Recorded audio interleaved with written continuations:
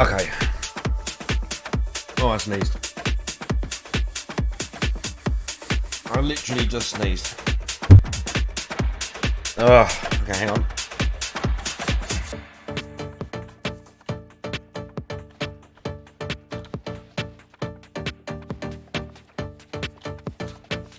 Yeah, I'm playing games. Uh-oh. Bro, what was that? Bangarian piece of shit. Oh. Sorry, but he was.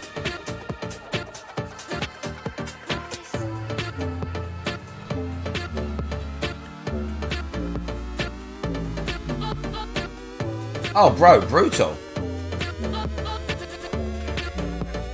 That was quite a hit.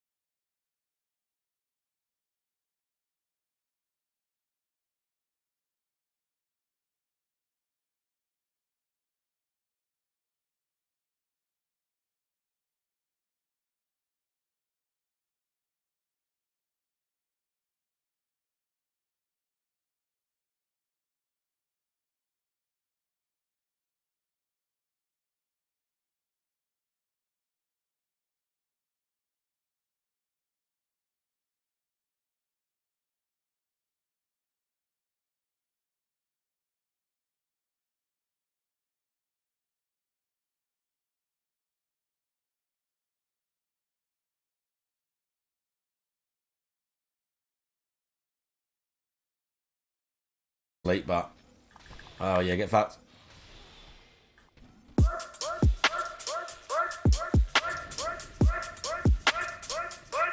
Ah!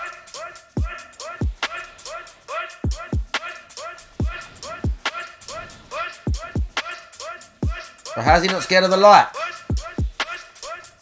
Human, do not produce light.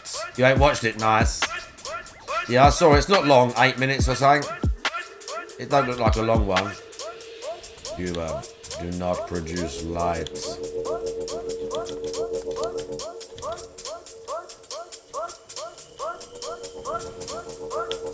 How's he not scared of the light?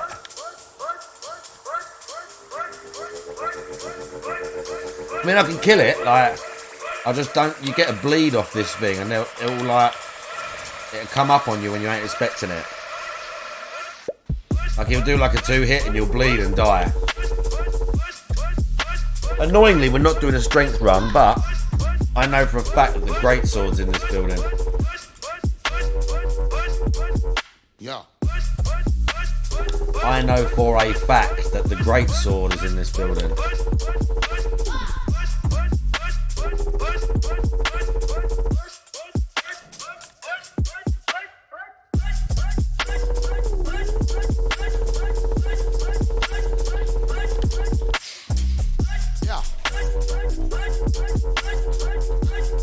Okay.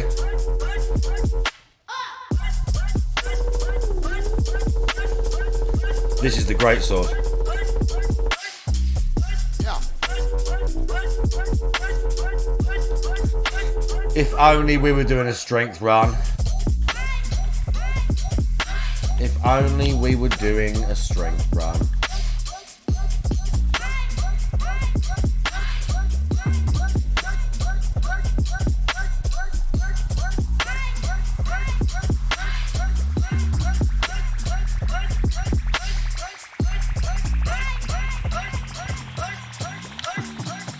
Sort this out.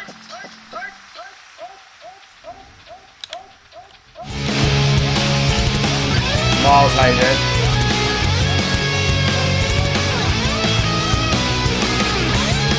Just run.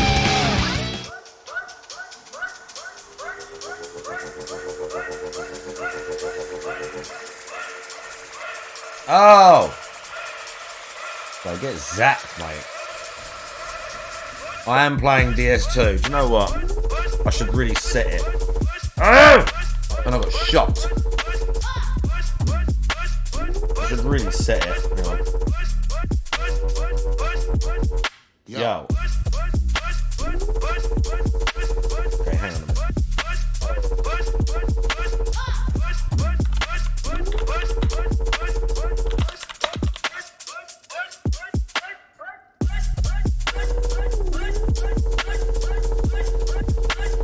Set that.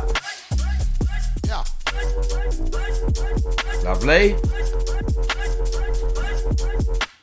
Oh my god, the music's really loud. Turn this up a little bit. Music a little bit.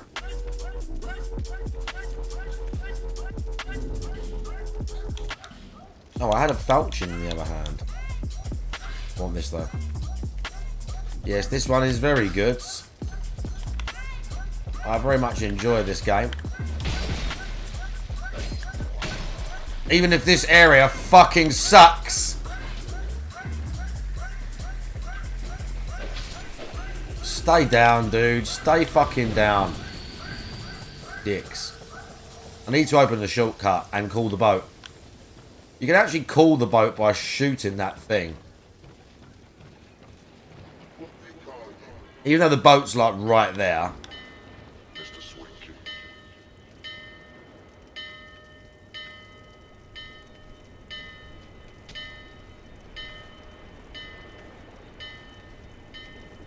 It slowly moves in. Now we need to go and talk to Gavlan. Oh.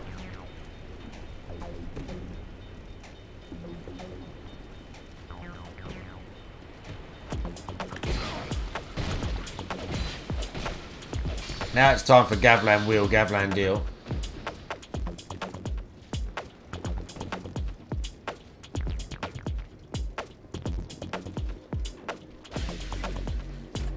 Bro, the light. Get back, you fuck.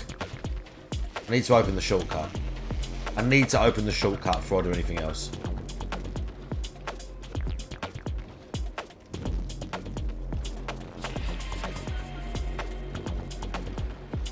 Let's go. Don't. I will literally fall off the edge if I ain't careful. That could have been bad right there. We need this guy too. We don't. Oh, whoa! We don't need him, but we do. We do need this guy. He's gonna sell spells. Oh yeah, Carillion. This is one of the spell guys. We've not got a Pyromancy Flame, bruv.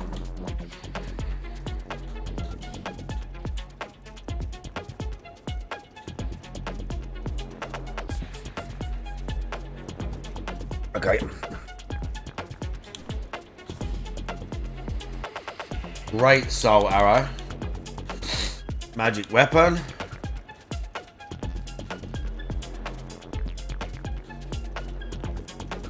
Shockwave. Great Heavy Soul Arrow. Heavy Soul Arrow. Great Soul Arrow. Magic Weapon for now.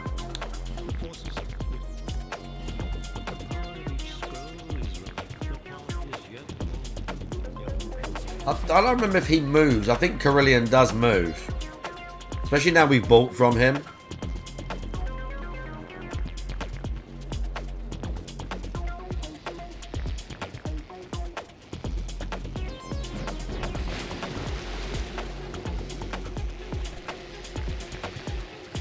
Look at this guy. Oh, hang on.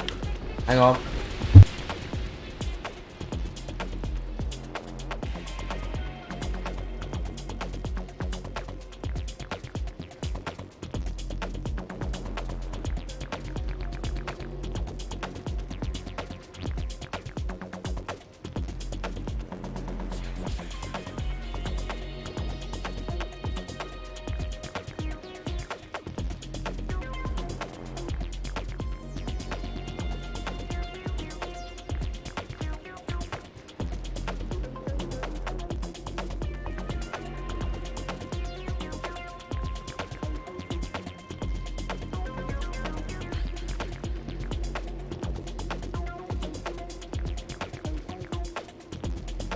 Bad signal.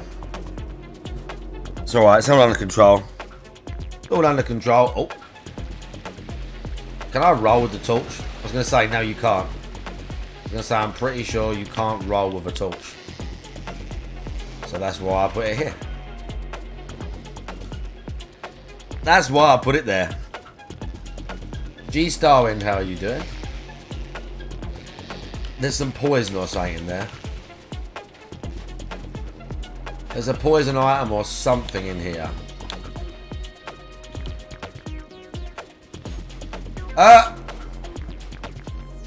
Look at these dicks up here.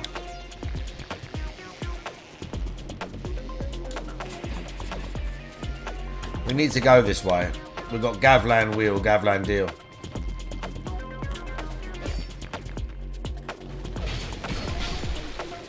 Gavlan wheel, Gavlan deal. Here he is. It's Gavlan. Aye, Gavlan. Gavlan wheel, Gavlan deal. Gavlan not soul. Many souls. See? Gavlan wheel, Gavlan deal. I don't need anything here. He's got... As much as the poison shit is good, we need that later.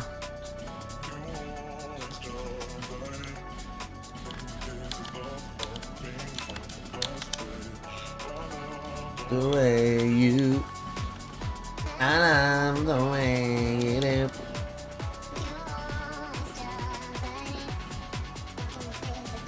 Let's set all this.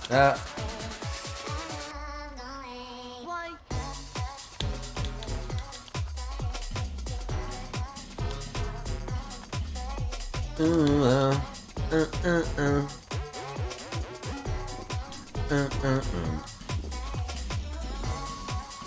sell this. Wanderer coat.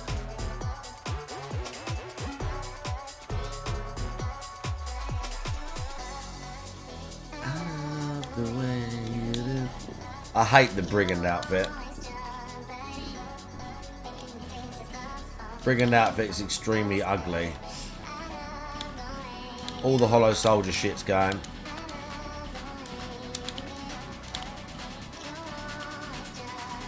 All this shit's going. Hollow infantry, Vangarian armor, don't want it.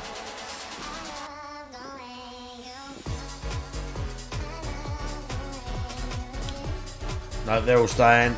They're all staying. All my gear's staying. Yep.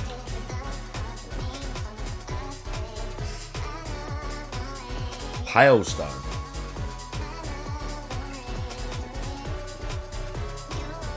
Why didn't the nuke thing happen?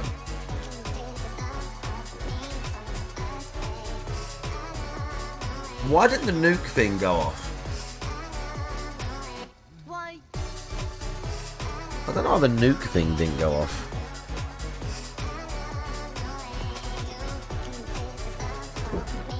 That's weird.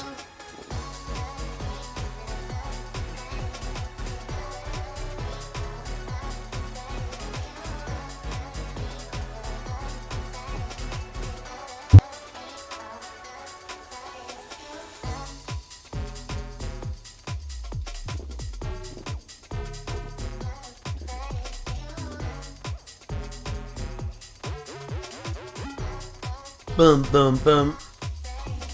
I don't need the power stone, but Gavlan wheel. Gavlan deal. Alright. But then as soon as we do that, he fucks off.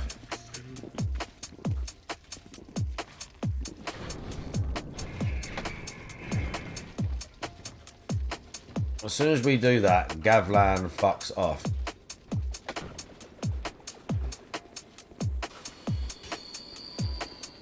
We need to check this building. We need to get a torch.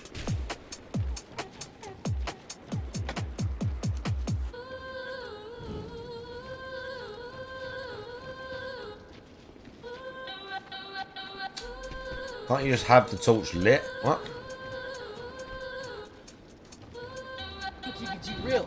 I don't fuck with you cause you disrespecting me. You disrespect my hood by telling me. Malman, how you doing? Did you see what I called the stream? You lucky on that day I was acting cool, cuz. I told you I ain't got time for that, but nigga, today I got time, cuz. Did you see what I called the stream? I mean, I'm already going to hell, so I don't think it matters that much.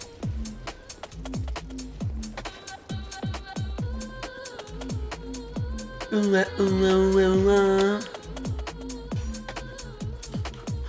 was also a post by Ann Lee, was kind of saying that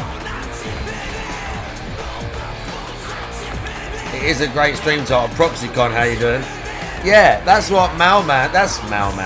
That's what I saw a thing about Ann talking about it and posting about it.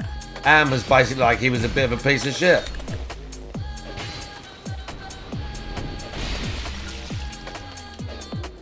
Oh no, I'm poisoned! To be fair, poison don't last long in this one.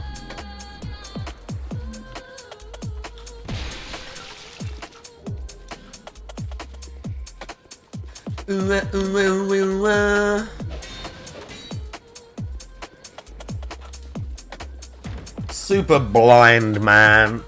Well, it was funny watching the video of DSP crying because it was so obviously fake. And not only that,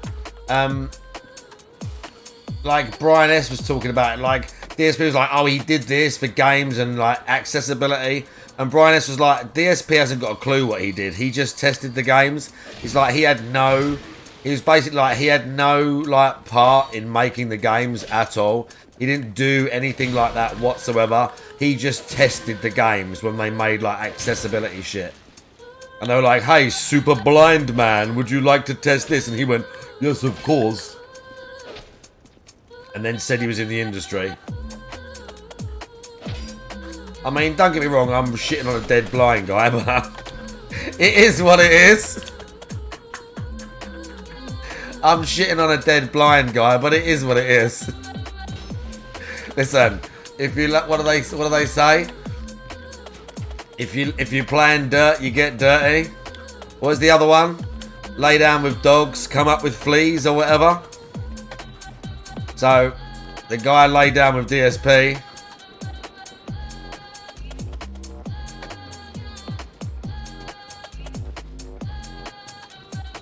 Ignis, how you doing? Hey man, this game is pretty good. It's pretty cool, it is.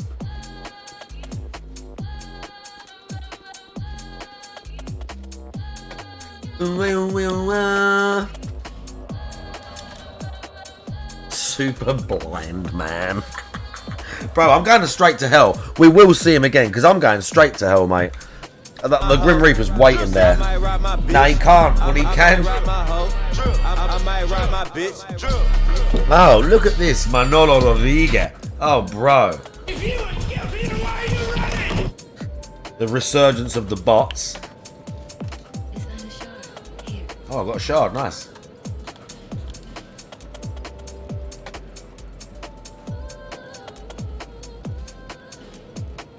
Alright, should we do some game audio for a bit? We'll do some game audio for a bit. Okay.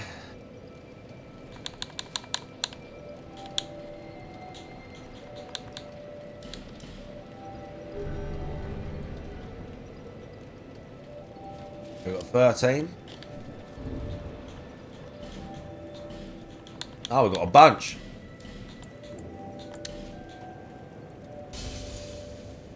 Nice.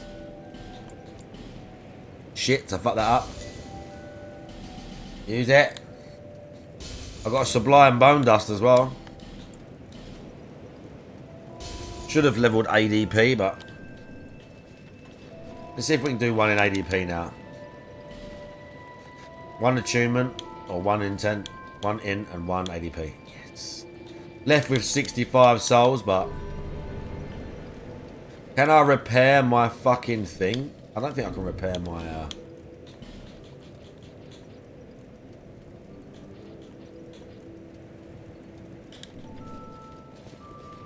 I haven't got enough.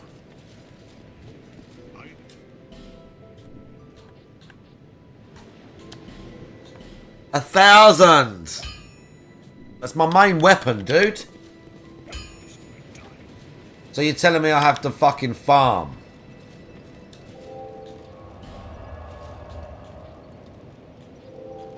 I've already got Great Soul Arrow, huh?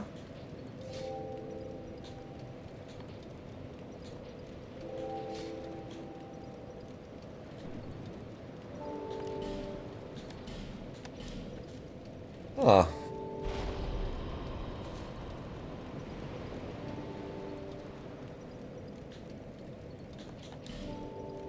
I guess we're going back here first. I fucking hate this place. Is this like the least good area? Least good. Is this the worst area in the game? Is this location the worst location in the game?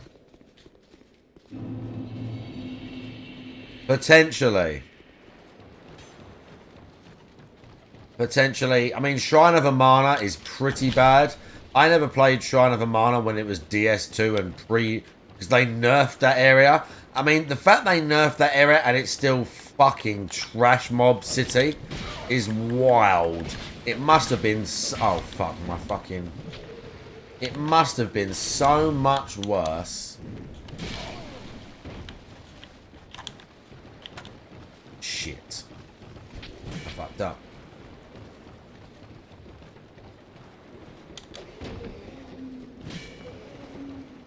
What if repair powder would work for that? I don't think it will. I don't think it will literally repair a broken weapon, but we can find out.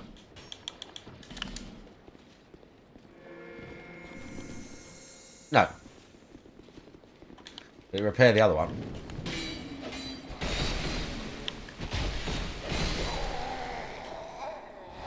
See, Gank City. That's why this area fucking sucks. Because you get 2 shot by Vangarians. Miyazaki's got a small dick, bruv. Even though he didn't make this game.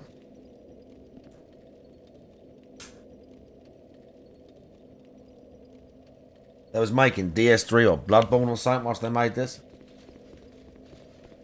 Right? I need to farm 1,000. I need to farm 1,000 souls. To repair my shit. Ow!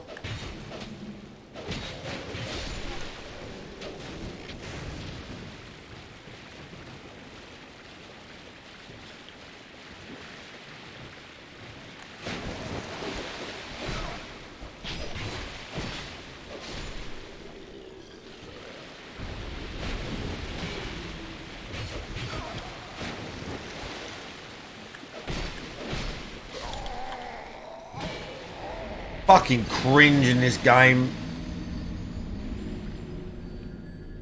The poison, the dodge thing and all that. It's so sticky in this game. Fucking cringe. I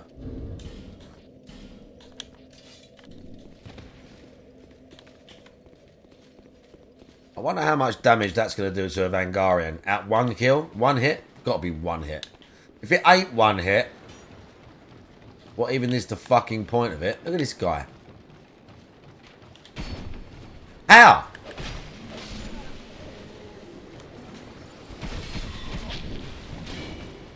Oh, look at this actual city of gank enemies.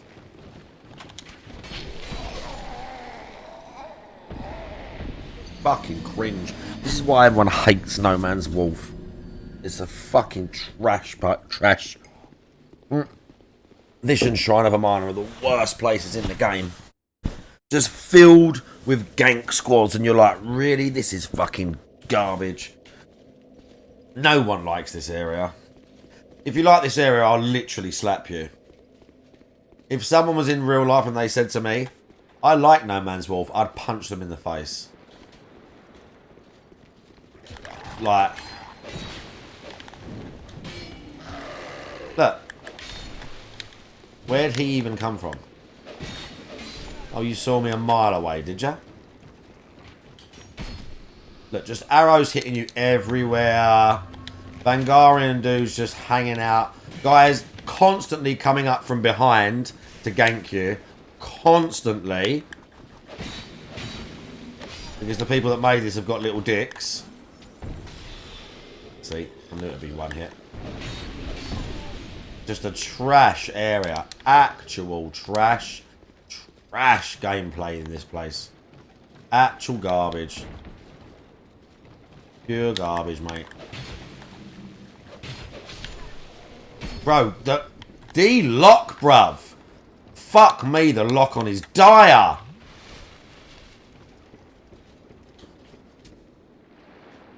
Why is he not climbing up? Why is he not climbing up?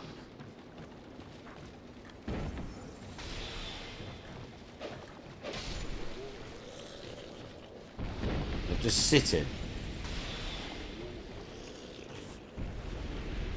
We're going to summon Lucatiel for this fight as well.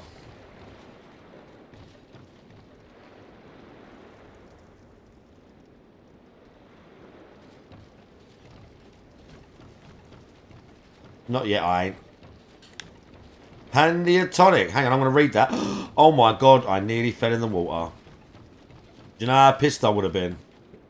If I'd have fallen in there when I need to repair my shit. Do you know how pissed I would have been right there? Another Vangarian chasing me, by the way. Yep. Yep, getting hit from miles away with arrows. Right, hang on, I'm going to read this. Live in Japan. Busy trip to the UK. Lifelong illness, meds and stress have messed up my exercise. How can I get back on improving my health in an easier but effective way? Okay, you have to scale down your training and think about what you can do in the confines of your house, if that's where you are, with body weight, in terms of cardiovascular ability. If you can't go to the gym and you can't push big weights, or you can't do things because you're injured, you have to work around that. So first, how bad is the injury, or how bad's the illness? Can you do anything? Can you go for a run? Can you go for a bike ride? Can you do press-ups? Do you see what I'm saying? And then you have to start at the level that you're capable of. And then you do that repeatedly and you don't stop. You can still get a great body weight workout. You won't build huge, big muscles, but you can be trim and in shape and have a lovely body just through body weight, very, very minimal, like very basic stuff at home. Like, obviously there's a ceiling. Your body adapts and you need more weight, or most of us do. But that's not to say you won't be able to look decent just off home workouts. Just off home workouts and body weight, you'll be able to look perfectly decent just off home workouts and body weight. 100%. Brian S, how are you doing? Right, £1,000 to repair this fucking sword. Falchion. Falchion?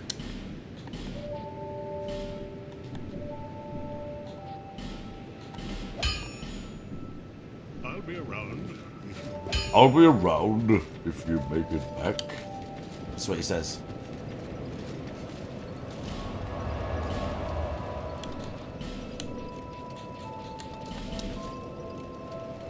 But that's what I would recommend.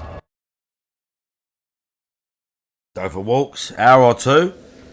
You don't think it do much. You don't think it does much, but I promise you, it's keeping your cardiovascular system strong. You need to take due to the illness. What you mean, like not actual steroids. You were taking like corticosteroids, yeah. It made you gain weight. Now often when I wanted to try start ramping up training again, start small.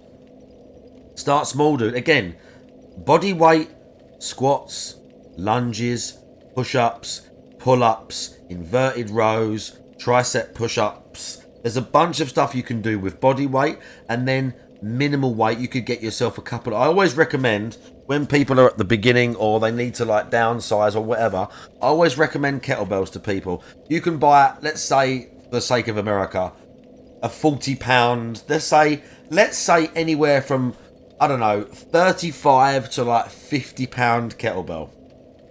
With that fucking thing, you can train your entire body. Maybe you're not going to get as huge as some big jack bodybuilder, but if you just want to be in shape, have muscle definition and build a little bit as well, body weight, cardio and a few kettlebells, you can totally transform how you look. You won't get massive, but you can totally transform how you look. 100%. 100%. If you want, you can message me on Discord. Exactly. See, ProxyCon knows. If you want, you're more than welcome to message me on Discord and I'll give you a bunch of advice. But if you've had an illness and you're just not as capable as you used to be, you just got to you've got to scale it back and do what you can do.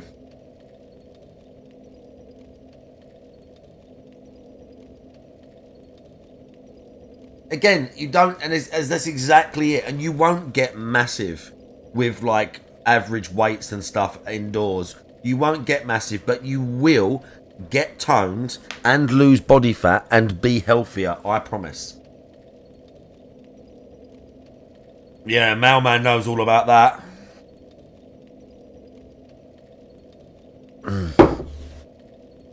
Talk to Mailman about chronic injuries and chronic pain.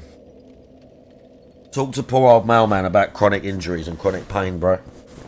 I was talking to another very brave gentleman in this chat as well, who's recently had an injury, was saying yesterday. I'm not going to go too much into it because of privacy and stuff. Another extremely brave gentleman who I'm glad is doing better. But if, again, for all of you, if you ever need advice like workout shit, I'm not some super expert, but I kind of know what I'm doing. I've been doing it for long enough. Anyone's welcome to message me on Discord for nothing. Nothing. Anyone's welcome to message me for advice on Discord. Anyone. It means nothing to me to give people workouts, to give people advice. I'd rather you get it from me than go online and like get some bad advice or listen to some influencer charlatan dickhead. I was going to say piece of shit, but you know. I thought dickhead would get the job done just as well. Look at the first enemy climb up from right there. This literal gank squad. That guy, yeah. That guy was great. I wonder if he'll come back. I wonder if he'll come back. That'd be funny if he come back, wouldn't it? Bro, you just walked through my fucking hit with your trash combo. Trash head combo. Oh my god, I don't have any fucking life gems. Yeah, it was fun, that was. That was a fun experience. I want him to come back as well.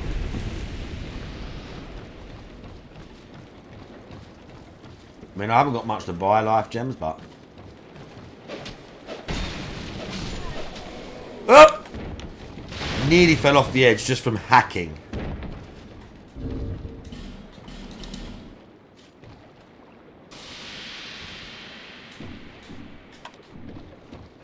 I need to blast this guy, and then I'm going to reply to Pandiatonic again.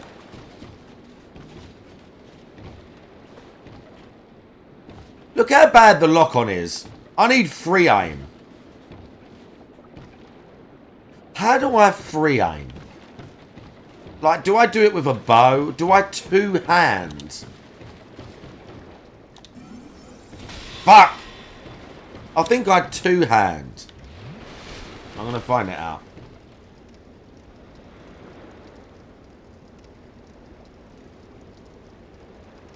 I'm very, very glad it's helped, okay? That's why I sit here and do this. Because when I was younger and I used to watch streamers, I never had it sort of that bad or whatever, but I used to watch streamers and have a nice day and be like, wow, this is so cool, and watch YouTubers and that and have fun and feel like I was part of a community. So I feel absolutely blessed to be able to offer that to other people also. I feel absolutely blessed to be able to offer that same thing, the same sense of community, advice, whatever the fuck, with my knowledge of the world that I'm able to other people that I was able to feel when I was watching people's streams and all this stuff. It's super cool, and you're more than welcome. It's super cool, and you are more than welcome.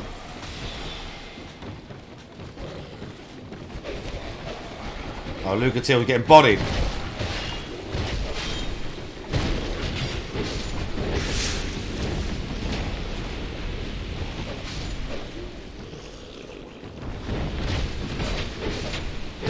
Lucatille wasn't getting bodied.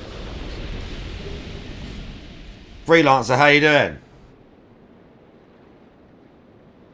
But no, you don't have to. You don't have to apologise. You're more than welcome for the advice and to ask questions. That's what it's about. That's what it's about. Yeah, get fucked, big dude.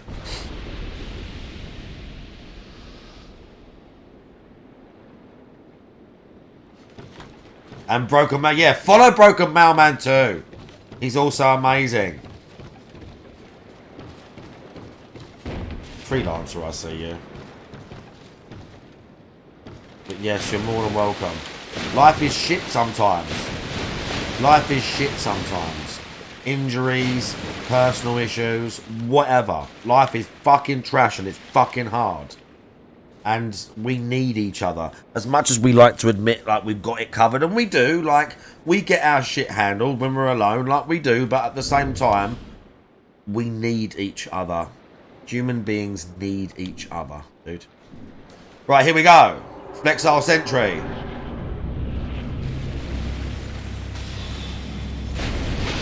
Now that one. Okay, let's Lucatille do some damage. I'm going to pick him off with Great Soul Arrow. Oh, no. Lucatille. He's completely ignoring Lucatille, so she can try and body him for a bit. He's a bit... Yeah, he's a bit... I think he's resistant. Oh! I think he looks resistant to magic.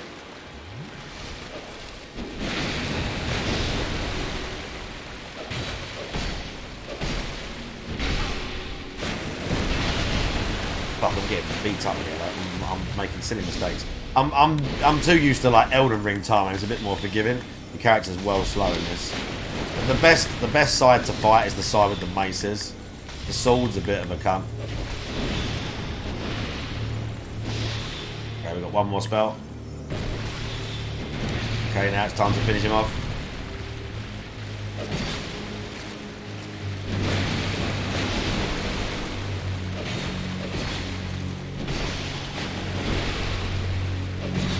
And the win. Oh, Lucatil. Hit him. Just about. No one has the sub. No one has the sub. Do it if you want to and if you're able. There's no... I told you, I get much enjoyment just from hanging out and being here. And people just being in the chat talking. As a streamer person, like very genuinely, obviously, it's super cool that people sub. Sometimes people go fucking crazy and give loads of subs. And obviously that shit helps in real life. I don't have a very well-paying job, so obviously it's nice to have a little bit extra money and not worry about shit like that. But way more than that, just people talking in the chat is fucking mad. You sit there and you're like, bro, there's loads of people here. You're like, there's loads of fucking people here. What? It's cool, dude.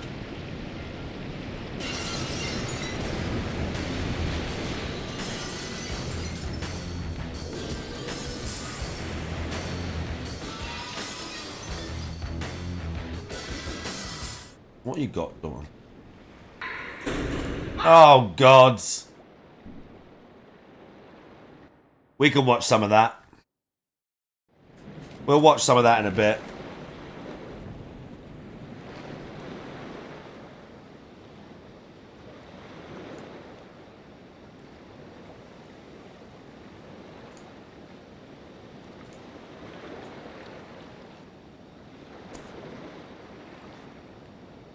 Okay, don't fall. Don't fall.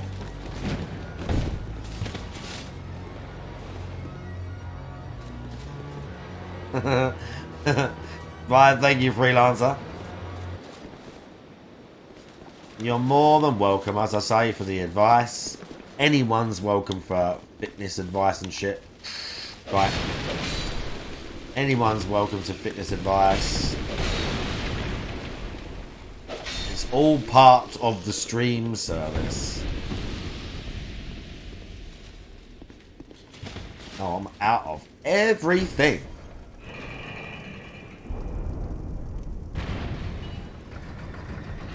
I need to find out how to first person my spells. I'm sure there's a way. It might be if I dual wield the staff. You're more than welcome, Handy and Tonic. You're more than welcome. Uh-oh. Uh-oh. Right, items. There is an item. Bro, Captain Boolin gifted to Viper Venom as well. I gifted, Captain Boolin gifted. You have to give either, dude. You savage. The other guy's a savage right there. Tough fucking dude. Right, do I want to keep the flex up now? Do you know what? I don't want his fucking soul. Yeah, yummy.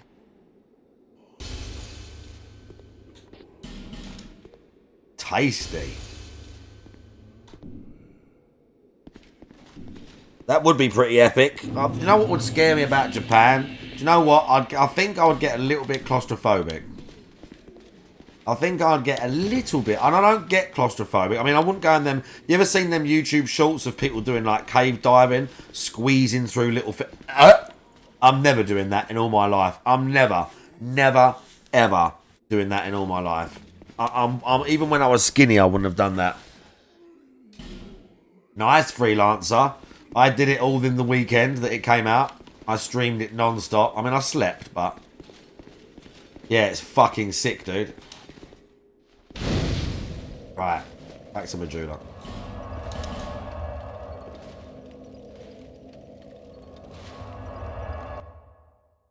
But yeah, I think I'll get a little bit claustrophobic in Japan. It's a lot of people in a small space. Them pod hotels freak me the fuck out. I couldn't sleep in that thing, dude. If I woke up and I couldn't touch the sides or my head weren't near the end and it weren't open, like I'd fucking freak out. I wouldn't be able to sleep in that thing. Feel like I was in a coffin, dude. It would feel like I was in a coffin.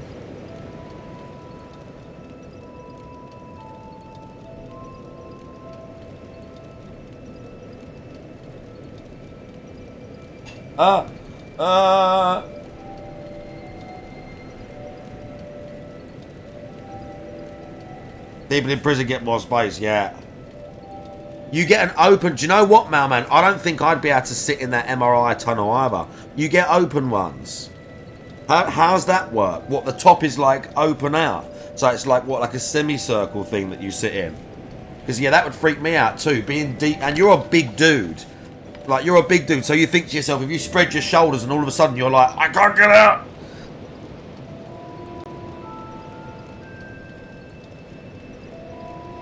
And they're too memey, are they? Yeah, figures. Until the late... Oh, you panic. Shit. Yeah, well, I wouldn't like it either. I wouldn't like it either. I wouldn't like it either. Right, what increases my... Does anyone know what increases memory slots in DS2? I'm sure it's probably attunement. I'm pretty sure it's attunement. Are they loud? Lalo, how you doing? I'm pretty sure it's attunement.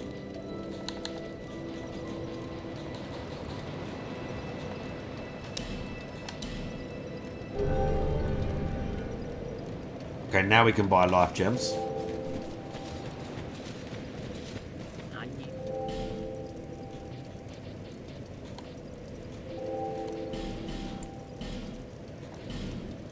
Nice. Okay, let's figure out how to...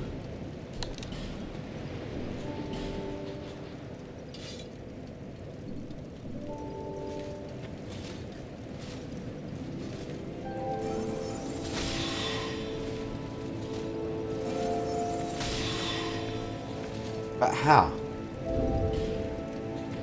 Maybe I have to have a bow in this hand?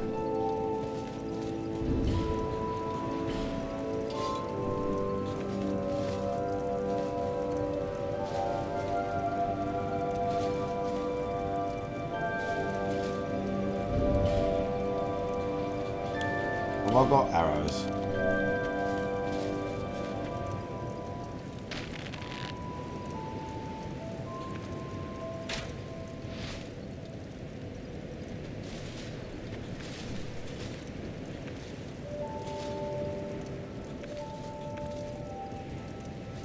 How?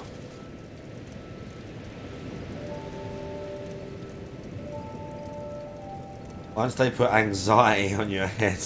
Once they put something on your head, anxiety went through the roof. Yeah.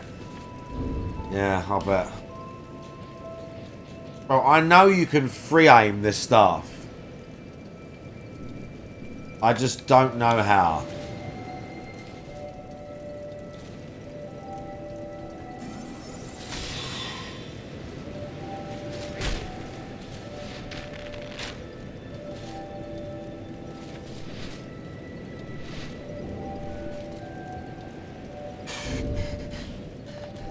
I don't know how, but I know you can free aim the staff. I've got a pyro glove as well. Oh, that's faith. Pyro glove is faith in this.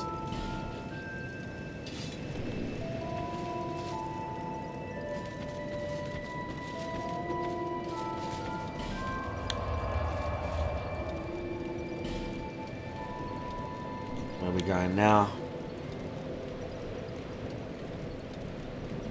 I need 2 grand to open the other side. Yeah, I bet it is. Fucking sucks, dude. Your fucking neck, bro. Fucking postal service. All from just carrying that heavy shit.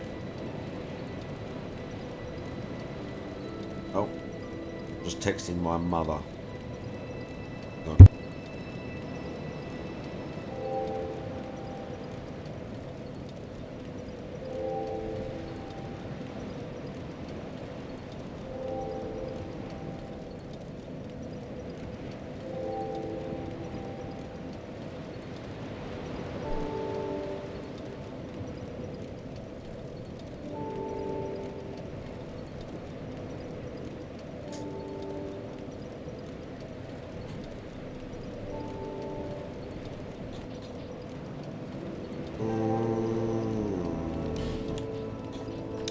I guess we're going back there.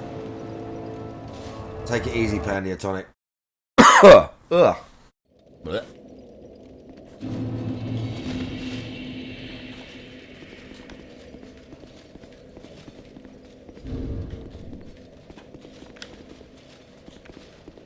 Okay, fuck in time. Oh, there's loads of shit here. I need to, bro, I need to look this up, maybe, because there's guys over there with, like, crossbows and shit. And again, the free aim is, well, the what's name aim is garbage. Oh, nice. Look, I should be able to light that guy up, but I can't free aim at him.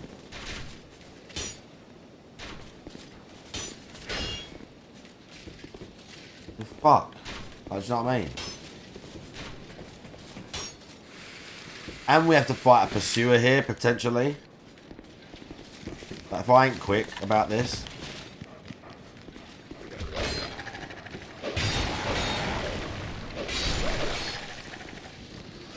But he'll despawn if you don't... He's coming.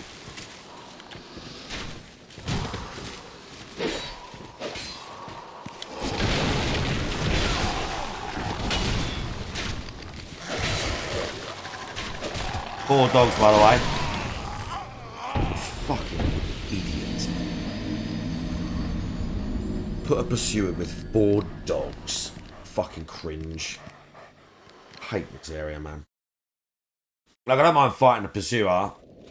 It's just annoying. I think what we can do... No. Maybe not, but I should upgrade my sword as well. Even though, like, it's fine. Even though it's weak, it's fine. Like, I'm just kind of holding out for a better weapon. If I had the great sword, I would be clobbering people right now. If I was doing a strength run, I would be absolutely clobbering enemies right now. We had the great... I probably had the pursuer sword, maybe. Because I'd have just piled everything into strength from day one. My strength would have been at like 40 or 50 already. We've done like the Bastille and shit now. Bro, I'd have been reaming people. That's not how it sounded.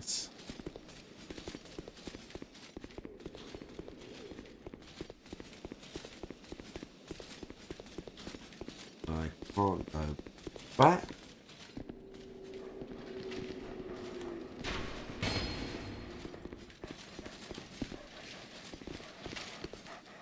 Can't go back over. Okay, well, I fucked that. I can't go back over there.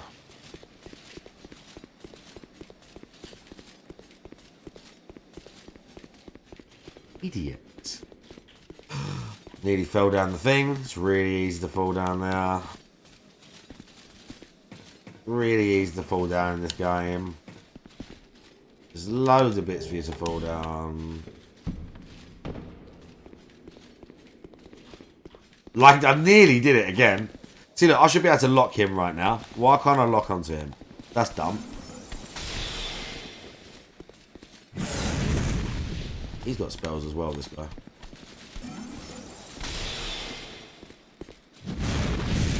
Oh, that really hurt. That one really hurt.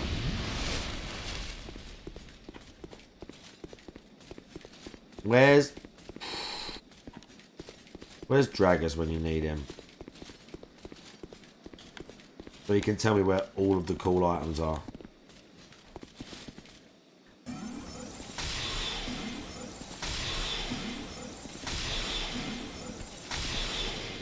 Nice.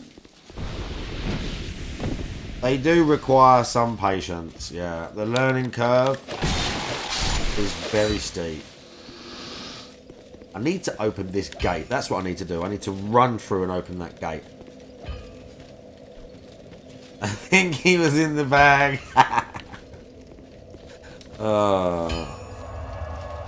Draggers has had a wild life, dude, I think. I think Draggers is a bit of a wild dude.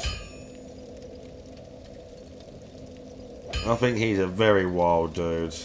Every now and then they come out with something and you're like, oh bro, Draggers knows some shit. I remember I can't remember what, oh, do you know what, it was some sus, I think it was some sus DSP reacts. And DSP's watching this guy make food. And it's like, oh, it's like a prison recipe or something. And Draggers just put in the chat, cold as anything. You don't accept anything from people in prison. They talked about sharing it or something like that. And he put, you don't accept anything from people in prison. I was like, oh, bro. He said something about that the other day as well. I can't remember what he said. But he made some comment the other day. Yeah. Oh, dude. Let's go Majula and buy some more life gems now I've got the 2k.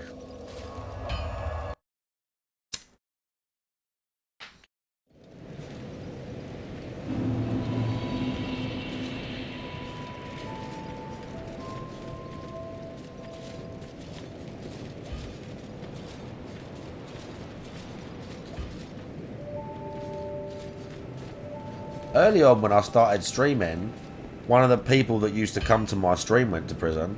Because they messaged, I can't remember his name in the chat. It was an actual name, but it wasn't his real name. He didn't tell me what he did. But he was basically like, I'm going to, I can't remember how long for, but it was a long time, dude. It was like 8 years or something like that. I can't remember how long it was. It was a long fucking time. What's his name? He gave me an email as well, and I did email it, but I never got a response. He gave me an email and said, oh, if you do want to keep up with me. And I sent it one like 6 months later, just say like, you know, are you alright and shit, but I never got a response. That sucks.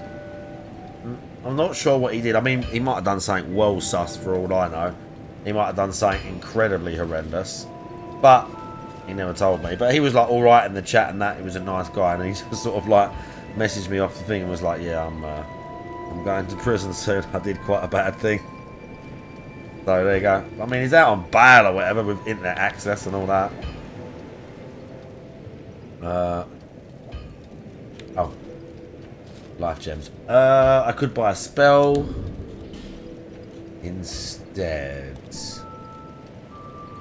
Do I want to buy a spell instead? Bearer of the curse. Maybe. No, fuck off. Oh my god, I can't believe I've got to go back to No Man's Wolf. Does Carillion move? I'm sure he does.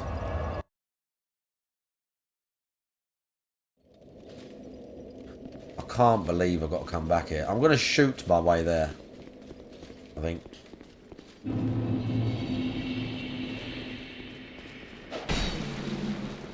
Even enemy 1. From enemy number 1, this whole place is actual garbage. It starts with him and it don't stop. Look at this. Already got hit. Bro, the lock-on sometimes. You go to lock-on, but then it like switches you or it puts you off the lock-on. And you just turn towards a ledge and shit. The big lantern is up there, but I've gone through here now. Like, I don't really need it. I'm just coming here for the what's name guy. But I think he potentially has moved. Is he still? I don't even think he's there now. I think he's actually moved to Majula. Because I bought something off him and talked to him. Yeah, he has. I can't remember where he goes. Why couldn't I lock him? Does anyone remember where he goes? Does anyone remember where Carillion goes, dude? How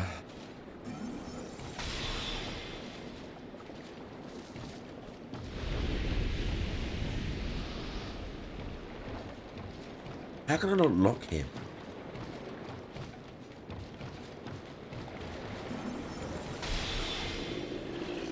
Get zapped.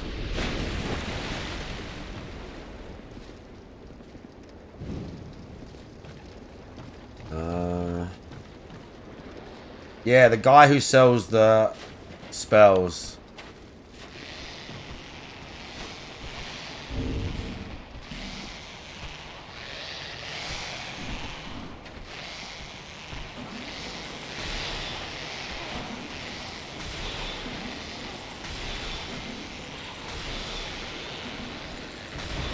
He goes somewhere, but I don't know where it is.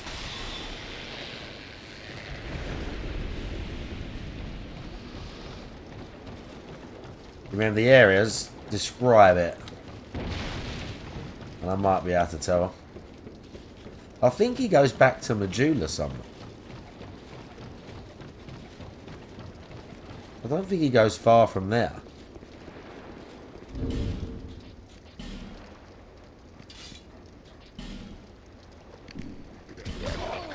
Oh my fucking...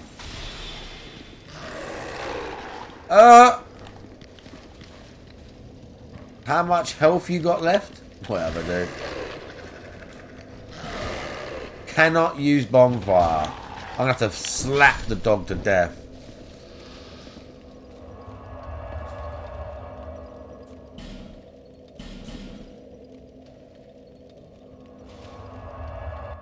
Literally.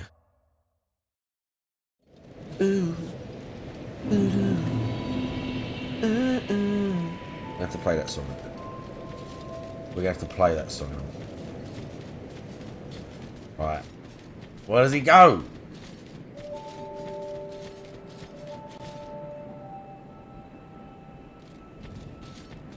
Please. The cat's in there.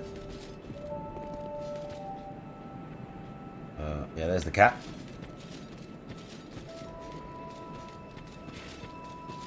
Does he go in the house?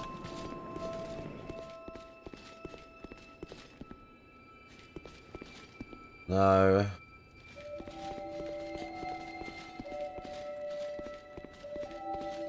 Don't think he does.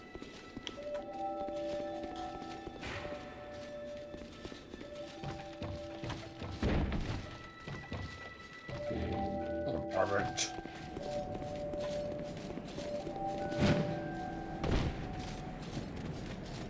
I need him, dude.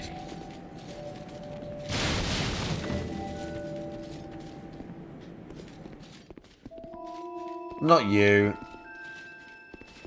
Even though we do have to buy stuff off him if we want the boss armor. Because he'll only sell you boss armors once you spend X amount of souls with him. I can't remember how much it is, but there's like a threshold. There's 2 or 3 maybe thresholds. You spend like X amount and he'll get more armor. And then you spend another X amount and then he'll get even more armor. Will this guy give me anything? I am so... Yeah. Do you to we? And that's...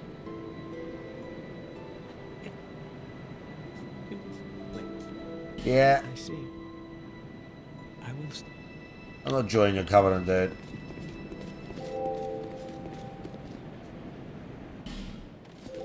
Where's the bit that says how many deaths there are global?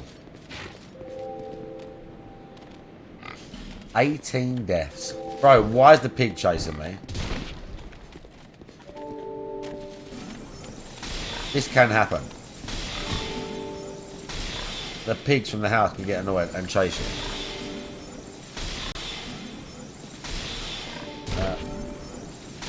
Stay back.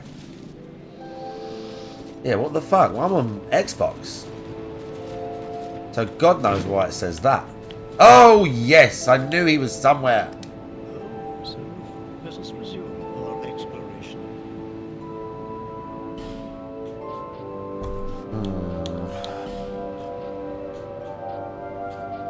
Shorten spell casting time.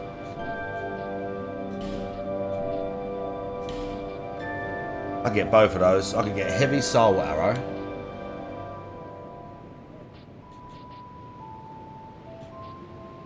I've got that great soul arrow. Heavy soul arrow. Soul spear barrage. I can't use that. Let's get heavy soul arrow. And then let's get... Young pupil, do it.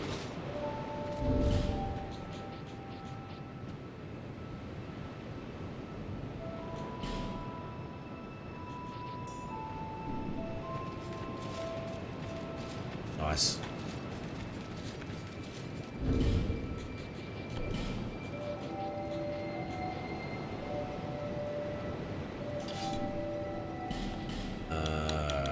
Oh, the guy's not on yet. It's not time for the guy yet. Right, that's problem number one solved. Problem number two is how do I free aim the staff? Because I'm sure you can do that too.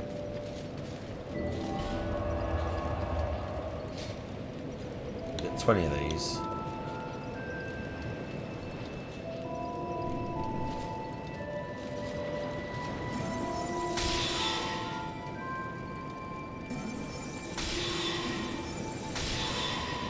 It's a bit faster.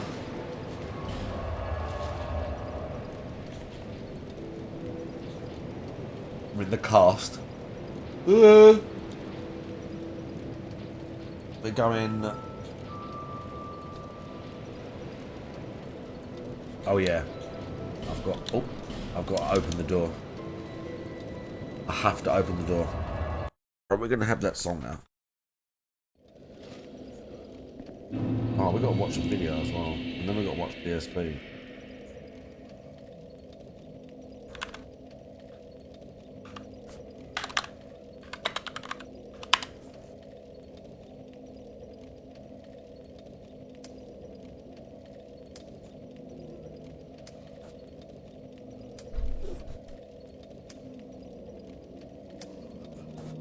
Got a tune for you here.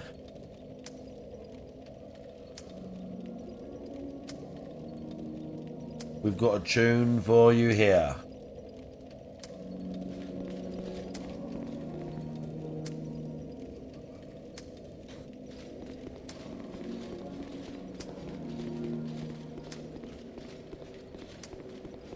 Right, I'm going to run straight past and open the door.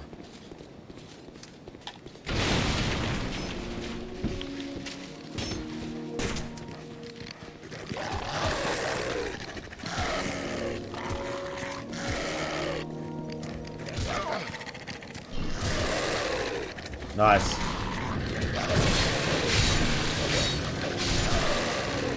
Oh.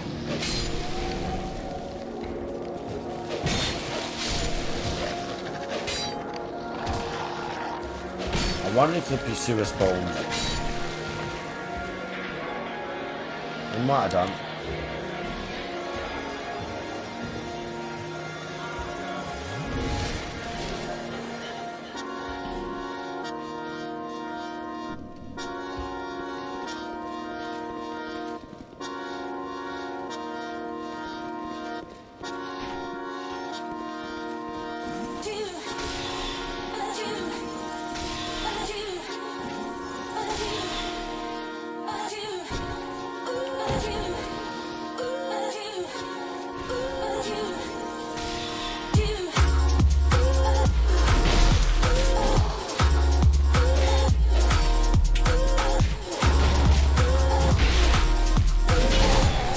Oh, bro.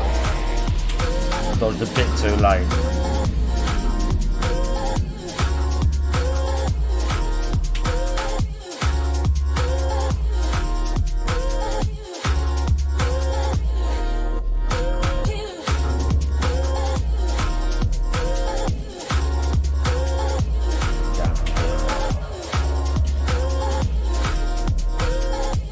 Now that I open that door, I can take the dogs easier.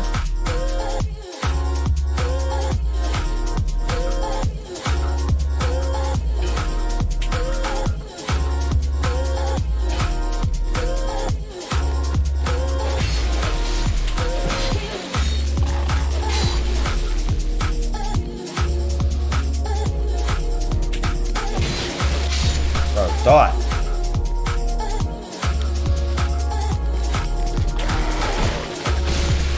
If you come like too far this way, the pursuer will despawn as well. But hopefully we've come far enough.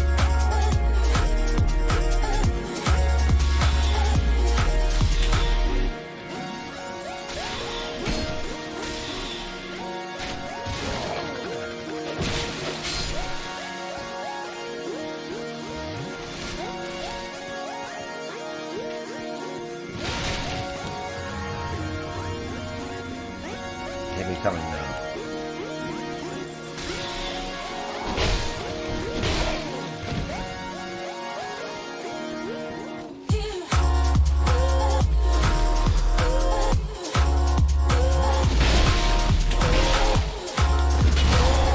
Oh bro, it's like delay at the end of that one. Same thing again. I just got caught back at the start. I did get this guy easy. What's it, Ringer Blades +1? Should really get a smoke before the guy comes on. Right, listen, okay. If I already had my great sword or already had his sword, it'd be a different story. As it is, we're doing things a little differently. Daggers, how you doing?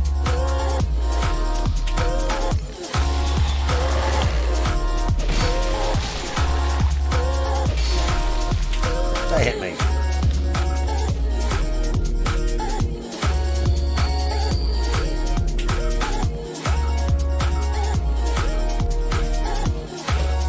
Oh.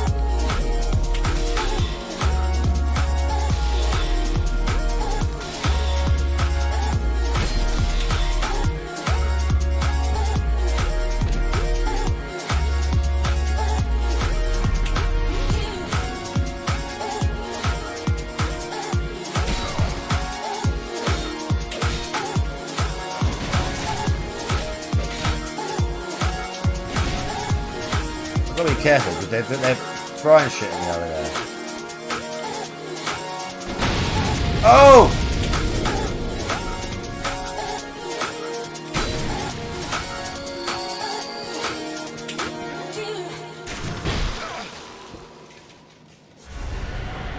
Did you see how bad the catch was on that? The catch on that fucking attack. I hate that shit. That's a good song, by the way. That was going great until he blew the barrel up. I mean, I don't need to kill him. I just want to.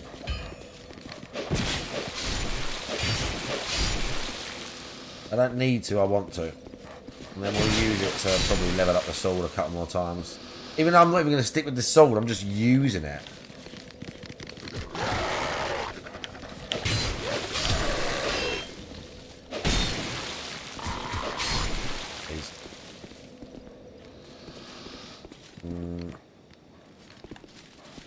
Dog.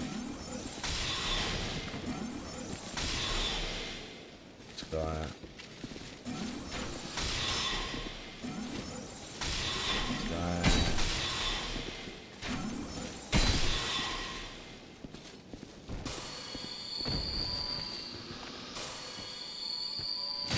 Need my shit.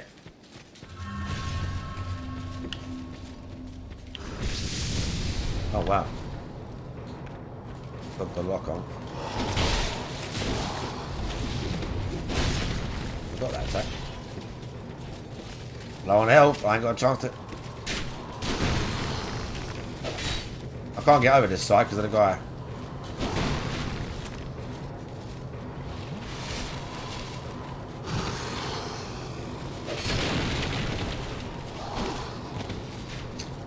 I had time.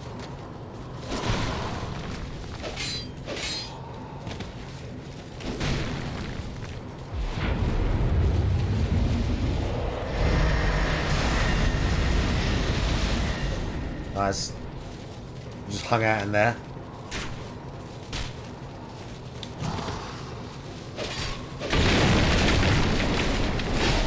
Ow, that hurt.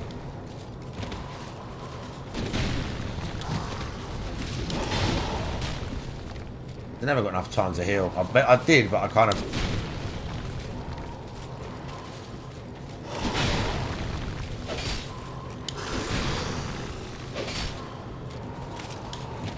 Now it's time to heal.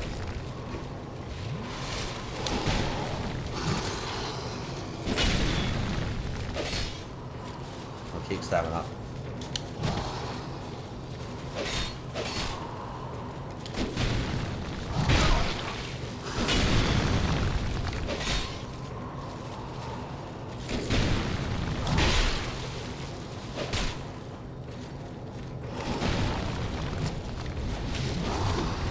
Help.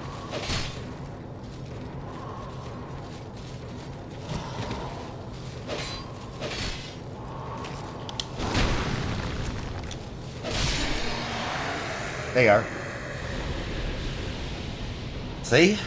I just need to, like, not get fucking smashed by a barrel or, like, get the dogs out of the way the first fucking time. That's all we needed. Oh, yeah, around here. Yeah. You're so right. Oh, yes. I nearly forgot that shit. Now we can go, well, we can go there anyway, but we can go over this side and get all that stupid shit over here. Whatever we've got. Oh my god, I need to do a prediction. I need to do a prediction. Oh, you fucking dick. Right, this is it. Ruined my fight a bunch of times, dude. Look at this.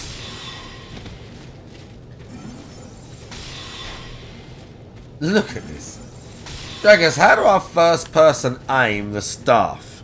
Do I need, like, binoculars or something? Do I use the binoculars? Is it one of them things? I know you can do it. Do I have to have the binoculars equipped and he holds them up and then you press the button and he shoots? Because I know you can fucking do it. Right. Yeah.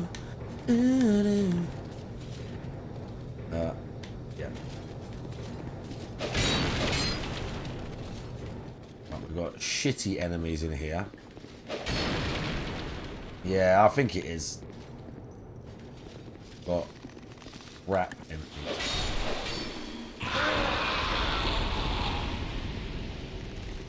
They like explode and shit.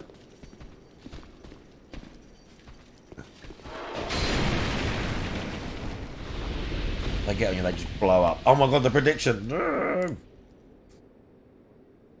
No. Predictions. The classic, what is DSP wearing today? 30 minutes. Prediction is up. Oh.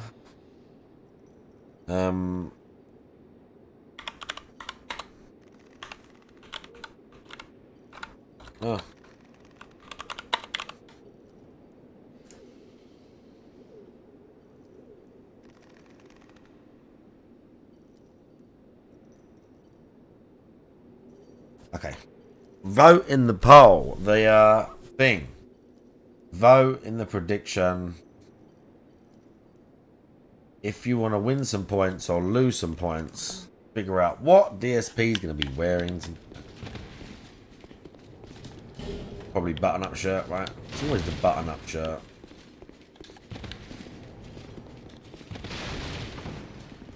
Maybe a t-shirt occasionally now.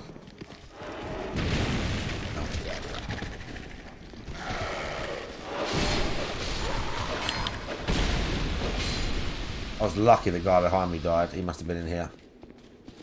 That would have killed me. He grabbed me or blew up or whatever. I've got almost pursuer souls on me as well.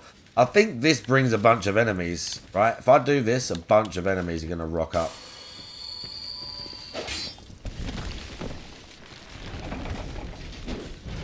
Yep.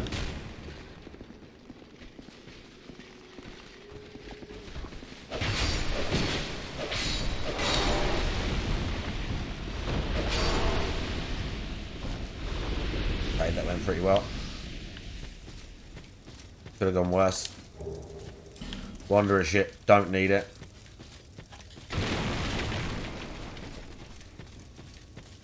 I'm pretty sure there's something sus.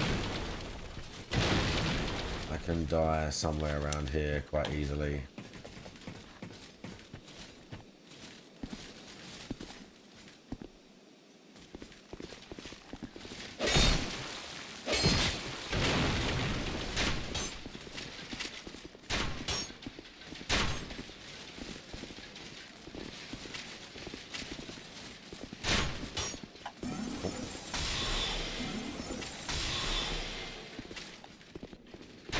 Ah! Shut off.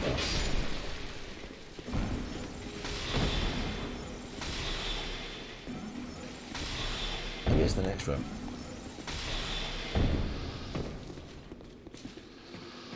Is it this room? There's definitely something in this room. We're going to find out.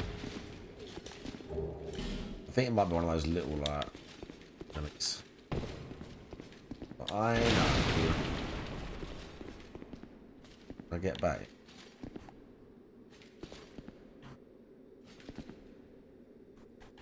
There's a...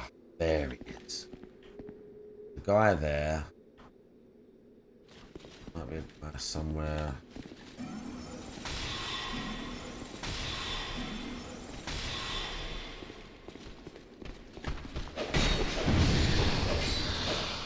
See, I knew there was something.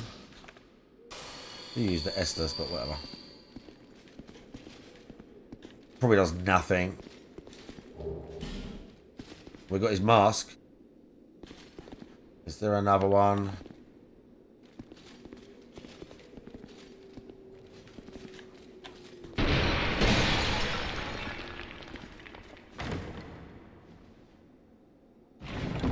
It's not trapped. Stuff. I don't think these are trapped. I hope they're not. Parrying dagger. We ain't gonna need it. But...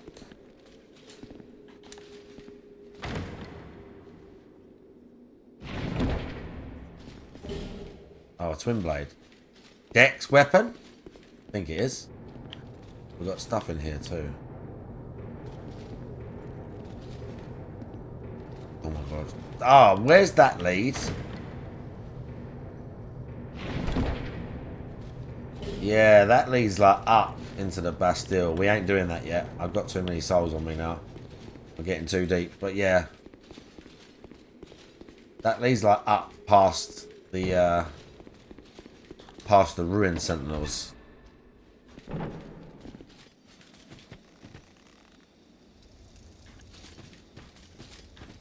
I know where that goes. I know exactly where that goes.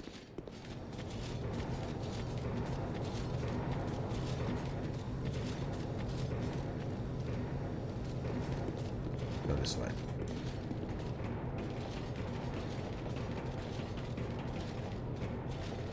Let's do it. There's a guy behind. Fuck you. Right, who's got the binoculars? Is it a woman?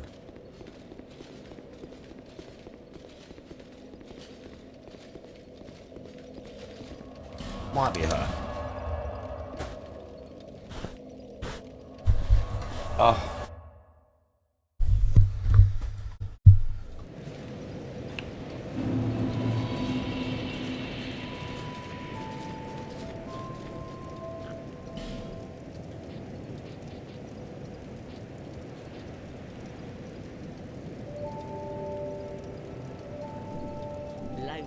Oh, no, I know where they are.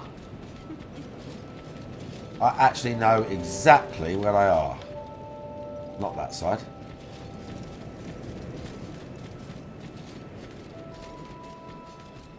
Yeah, they're over here.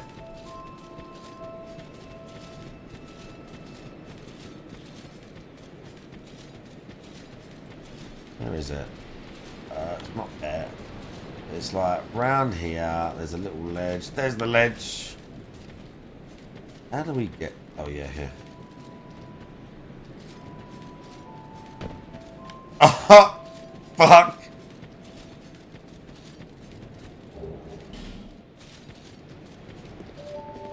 Oh, you can get that way? I kind of forget that. Oh, no, you can't get that way. Right. Cheeky. Right.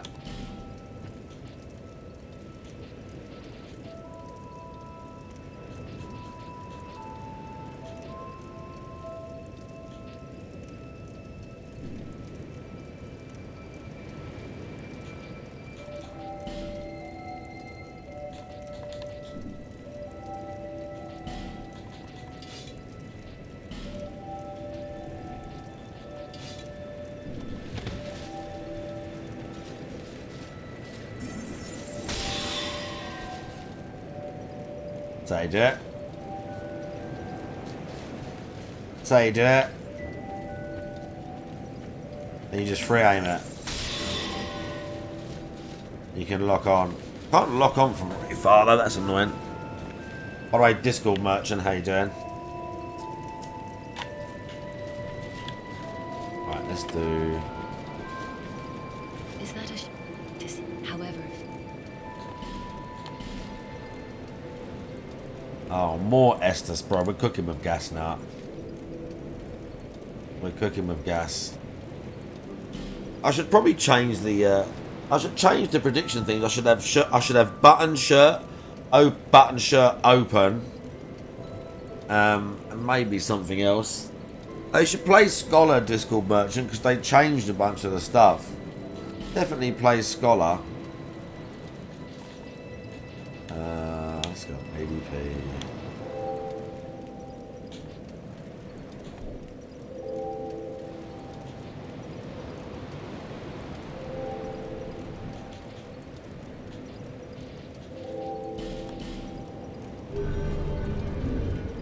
Let me see this twin blade.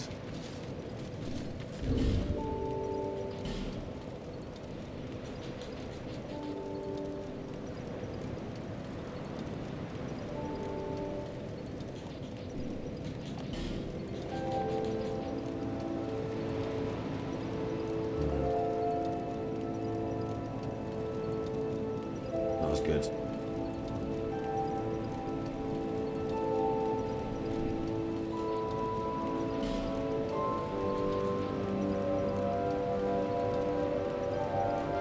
.26 dexterity to wield.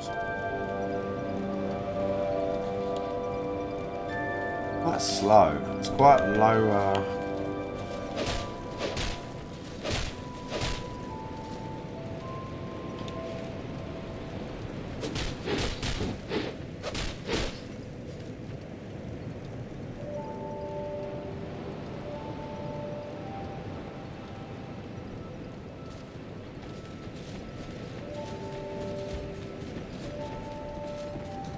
Can I roll? I have fat rolling with this though.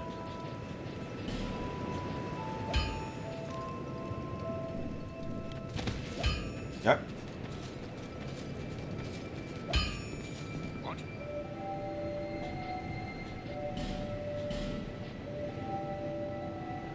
Dangarian Soul. Blech. Okay. Let's do it. Now we got Twin Blade +4. I wish I could... I don't have a Bloodstone. So I can make it a bleed weapon. But we got Twin Blades, we got Magic. Can we attune more than one spell yet? Not yet. I guess I need more, like, attunement.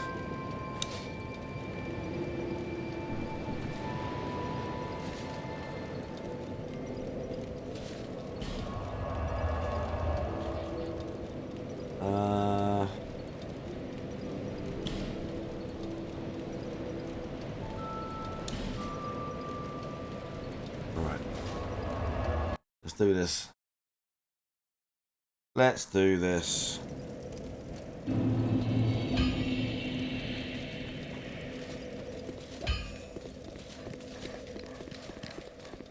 How much damage this does to this guy?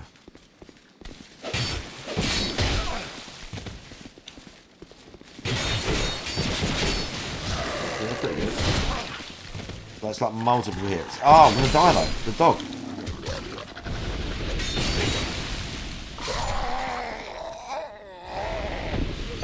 I was gonna say I'm literally gonna die because of the dog.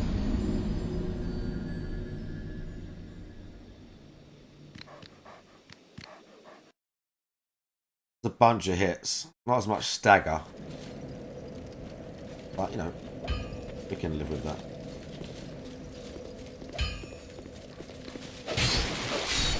Nice. We'll work it like a sword. Does that damage it doing that?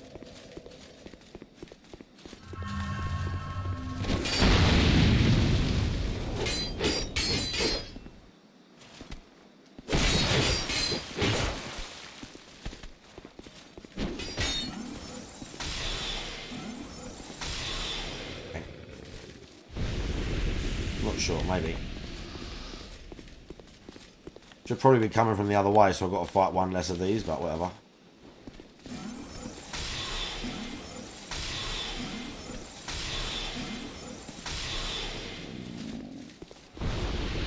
Now we're going to spam magic through here. Do I have a fragrance? I'm pretty sure I have a fragrance after of yours.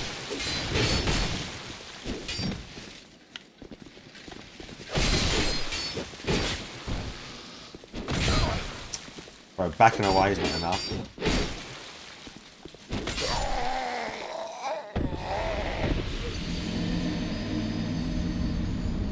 Backing away is not enough, dude.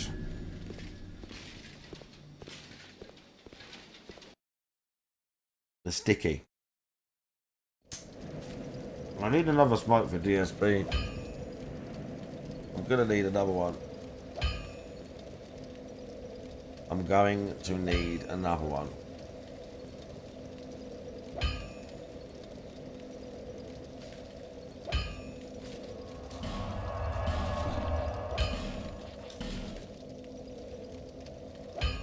Oh, what else?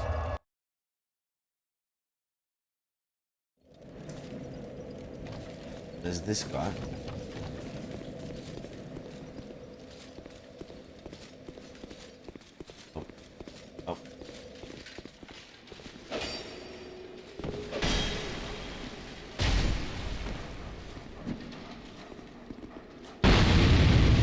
I didn't mean to do that. And I did, but I didn't mean to get hit by it.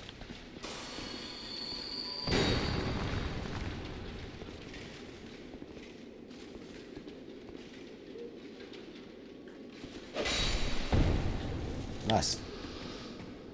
What did you drop? No, you fucking... His helmet? I don't know about that, mate.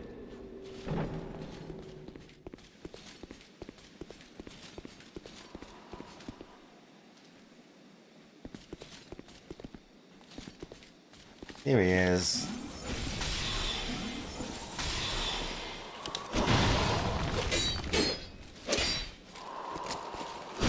I hate that shit.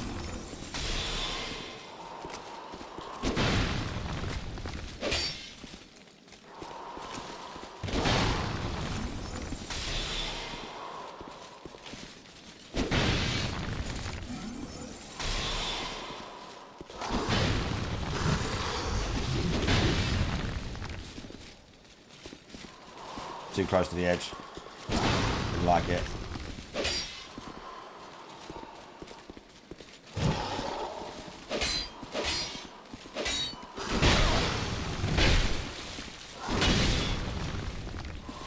Shit.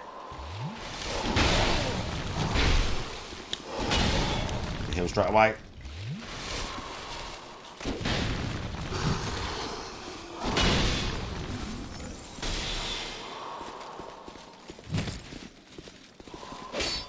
Ah, shield dude.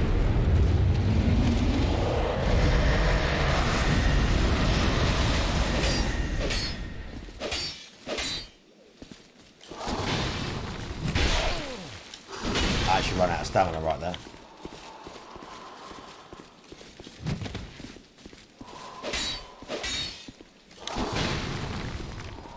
So fast, dude. Well, not fast, but he Very reactive, the pursuer. But I'll be going for a hit.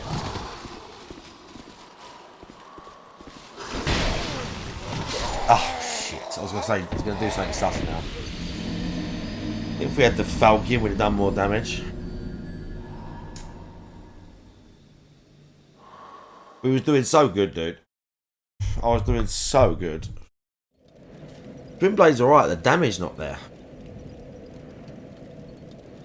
It's alright, but the damage is not there. We've got strength to wield.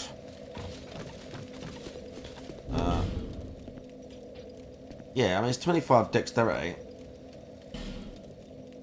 26. I like it.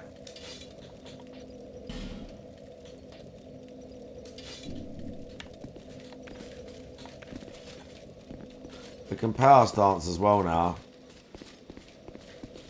We can power stance these. Might be better.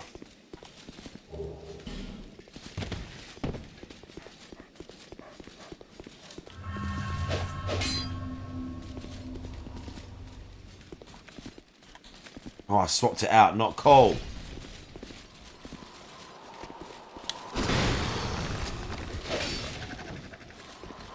Is that on its own? It's not. What? Oh, I'm in trouble. It's over.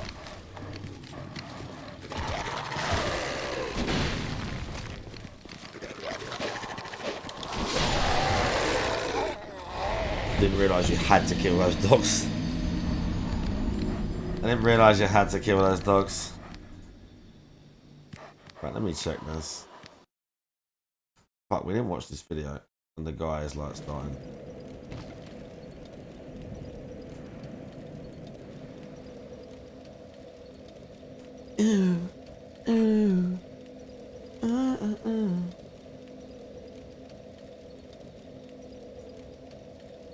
What is he playing? Oh, Street Fighter?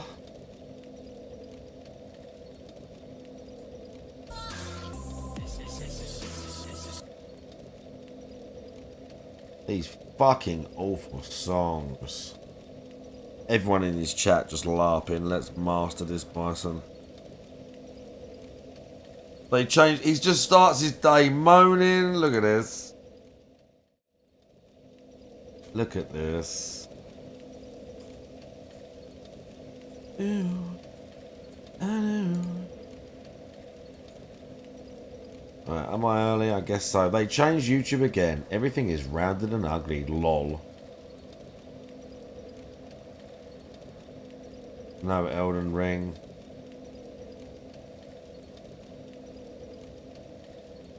Uh, 2 years. Elden Ring was never today. We just played it 2 days in a row. See, he's already like, look, so yes, you're confused. Look, he's just constantly shitting on the chat.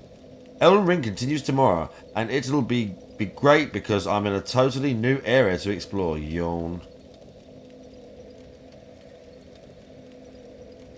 Why do you start the stream 45 minutes before starting the stream? It gives people time to show up and be ready and not miss anything. Yeah, but no one does, well, very rare people do it this long. Look at DSP. Look, really hope DSP makes Bison Master rank. We could use a W. And DSP put, there are nothing but wins here. It's been a good 2024 so far. I think my new approach to Street Fighter will help, and I'll do better overall today. Oh, cringe. God, I hate him so much. The professional video on him, no. Ooh. Ooh.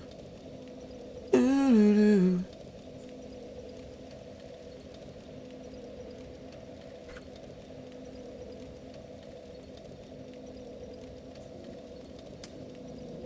I know we just had this, I don't care. I know we just had this, I don't care. I'm not caring right now.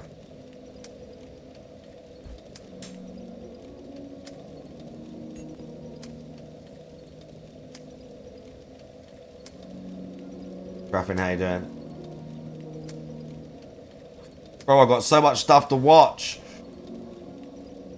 Answer. An anonymous dollar tipper. And then, by the way, I should preface the question. I will preface the question by saying this. Are you ready? Oh, do you know what? I have seen this video. Like, someone post this video. Why I can't stand greedy streamers who guilt trip the audience and channel update. So the video is just about streamers like DSP. Reacting to guilt tripping YouTuber. Oh, wow. The section with DSP is long. 53 minutes. Whoa! 23 minutes.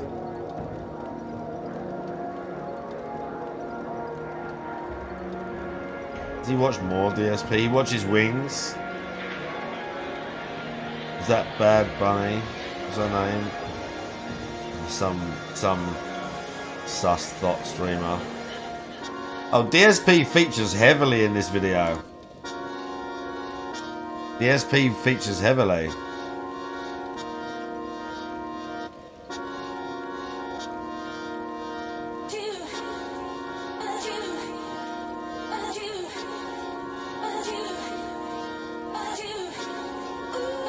Right, sorry, I'm just digging the video. Digging the song.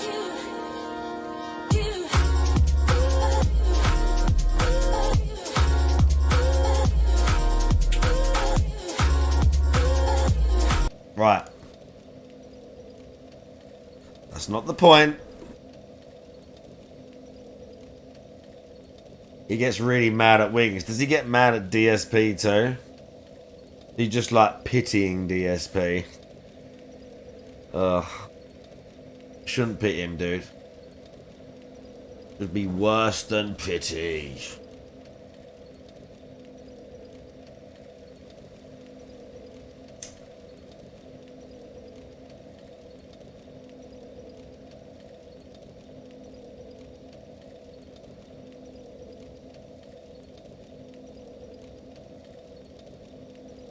Oh.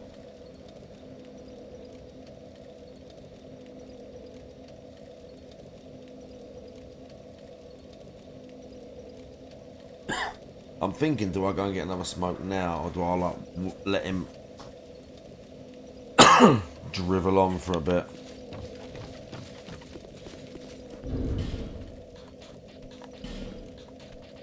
I'm gonna need an other secondary, dude, I think. I mean, Twin Blade's good. It's not enough damage, bro. It's not doing enough damage. I can't get that fucking song out my head. Proper earworm of that at the minute. Please. I know you can only see this on a little screen, especially for those of you watching with a mobile phone. It must be torture, but... Oh, why? Oh, dude.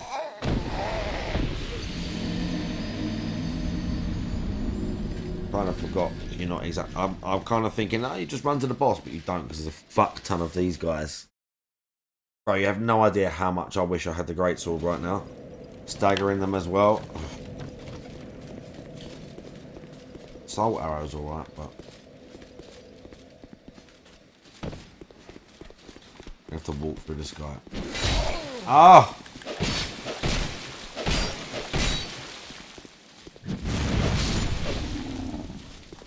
Fuck, it's like bad.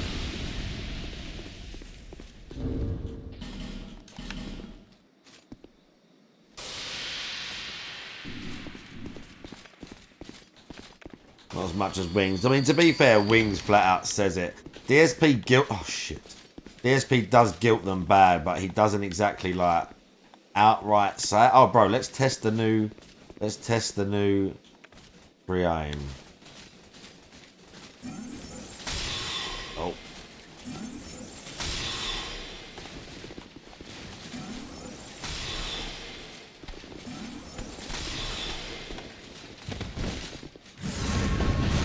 Nice. Is he coming? Oh, shit. Get down here then, dude.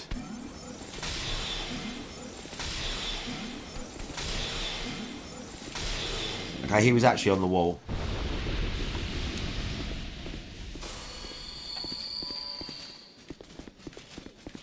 Very odd. We have got a branch of yore.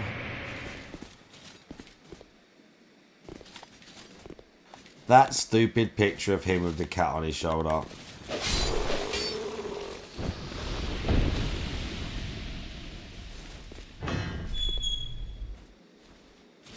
Right, now you open it, and now it just empties with dudes. Absolutely rife with dudes.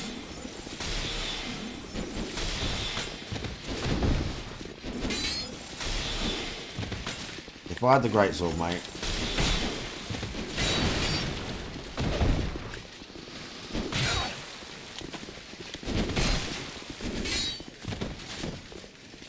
Oh.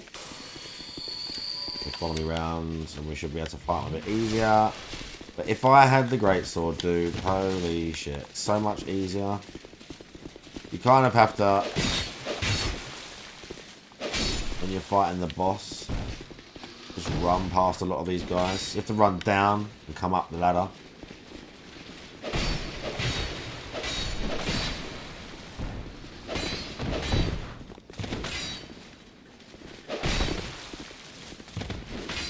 Really in a very good state to fight the ruined sentinels now.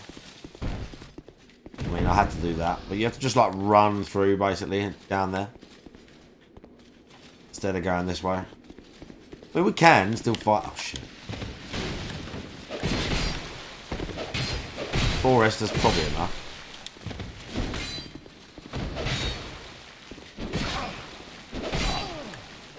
Fuck! I nearly died there though.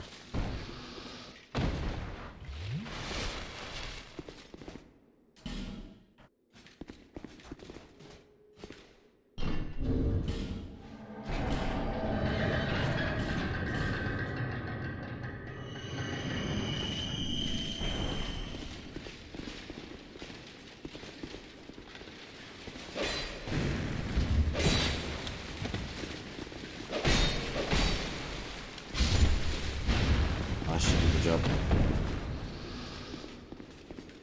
Isn't there another guy here? Can't I summon another guy here?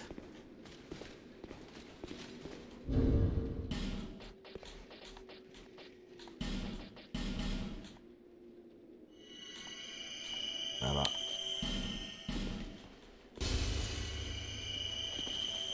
Quick. Let's go.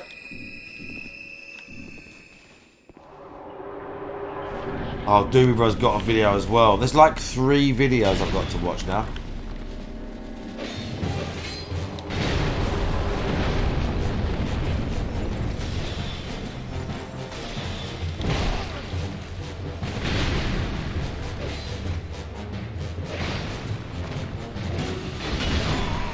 But I kind of knew it was risky. This fight's going to be a bit of a cunt. It'd be better if I'm on my own because I'll do more damage, but bro, Doobie Bro's got this video as well. To all old men. Oh, bro.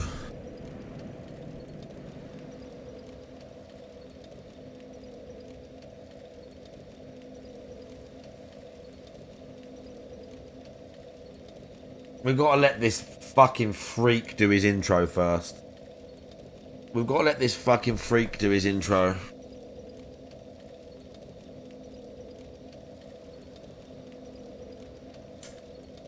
When I make the next smoke, I'm going to put on Dalton's video, the Kyriakos one.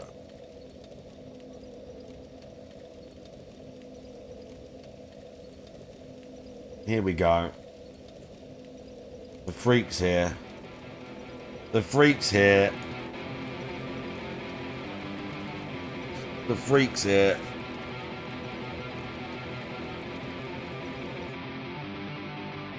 Come back to Dark Souls in a minute.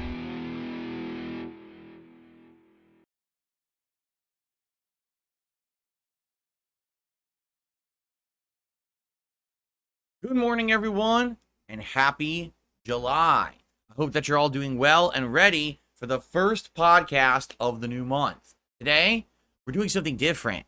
We're adopting a new philosophy when it comes to me playing Street Fighter, and I'm very curious to see how this philosophy will pan out live on today's first stream. We've also got news, some chill Q&A, some updates on various things. So it is a great start to a new month right here on today's episode of the Level 1 Podcast. Oh, the Level 1 Podcast. It's so awful. It's so... I love how he's so deluded and fucking insane that he thinks that's actually good. It's wild, man. Right, he was wearing a t-shirt. Congratulations, other voters.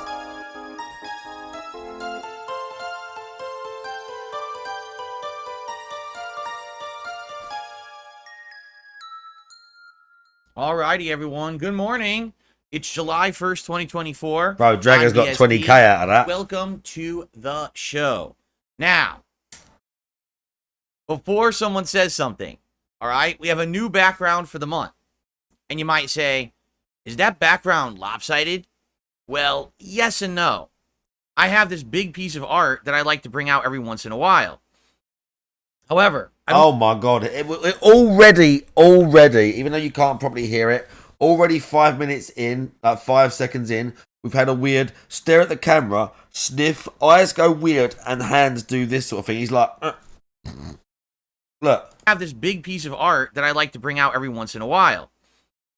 However, I don't really have bro, he got like Tourette's or that some I like shit, to bring out every once in a while. However, bro, what the fuck's wrong with him? I like to bring out every once in a while. However, I don't really have another piece of art that's of that stature besides an insanely huge Super Mario Brothers 3 painting that I have that really doesn't even fit in frame. I've only used it once, and people didn't really like it as a background because it was too big. So the only fucking way Half-Life I can 3 guy have this as part of my background is to kind of have it be lopsided. Now, I have various other pictures and paintings that looks terrible. I've actually never done this configuration It looks before. terrible. Oh my god, the hand wobbling. I will say, it looks terrible. It looks like so asymmetrical. Like, whether I think the surround and the stuff he uses, the colour scheme, it's not about that, because a lot of people have a lot of stuff going on their stream. Like, that's not really that big of a deal. But just the fact that his camera, where he is in view, is so, it's not lopsided, it's asymmetrical. It doesn't look right. It's like visually displeasing because the one is so much bigger than the other. And not only that, it's almost like a dark light thing is going on at the same time, because you got the fucking one table with the stupid sheet draped over it, the fucking awful sound deadening that's probably doing nothing, let's be honest, on the fucking wall that he's got taped up there.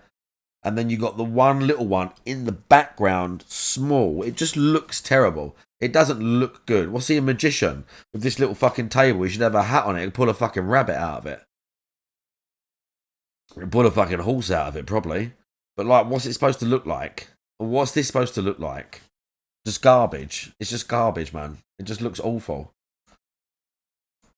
And so yesterday I was adjusting the background, trying to see how it looked best. It looks After trash. testing, it actually looked best. It looks trash. Having it like this, because first of all, you actually get to see Trash. my LED lighting in the background nicely. No matter what color I actually use,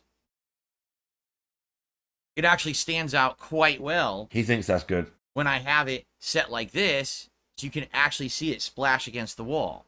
Previously, Splash. you wouldn't really be able to see it that well. So this actually highlights the lighting. That's number one. Number two, I did have this further over here, and it just created a giant hole behind my head that looked And now odd you've got a because it giant wasn't on gap this side, and but it was a on this one side. big So thing and a one if little it really thing. bothers everyone, we can adjust this further. But after I was testing last night, trying to get this to be like set, this was like the best I got. Did he just say the set? I do think I have to move the camera slightly though. Oh. Are you making it worse? I'm trying to be centered. Trying to see How if the can you chair- be yes, centered when the chair's not background is centered that to- yeah, fucking it's slightly better. asymmetrical? So anyway, this Yeah, anyway, get is more, what we're rolling get, with for get now for moving, the you month. We've absolute got regard. Punch Out in the background, and we've got Mega Man 3, Mega Man with the Shadow Blade, Mega versus Man Spark 3, Man, and the Game Mega Over Man. sign, and we actually get to see the lighting this Yeah. month, at least Right. when I am widescreen, right? Right? So, good stuff, and I'm ready for the month of July. Yeah. As you all know, the month of July is very empty for game releases. Okay? Just to give you guys some perspective, because I have, you know, the list of game releases here after having Well, they can't followed use all Google. of those digital events last month. Maybe Here's what they we're want looking the at. games that are Ready? coming out just because you Prepare don't. your butts. Teenage Mutant Ninja Turtles Splintered Fate, a Ninja Oh, Turtles someone wants roguelike that. game Jesus. on consoles, July 17th. The Nintendo World Championships, July 18th on the Switch exclusively. Kunitsugami, that game that no one has any idea what the hell it is, but it's on Game Pass, comes out July Was that 19th. YouTube And that's Gami? literally What? it. I'm sure there's other indie games and things in there, but July is Oh, by where Kittens far the Mittens, how you absolute doing? deadest month of 2024 for game releases. There's literally nothing big coming out. All right? Yeah, I know. See, Flintlock? Who cares about Flintlock?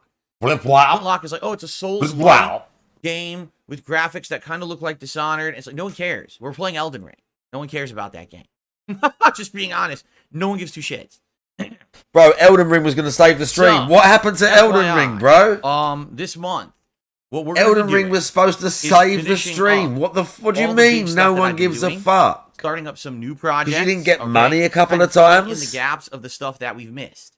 A lot of things that came out in like May, June that I kind of skipped because I was busy with other stuff. And I think that July will be a good month to kind of play catch up on May, things that you want to June? see. Perhaps we'll bring back playthroughs that have been on Flintlock. hiatus for a bit. All right. Initially, my I plan wanna is to play that balance game. Street Fighter 6 and the Elden Ring Shadow of the Erdtree DLC on day streams. Shadow of the Erdtree, we're about halfway through. Okay, we just hit the 20-hour mark on Saturday. 20-hour And mark. taking a look Fucking. at how long everyone claims it is, there's still two major areas of the DLC we haven't even stepped foot in yet. How do you know? Then there's the entire northern region, which we've seen but haven't explored yet. So we've got probably half of it left. How do okay? you know? So I expect fully, another week to 2 week perhaps, 2 weeks perhaps of Elden Ring. Elden continuing Ring? on. No exaggeration, another 20 hours if you do like.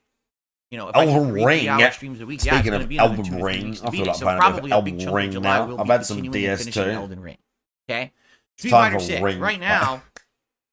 Street Fighter 6 is very exciting. M. Bison is out for about a week now. Ugh. I've used him a lot, and I like this character to the point where I think, number one, I'm going to get him to master as soon as even today, okay, which is pretty crazy. Within a week, I'll get him to master. And number two, I think I may actually I've not really adopt watched him as his one of my main gameplay. characters. Just, I really like this he's just character. doing his thing. I'm learning more and more every time I play with him. In fact, I watched some videos last night of M. Bison. I think I get the character now. I don't really think I understood the character up until this point, and now I think I kind of understand what's going on. My entire game plan earlier was to play him like a previous character. That's not how you play Bison. The idea with Bison is you get the first hit, you get the mine on the character, and now you're free to do whatever you want. Because whenever you hit them with a special move, the mine explodes, giving you protection. If they try to finish that special move because they think it's unsafe, they get punted, they get hit, and then you can continue a combo after the fact into another mine, and it just continues. Oh, he's for the been entire sweating out. round. He's been watching his videos. So that's the fun part. Is I didn't realize I was watching last night. You know and he's I was been like, watching oh, videos, that's bro. how they're all playing it. Because I was wondering why middle of a match would they do a Psycho Crusher? You know, a Psycho Crusher. Because the mine on the enemy made it safe.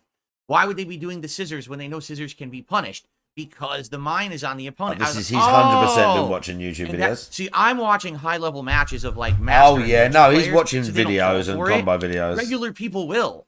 Regular people who are not top-level players are going to fall for that strategy. Oh, yeah, all but the not time. They're him. Not gonna He's realize smart. The mine's about to explode, and I'm going to take a juggle. So No, that's what I'm the gonna 10, try you to don't know what you're implement talking about, today. okay? He's smart. Every time that I okay? juggle someone, I'm going to He's try a to go former right pro. into the You don't hands know that what you're give the talking mine. about. And then I'm going to try to use He's this a high strategy level to bait player. people into getting hit by this mine all the time. Mine? Push to the corner for a big corner juggle. I have some interesting strategies I learned that I'm going to try to implement today. So we'll see how it goes. Interesting I think strategies what I I've learned. watched and Shit I learned copied overnight, off I other think I may do people. better with Bison today. And I love keep how in he mind, frames it. I today have we are some doing something interesting completely strategies new in Street I've Fighter 6. learned. I've never done this Makes it before seem the like he entire was year actually that I've like played the game. practicing with the character, not just literally typing in M You're ready Bison for your 60% damage Today when I play combo Street Fighter 6, and then searching the I'm YouTube going to play 2 to 3 directory. matches in a row. That's against 2 people, guarantee right? what Not he matches, typed sets is in. what I meant to say. M Best Bison 2 out of 3. corner juggle I'll play 2 or combo. 3 people in sets, and then I take a break, like a 5-minute break. where I literally just sit here M. and Bison, talk best combos. about what just happened in those SF6 matches, Bison, what you guys best thought about them. combos. I do shout outs and things like that. Oh. It's going to end up being a more social experience. You know, up to this point when I played fighting games, Street Fighter particularly, Oh, I shut didn't up. really do that. It was just me playing, Social. playing, and just playing nonstop. Okay? Basically makes it so that I get full of adrenaline. Okay? I never really catch my breath. My Yeah, because you're a blood child and you pressure can't goes control all your the way up. emotions. Okay? And when that happens, I tend to keep just requeuing, and I make a lot of mistakes. Yeah, because you're I a know child that's and you why can't I'm getting control so your angry emotions. about, like, a loss, that I jump right into the next match, and now I play poorly because I'm already heated about that last loss, and I start have worse execution, don't block on command. You know what I mean? So if I just step back every 2 to 3 matches and I say, okay, let's just sit here and chill for 5 minutes, everyone. Let's talk. Number one, it's going to be a more social stream for you guys. There who are wouldn't here be live. harm in learning from it, except Number the fact two, that he for doesn't those really watching, like. On demand, it's He going to be a just- better experience might instead of just just me steal getting shit, tilted but and losing like- half the matches. There would be more to it. I think And number DSP just three, I watches think this stuff a couple overall, of times and it's thinks, gonna be I can do better that. For my experience, actually like playing better. I think rather than gaining a whole bunch of points because I start off strong, but then getting a loss, getting tilted, and losing all those points, if I just step back and break for 5 minutes, I think it's actually going to interrupt that and allow me to get my head back on straight, right? And hopefully continue on at a good pace. So we're going to try this today. This is an experiment for sure. I've never done this before. Experiment. The entire year that I've been playing Street Fighter 6 is pretty much just non-stop me grind, play. So let's see if this new strategy works or not. I'm actually excited for that. And that's, I mean, exactly right. MS says, now you can actually interact with the people who are contributing. You're right, I don't. Usually during fighting game streams, I don't interact with anyone. I'll shout out when I get a chance and I go right back in, and you feel a big disconnect. Today, I'm hoping to change that today, to make it a more social stream. In fact, that's actually why I've taken Street Fighter and made it the daytime stream today. I want to test this out. I want to have time to do it. So I'm curious how this will work, okay? Yeah. Let's see. Hopefully it does work and people enjoy. And you do better? It You're ends totally up not being going a to good gloat time. and stuff. You're going to All be right, by really the way, I'll calm when just say you this win up as front. well, aren't you? For those who are here, You're going to be really for those calm who are and contributing, gracious. The way I run my podcast is Gracious. I shout out all contributions that happen during the podcast near the end segment. So FYI, if you are contributing now, I will shout you out later in the show. I don't want People are anyone to giving feel like money. I'm ignoring them. I'm not. It's just that I like to get through my topics first so that way I don't forget or lose track of what I want People to are talk giving about. money. That's important. And then we do a whole segment at the end of the show that's interaction, shout outs, Q&A, and the like. Okay? Thank you. All right. Can we talk more about how bad the competitor's mom is? Yes, actually. I'm going to increase my insults about people's mothers. That is one thing that I'm committing to doing. I got more mom insults and jokes to use on today's stream. What? There you go.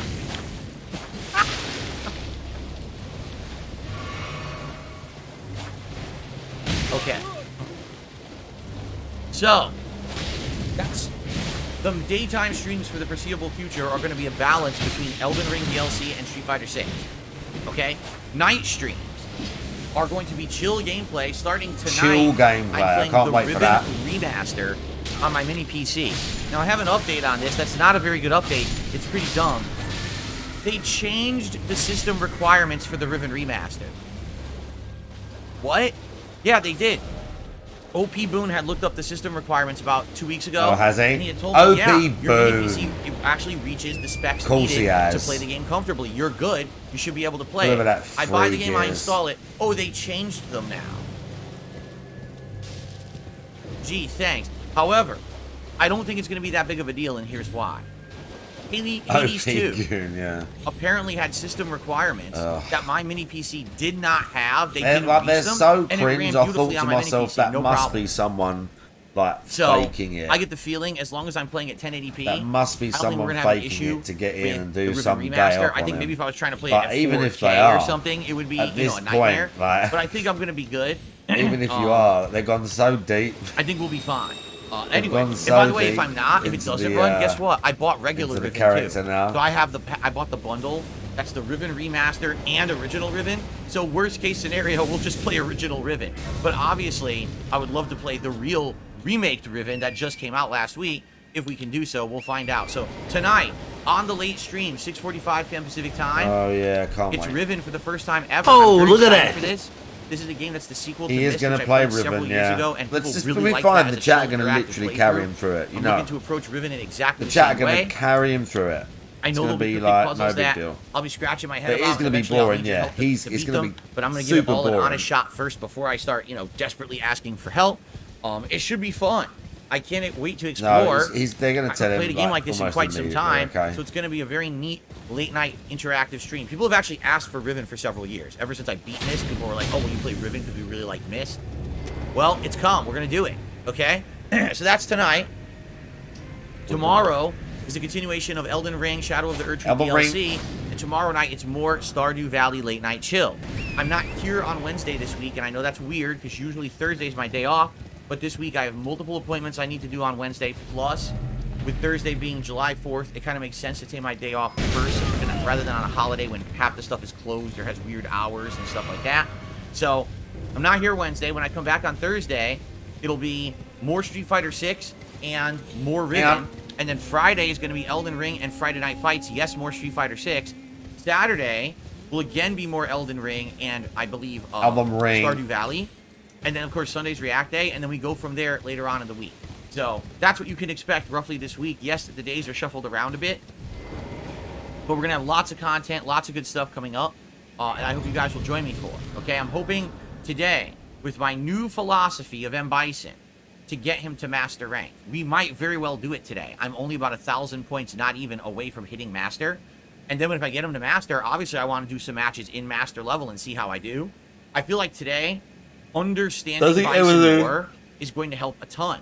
Because previously I didn't understand that, hey, when you have a mine on the enemy, you could just do unsafe stuff because you're protected, and it's actually bait for the enemy to fall for it, and you get extra hits, so you're taking down their guard meter more and everything. Oh, I yeah, didn't he knows all about understand this that character before. now, bro. Now I'm kind of getting it, and I'm happy that it clicked last night. I was like, oh, okay, so everything I should do should try to combo into the hands, so they always have a mine on them. Mine, Do hand. unsafe things to bait the Mine. enemy, right? With this mine, like that's what I should be doing. Oh, So, that's the word let's of see the how day. it goes. Mine All right, is if I the get word him of to the master, day. great. If not, no rush. But I feel like we're gonna get him to master likely this week because I've been doing so well with him, and because of this new Yeah. philosophy I'm going to adopt when playing Street Fighter on these streams. Okay, good stuff. Now, what else will I be doing in July? Well, I've already stated once we basically kind of wrap up certain things. Let's say we beat Riven. Let's say, we get to the end of the Shadow of the Erdtree DLC, or maybe we want to cut back a little bit on Street Fighter. Then we could swing in other things. We could bring back Fallout 4. Fallout 4 was almost done. All we had to do to finish the playthrough was the Fallout Nuka-Cola 4. DLC, the Automatron DLC, and the finale of the game, which would take probably an hour and a half, not even. You just go to the Institute, do a few missions, and then you pick your ending, and you're done. So we were almost there. Maybe a few more streams and we were going to wrap up that playthrough. That's a possibility to bring back this month and finish. There's playthroughs that I wanted to do that I skipped. Paper Mario and the Thousand Year Door Remake, which is a game that I loved on GameCube but never finished. I would love to do that. Luigi's Mansion 2 Remake. I would love to play that. The System Shock Remake. I would love to play that. So there's various options. And we may do some polling. We may do something to try to figure out what we do during the month of July once the time permits for it. Okay? So that's all exciting, and keep in mind that we had a few different ideas. Can you feel the excitement? I'm so excited. We talked about possibility of me doing like a late night chill stream where I built like a Lego set or do something else similar. We'll Lego to talk set. about What is that. this Lego? He Over actually the month, thinks try to he's figure gonna out if we can build maybe Lego? Try that like a demo stream. But in addition to that, What is this people thing seem of to want a new building event. Lego? And I would say the new event would either be like last week of July, first week of August, and it would be a marathon event that's like a summertime vibe, a summer party kind of style. We already talked about possibility of maybe doing the Nintendo World Championships game and doing some challenge runs and classic games during that marathon. Maybe some Stardew Valley chill, maybe a tier maker, which I haven't done since Christmas. So maybe I should do a tier maker that's like summertime themed or something like that. Some food, What's some booze, some summertime? chill vibes. Your favorite son. All this would be fun for a marathon, I feel. So This let's is hot continue to stuff. talk about that over Your July. favorite lava solidify flow. those ideas and try to come up with exactly what we want to do, and then we can maybe set a date and Yeah, start working come up on with it, Dent. Okay? Not like it's his stream or anything.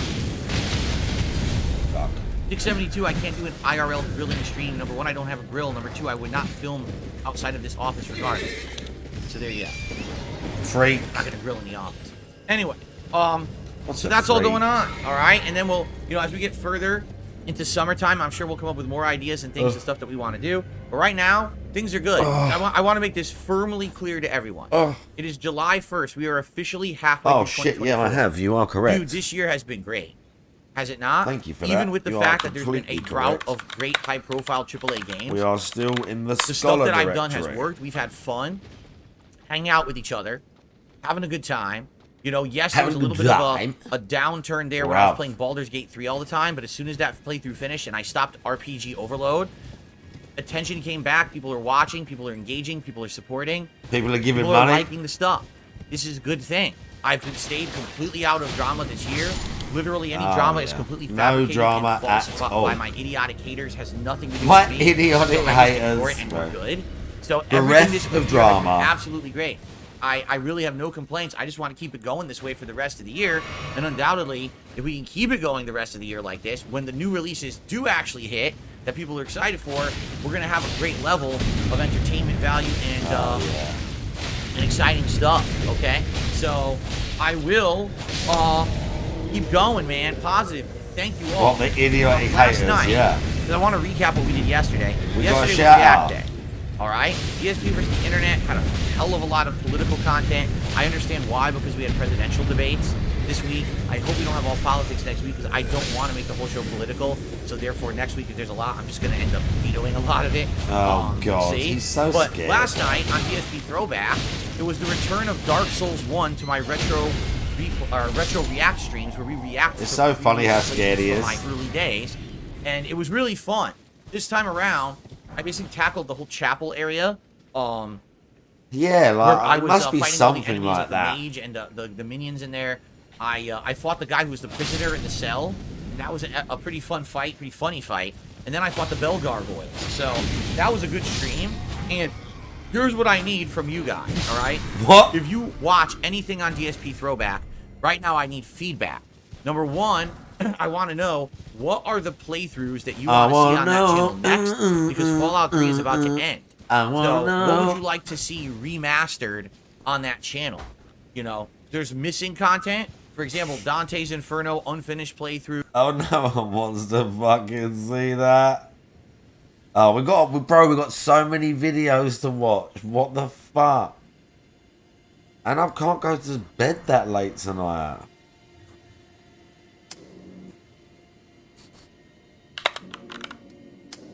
Oh, fuck you.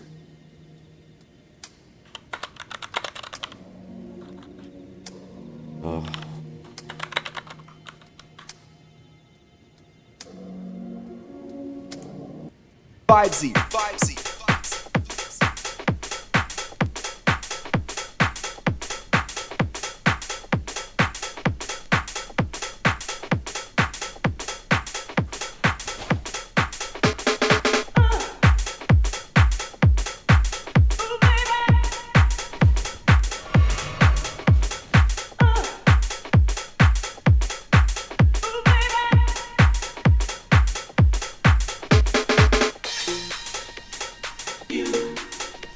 Aloof one, how you doing?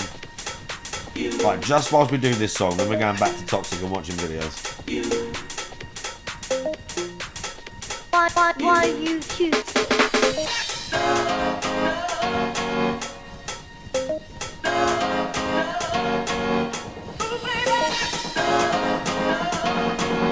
What a tune.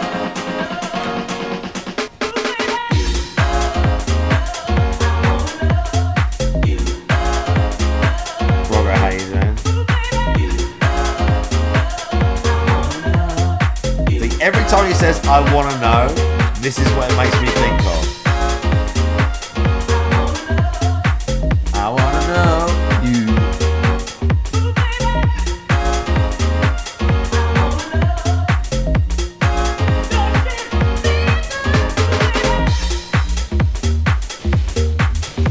Every single time.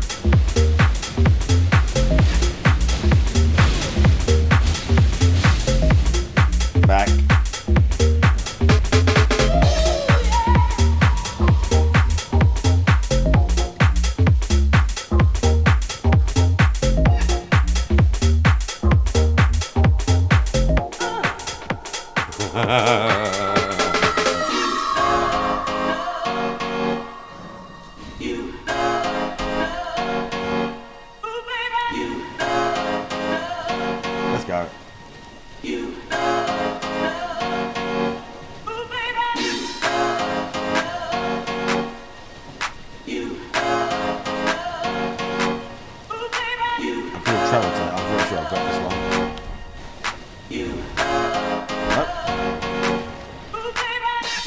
do.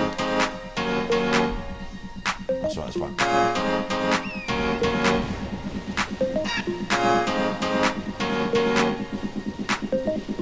Let's do this.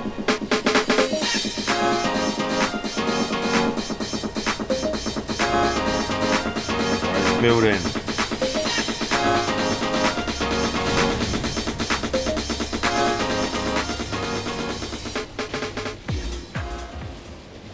God damn it.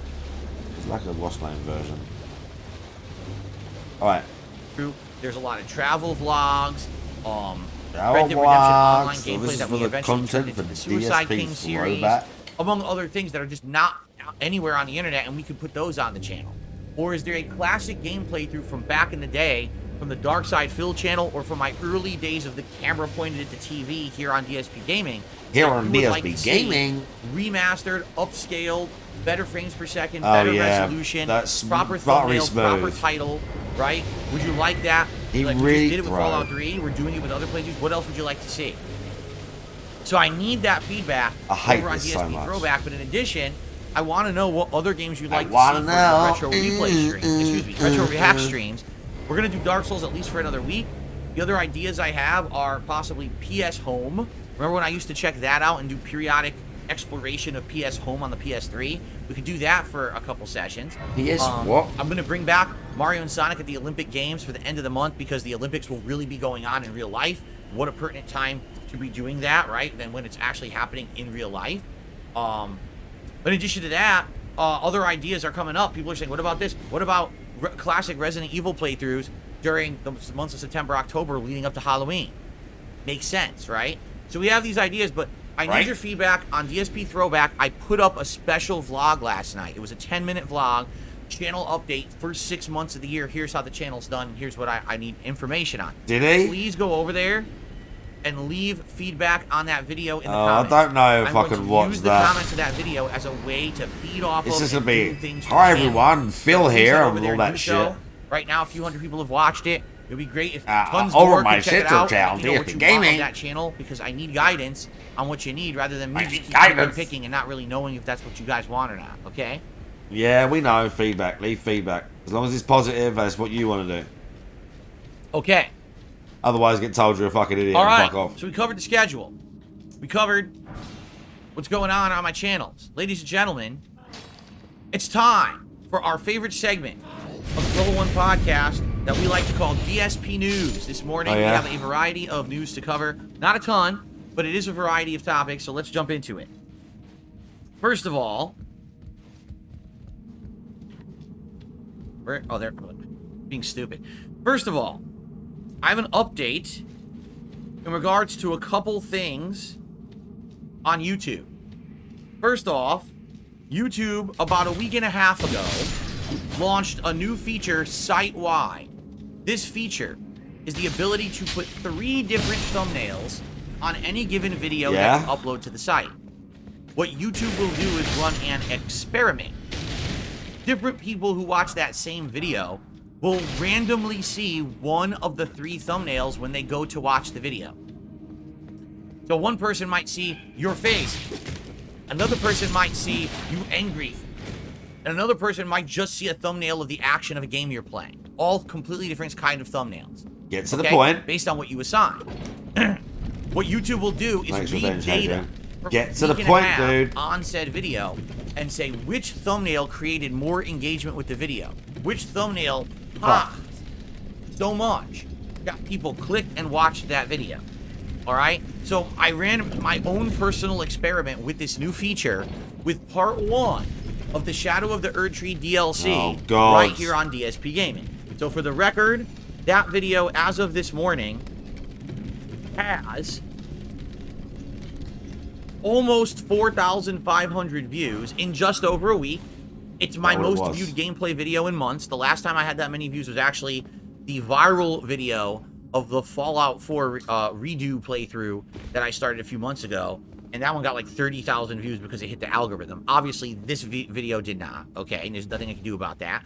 But yeah, my most viewed video in months on the channel, okay?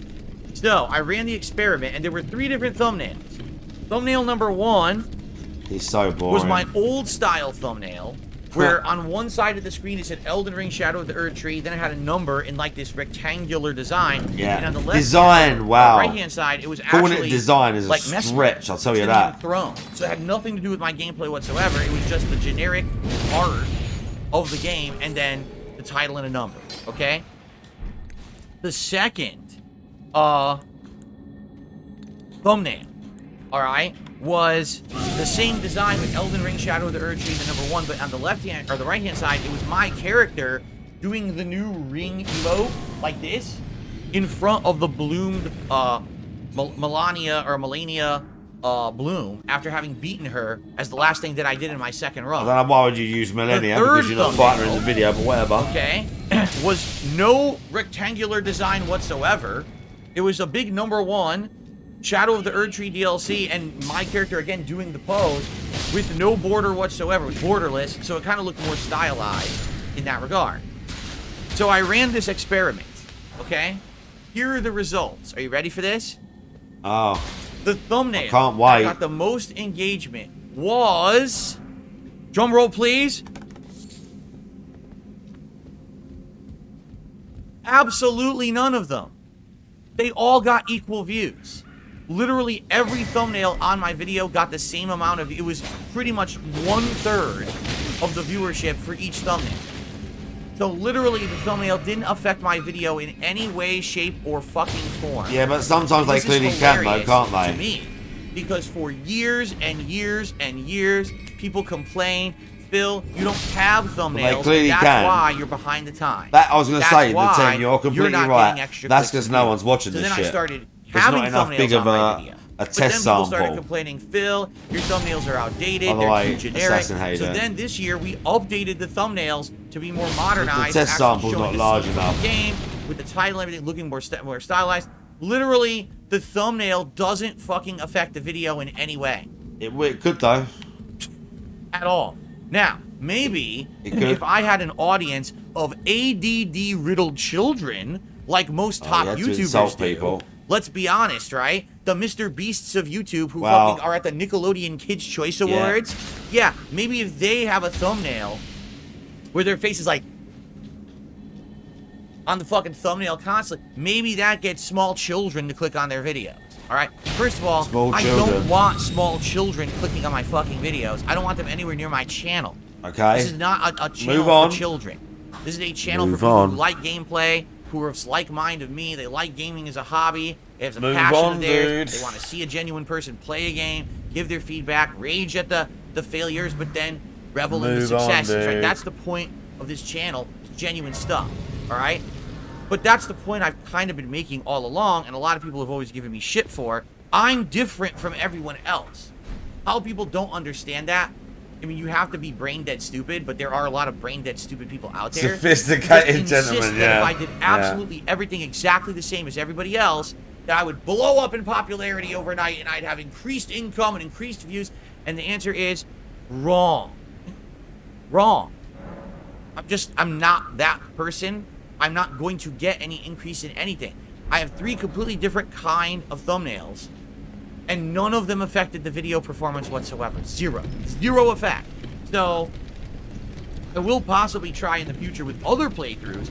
I'll try this again. I'm not going to do it for every video. I've decided maybe I'll experiment with other new playthroughs moving forward, right? Like a new big game comes out that's hot. Part 1, try 3 different thumbnails, see if anything happens. But for the most part, this is empirical evidence. It's not, this stuff is not a big deal when it comes to my audience. They're going to watch if they want to watch, and they're not going to watch if they don't. The thumbnail doesn't affect them at all. Keep in mind, my There's videos so few don't of hit them, the that YouTube part at algorithm least is that true. often. Maybe if part 1 hit the YouTube algorithm, we would have had a better I'll do it once with a real select group of people. body of evidence or statistics from a wider audience that normally doesn't watch my stuff, and that would have been more valid. But as for just my audience, it just doesn't matter. They don't really care. Okay? Yeah, all 10 of them.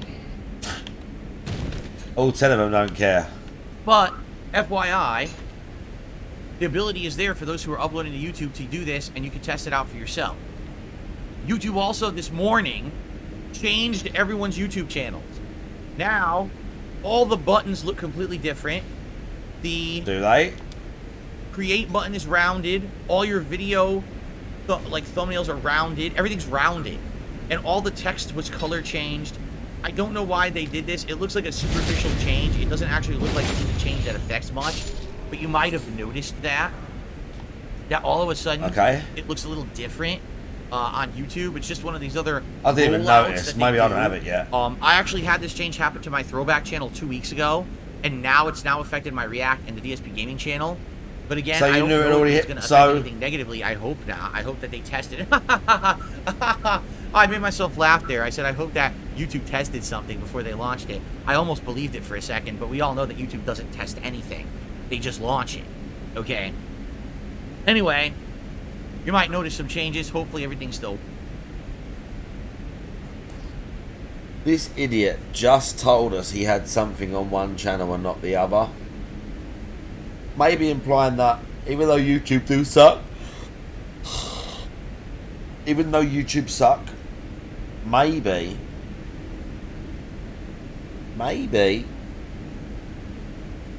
they actually was testing it on a smaller amount of accounts before putting it out on all of them. Maybe. Just a bit, dude. Works. Interesting thing happened this morning. So there is a YouTuber, I have no idea what kind of content they make, but they go by the name of Count Dankula. Okay? I don't know what they do on YouTube, but apparently they're big. Count Dankula. Good viewer. Count Dankula is a big Scottish geezer who, as far as I know, he's like his big moment thing, whatever, that put him into actual popularity was when he made his pug dog learn how to do a Hitler salute.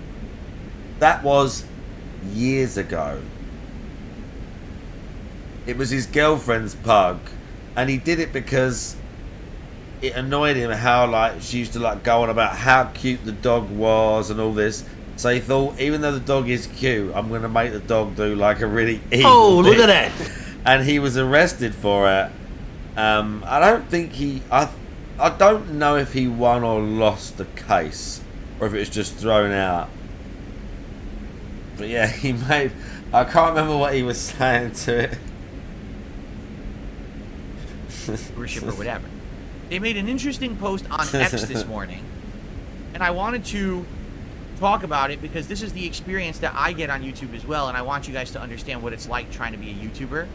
So, oh yeah, the hard life of a YouTuber. Posts up this on Twitter. He lost. What the fuck? That's Scotland for basically you. He says, hello everyone. I just want everyone to know I've just been informed. But that's Scotland for you. It's even worse than it is here. Scotland's bad with all that shit. If you say the word fucking at any point in your video, move on. Even long after the 1 minute mark, your entire video will now be demonetized. It's a new rule that they are rolling out because it used to be fine. Oh no, how awful. I won't be able to say fuck. Got so much attention on their tweet. Well, that's bad news for him because he swears all the time. X actually directly responded to them. And it says about shitting and they and said stuff. the following.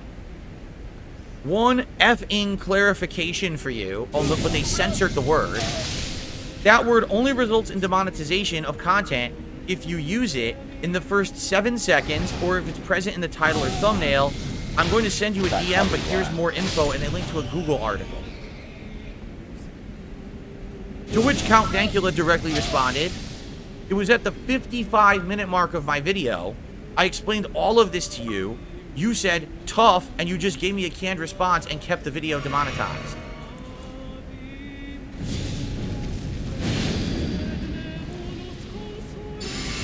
Oh, I love that head So for those who don't know, YouTube literally does not have DSP any head rubbing. intelligent people that you can speak with about anything.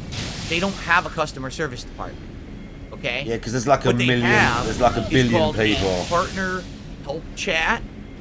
If you are a YouTube partner of a certain stature, if your channel has a certain amount of subscribers, if you get a certain amount of views, if you've been The around world's for a certain amount largest of time, micro you have penis. access to a What about chat room, Limmy? Do you like which Limmy, you can Ann? talk to people on YouTube and try to I don't get really help. watch any of them I can people, look but at it obviously right I now. know about them. Here it is.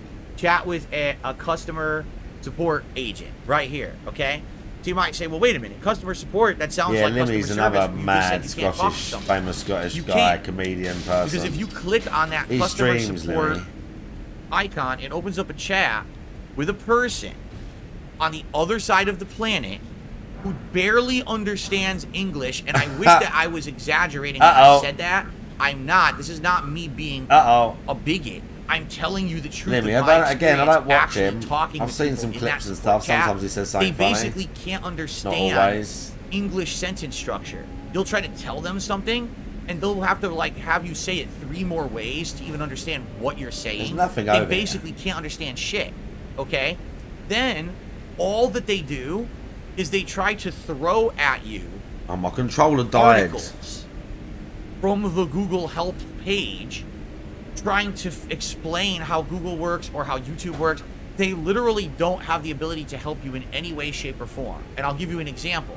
A couple years ago, I found a really big problem with YouTube. I actually found a weird bug or loophole that was allowing people to actually be incredibly malicious to people on YouTube with no way to stop it. Frickin'. This Oh, could actually God. create huge legal problems for Perez YouTube. Cookie, if they I allowed see it to you. continue. I went to the customer or the support chat for partners. I explained the entire situation to them. They pushed back and told me, Bro, I need to get another smoke for this. It's killing this is me. not true. That YouTube could not have this. They found no support articles to actually corroborate what I'm saying. But I'm gonna miss nor stuff. do they believe that this could actually happen. Therefore, it must not Let be me do it true. now, quick. I said, but here's Sit the tight. evidence. And I showed them step by step the evidence of Let me where do it it now. was and how it was taking place. And they still argued with me, saying that I was wrong. Oh, this is and the I thing didn't know what I about. was talking about. Is this the Okay? story where he was gonna he found something that could have broken the whole of YouTube? Another He found something that could have broken the whole of YouTube, and he told them they didn't thank him, and then 3 weeks later they fixed the problem that he told them about. Right? Something like that. time earlier this actual Right, year, sit probably tight. the first month or 2 months of this year, I again contacted them for a different issue entirely, explaining the entire issue. All right. They then sent me a help article that had nothing whatsoever to do with my issue. So again, I re-explained the issue, said, no, this is the issue, not what you're saying, to which they again sent me another help article that had nothing to do with my issue. I said, I want to talk to someone who has the ability to help me, to speak with someone at YouTube who is intelligent, who can comprehend what I'm saying, so that we can get some intelligent response, because you're not helping me. All you're doing is copy pasting articles that have nothing to do with what I'm talking to you about. You want to know what the person said? They said, sir, please do not insult me. I said, I'm not insulting you. You are not understanding what I'm telling you. I've tried 3 times to explain it, and you keep linking me to unrelated articles. You're not helping me. Please give me over to someone else who can. And then they just said no, and they closed the whole chat. Okay? This is YouTube help. This is what they actually hired people across the globe who don't even understand English. They don't understand the basics of YouTube. All they're told to do is look for keywords and what you type in the chat and link articles. And then close the chat. That's their support. So Count Dankula must have made a video where he said, you know, the F word, fucking. I can say it because I don't give a fuck about being demonetized, quite frankly. And apparently he probably did a big video. You know, it's not like me. I upload a ton of videos a day, right? I got a podcast. I got multiple gameplay videos. If a video or 2 gets demonetized in a day for me, it's not the fucking end of the world. I move on and I'm like, big deal, right? I put out enough content. It's not a big deal. But a lot of these YouTubers don't do what I do. What they do is they put out highly edited videos, right? That are targeted content for a certain audience, right? And if that video gets demonetized, they make no money today they make no money for several days, right? Like, think of these YouTubers that are not live streamers, but they just put out these edited videos. If their giant project gets demonetized, they don't make any money on their work, right? This actually was a huge problem for Angry Joe many years ago. He started coming out and saying, I don't know what's going on. YouTube keeps demonetizing all my reviews. My reviews are my bread and butter. So if I don't make money on my reviews, I can't make a living. This is ridiculous. Why do they keep demonetizing me? And YouTube would just give him these form letter responses and never tell him why he really got demonetized. In truth, okay? In truth, the DSP Throwback channel has this problem every single day. Every single day. Last night I did a stream, Retro Replay Dark Souls. I uploaded 5 videos. Of those 5 videos, 3 were flagged as ad unsuitable. So what I did is I submitted them for review, and now they've all been approved for ads. But the algorithm on YouTube doesn't work. The algorithm on YouTube has never worked. It's a faulty algorithm that constantly flags videos for demonetization. And then you have to say to YouTube, no, you're wrong. Have an intelligent person look at this, not an AI bot that is dumb. And then sometimes you get ads on the video and sometimes you don't. All right. In this case, what Count Dankula is saying is their video got demonetized. They did put it up for, review. It still said no demonetized. So then he went and talked to the YouTube chat agent, and the chat agent told him that the moment in question was 55 minutes into his video and that they were not going to monetize it, and they closed the case. So he goes on social media and explains to everyone YouTube is doing this to YouTubers, and their social media team countered and said, oh no, we only do that if it's in the first 7 minutes, to which he says, no, you don't. You don't even know what the fuck you're talking about. And this is the problem with a company like YouTube, where they just rely completely on automation or uninformed employees who are paid probably pennies on the dollar of what they would be paid if they were actual Americans who understood how YouTube works or even understood basic English language structure. And again, I'm trying to explain to you, this is not me being bigoted or prejudiced. This is my experience that they don't even understand what you're saying to them in an English sentence. Their brain is baffled. They can't understand the statement of what you're saying. They don't even know basic things about YouTube. They don't understand what a sentence means when you type it out. They're just like, duh? So they just start posting fucking articles in the fucking chat. What are you doing? You're literally posting unrelated articles to what I'm trying to tell you. Why are you, here's my question. Why are they even employing these people? Why? Why employ people who don't understand the people who they're trying to help? It doesn't even make sense. You're employing people across the globe who don't have any kind of education about how YouTube works or even how to communicate. So why are you hiring them? Just don't have it then. I'd literally rather have no chat than a chat that's worthless. You see? The chat used to be different. There actually used to be people in that chat many years ago who were smart and who could understand what you were saying and would try to help you. That was like 5 to 7 years ago. Yeah. So it is what it, I mean, this is not shocking to me that Count Dankula is having this experience where one part of YouTube is insisting, no, this is our policy, but then the other part of YouTube said, oh no, we're just going to demonetize you anyway, and there's no one to have a ruling on the issue and no one intelligent who will even speak with it. Just a bunch of fucking people who are just form letter spammers, right? It's trash. It really does, you know?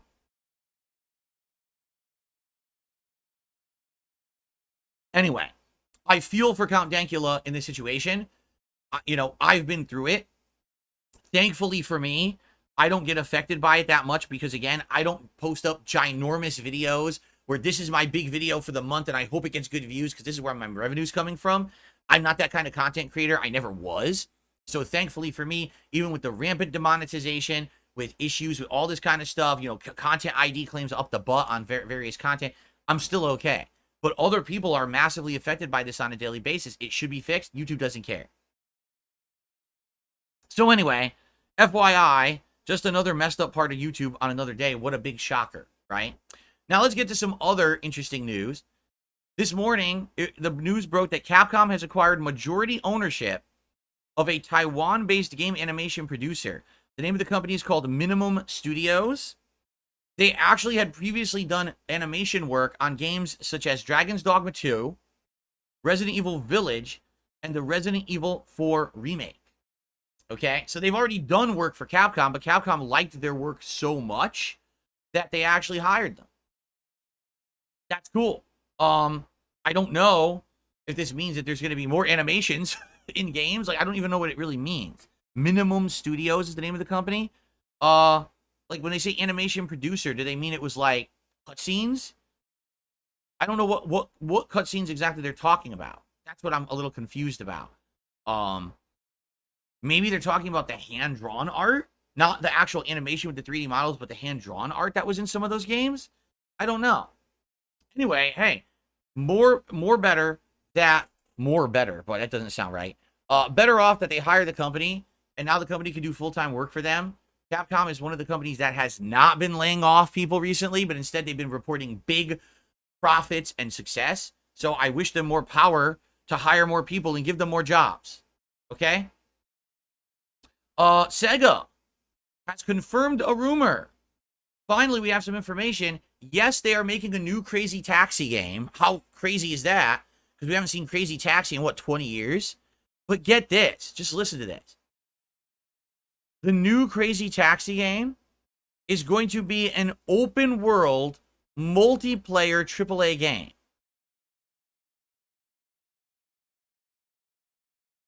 Huh? So the idea is you're going to be in an open world giant city driving around a taxi while other people are also driving taxis around, all competing for the same fares? Someone just said it. Burninator says, so is it like Forza Horizon? Maybe it's like Forza Horizon, right? Where it's a giant open world map and you drive around doing missions, doing challenges. Like, I could see that. I could see like Crazy Taxi World, they would call it. And it would be like driving around doing missions like that, but then you compete, you race, you compete for fares against others. I could see that. How well would that work? I don't know. I loved Crazy Taxi back in the day. Like, no exaggeration. I thought it was a super fun game. I, for one, would like a new modern Crazy Taxi game. I just hope that it would work in the modern era and it wouldn't just be like a relic where everyone would say that it plays outdated because, it's an older game and maybe making it. Oh, look at that. I don't know. Maybe, I wonder how this is going to work. So anyway, that's interesting news. No information about the game itself, like no pictures, no gameplay. But they did, I guess because there was a strong rumor about it, and people sounded excited about it, that Sega wanted to come out and actually confirm that it was real. Okay? All right, last story. Now, this is by far, to me, this is the best story of the day. To me, this is a pretty badass story. Okay? It's a good one. It's a positive one. Okay? Nintendo president Shuntaro Furukawa has come out and publicly said, so here's what we're going to do in regards to the Switch 2 when it comes out, all right, which hasn't even been formally announced yet or anything like that. He says, so you remember when the Switch came out, and you remember when the PlayStation 5 came out, and you remember when the Xbox Series S and X came out. The problem was there was not enough supply to give into the demand, and we had scalping, rampant scalping across the world. People were going on eBay and selling these things for 2-3 times the actual value. People were getting ripped off. People were using bots to go online and buy thousands of the fucking things, right? So when he was asked, how will Nintendo combat the scalping and the rampant problems that happened with the last 3 consoles, he very matter-of-factly said, we're going to make so many of these. They're going to be so readily available to the world. There's no possible way anyone's going to be able to scalp them. Wow. Now that is a badass answer. That's a crazy good answer. He basically says there is no more semiconductor shortage. Nintendo has rampant access to semiconductors. Unlike during COVID when all this happened with the other consoles, there's no problem. They are going to massively produce the Switch 2 at such a rate that no one would ever not be able to get one.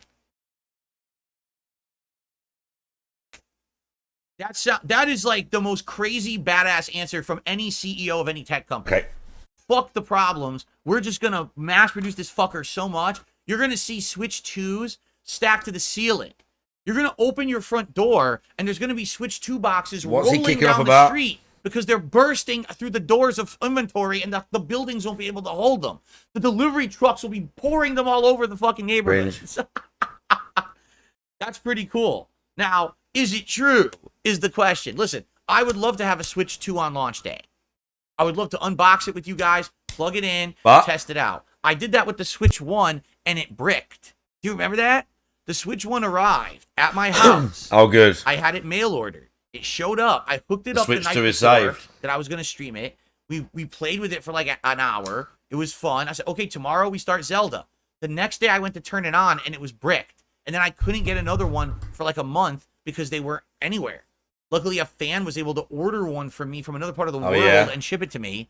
And so I had a Switch as a result of that. But yeah, so now I would love to have whatever story he look sees at on that. Twitter in the morning. You know they're going to have great first-party launch titles. For Oh, he the definitely system. has no They clue what always they do. made. They had Zelda for the Switch. So they're going to have something good, right? I mean, I don't, but I wouldn't. The question is, when's it coming Say I out? did.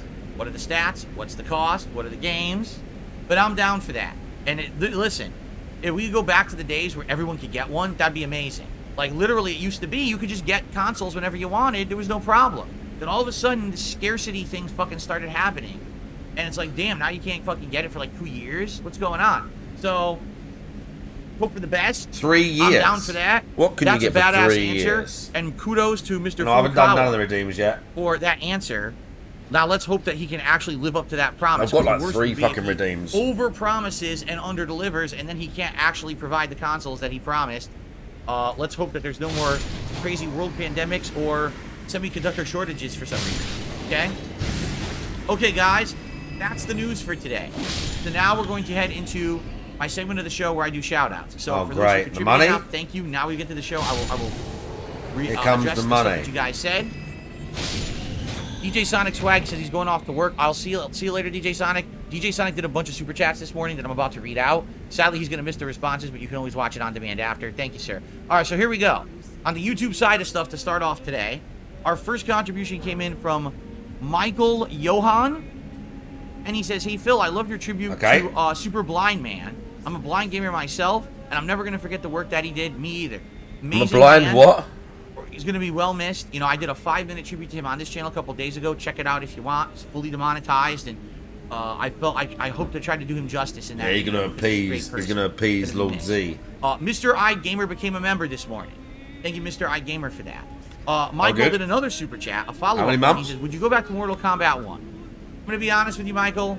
I don't like Mortal Kombat 1. All right? I actually like the Mortal Kombat trilogy of games that came before that. 9, 10, and 11. Way more than 1 with 1. The graphics are pretty much the only thing they improved. The gameplay mechanics, they completely dumbed down to just be like a high-low mix-up game with assists thrown in there for extended combos.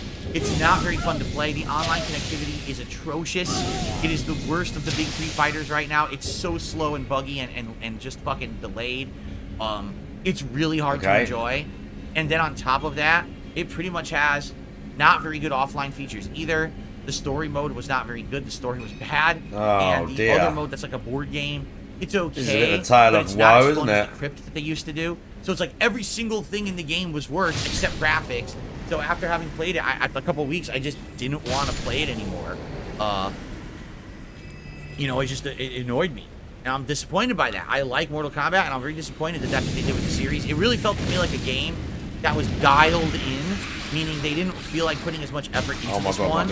It almost feels like this should have been a different game. Like, for example, this would have been the time when they're alternating between Injustice and Mortal Kombat. It feels like they should have had a new game of Injustice or something different in between, but instead they just pumped out another Mortal Kombat that just is bleh. Literally, my battery's So, yeah, and what's funny is I bought the whole season pass for it. I played 0 of the DLC characters. I don't give a shit.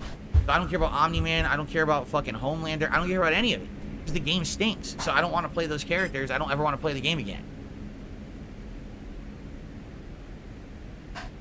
It's just sad that after having played Mortal Kombat 1 for a week, every time I picked up the game, I literally wanted to be playing Street Fighter 6. So there you go. Okay. So thank you, Michael, for those super chats this morning. DJ Sonic Swag went on a big, crazy marathon of super chats. The first one, he said, do not remaster your Dante's Inferno unless you want to over-censor He the didn't like screen due Mortal to the Kombat sound because he was effects getting and the shit kicked exposed out of him on limbs. it Now, every time we played it. for those of you who've never played the Dante's Inferno video game from many years ago, Oh, Dante's Inferno is so good. Dante's Inferno, first of all, Oh, stop was going a on. blatant attempt to make a game that played like the older God of Wars, not the newer ones that reimagined the series, but the older ones. The fixed camera angles, the combat that's kind of like top-down with a lot of action-based, use different weapons and combos, kind of Devil May Cry-esque stuff like that. Only Dante's Inferno absolutely pushes it to the extreme. Insane amounts of gore, okay? Way over the top nudity. And what No, I mean it by didn't that really. is you're supposed to be going to the 7 It levels does have of hell. nudity in it, but it's not Like over the top. It stage wasn't the 2 first time you'd seen is that in like the game. lust. And no exaggeration, the entire level is like dicks and boobs. I wish that was a joke. Dicks no, and it's boobs. actually like big penises and breasts exposed. Now, when I played this back in the day, It's really not that over the top. okay, it was a different time for YouTube. It's What do I really mean not by that over the top, though. Number It's like one, really you not. couldn't even monetize gameplay. That's how old this game is. It's like from like It's early really not a 2010. big deal in the You game, couldn't like, at all. monetize gameplay back then anyway. It's like So not it a wasn't big like, deal oh, at all. ads disabled on this video. There were no ads to enable. You couldn't monetize anyone's game footage at all. When I tried to play this game and simply upload it to my channel, YouTube denied all the videos, essentially saying this violates our community guidelines. Now, I want you to think about this. Virtual nudity, which isn't real. It's not sexual content. It's just nudity. It's more gore than anything else. You know, these bodies are being torn apart by Dante's weapons as he goes through the levels of hell and stuff. It's not meant to be God. sexualized content. There's no actual sexual intercourse or anything going on in this game. It's just horror. It's like body horror is basically what it is. You just say body horror So YouTube again. didn't want it back then. All right. So I tried uploading it to other sites. I think I tried like Dailymotion and another one. They all sucked back then. There was like no viable alternative to YouTube. So basically, the playthrough never happened. It literally just it never went anywhere. It got removed, and I never uploaded it anywhere. Now I never finished the game. I think, if I remember correctly, I did the intro, the first level, the second level, and I think I was amidst somewhere like in the third level of the game. So I was probably a few hours in, maybe 3, 4, 5 hours in. I'm not sure. And that's when I noticed I couldn't upload to YouTube. I'm not I said, sure. well, I'm not going to keep playing a game that I can't upload. What's the point? And I stopped and I That's never went back to it. Blah. How you doing? But that playthrough, at least the parts that I made, have been completely lost to time. And so I said, as my next Lost to project time. on PSP Throwback, I think what I want to do is restore forgotten videos that are nowhere on the internet. Like most of Christ, these this videos, I guy's never so even uploaded cringe. because YouTube wouldn't accept them. Okay? Now, the thing is, today YouTube is very different. Today YouTube allows all of that content. But if Yeah, it YouTube deems love it that shit now. basically unfit for all audiences, all they do is they'll demonetize the video. So first of all, you can't put ads on it, and then if they deem it too adult oriented, they'll flag it to say this is an 18+ video.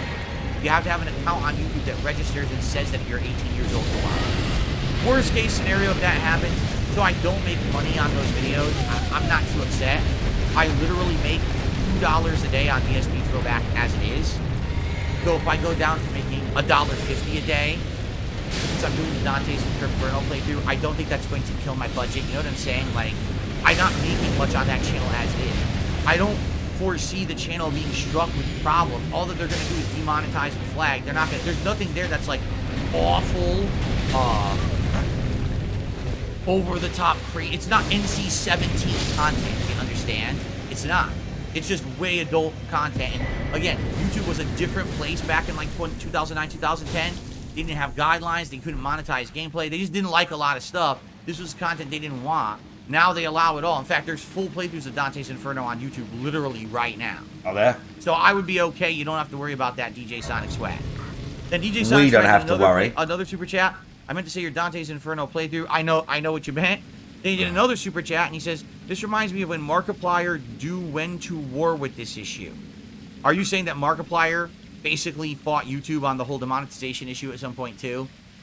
Again, I'm not surprised, but I don't think YouTube doesn't give a shit about anyone. They just want to automate Very their own nice. site and pay as little as possible to make it run. and think that that's a valid business solution when it's not, they just don't care, right?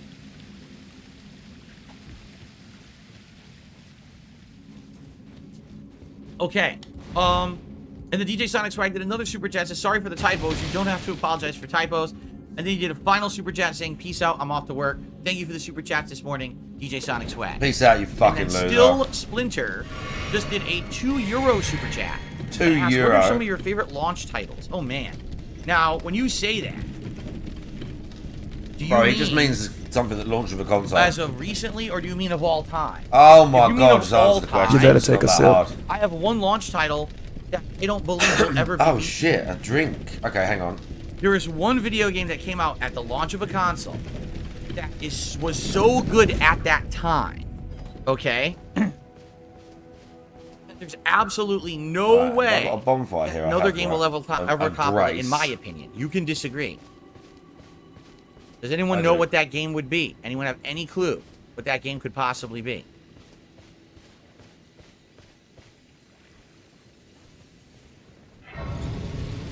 Right, hold on. We got some guesses. Street Fighter 2? No, Street Fighter 2 was never a launch title. Super Mario 64. That's a very good guess, actually. That's a really, really, really good guess. And in fact, I would say, for some people, that is it. And so I will acknowledge that as a correct answer. However, for me, my answer has to be with my favorite console of all time. The answer is Super Mario World with the Super Nintendo Entertainment System. That game monstrously advanced upon the formula of what platformers were at the time. Better graphics, better music, way more levels, way more advanced gameplay with what you could do with power-ups, flying, secret exits leading to secret areas, epic boss encounters. Chat. Like, everything about Summer's that game here, hopefully. monstrously Summer's pushed here. forward and advanced on what other platformers had done at the time. I hope you're all And having it a was nice a launch one. title that came with the con. Doing what it is that you like to do in the nice weather with friends and family and all that shit. As always, it's been weird for me, but I'm still here and I'm not going anywhere. 3, 2, 1.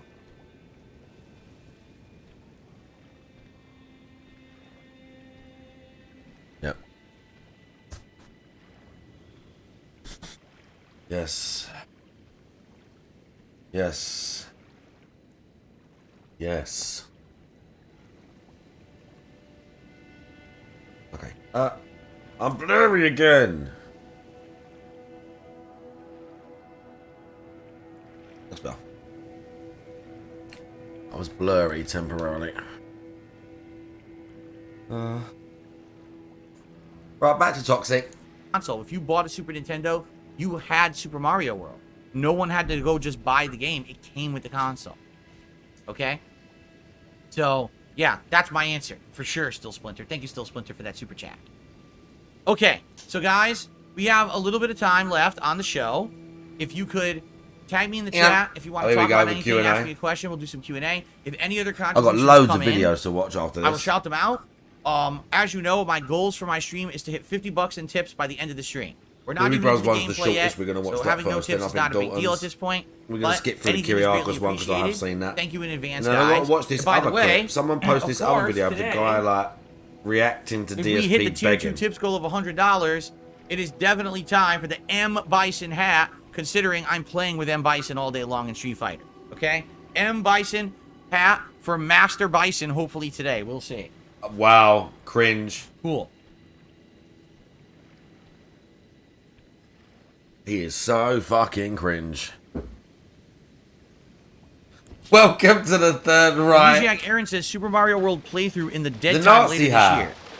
Did I ever do a solo Super Mario World playthrough? I did a co-op one Right hat. many years ago with John Rambo. I think I did Welcome a to solo the one. third right. I'm almost positive that I did. So if that's the case, Bro. probably not. Let me just double check that. But I'm almost positive that I did.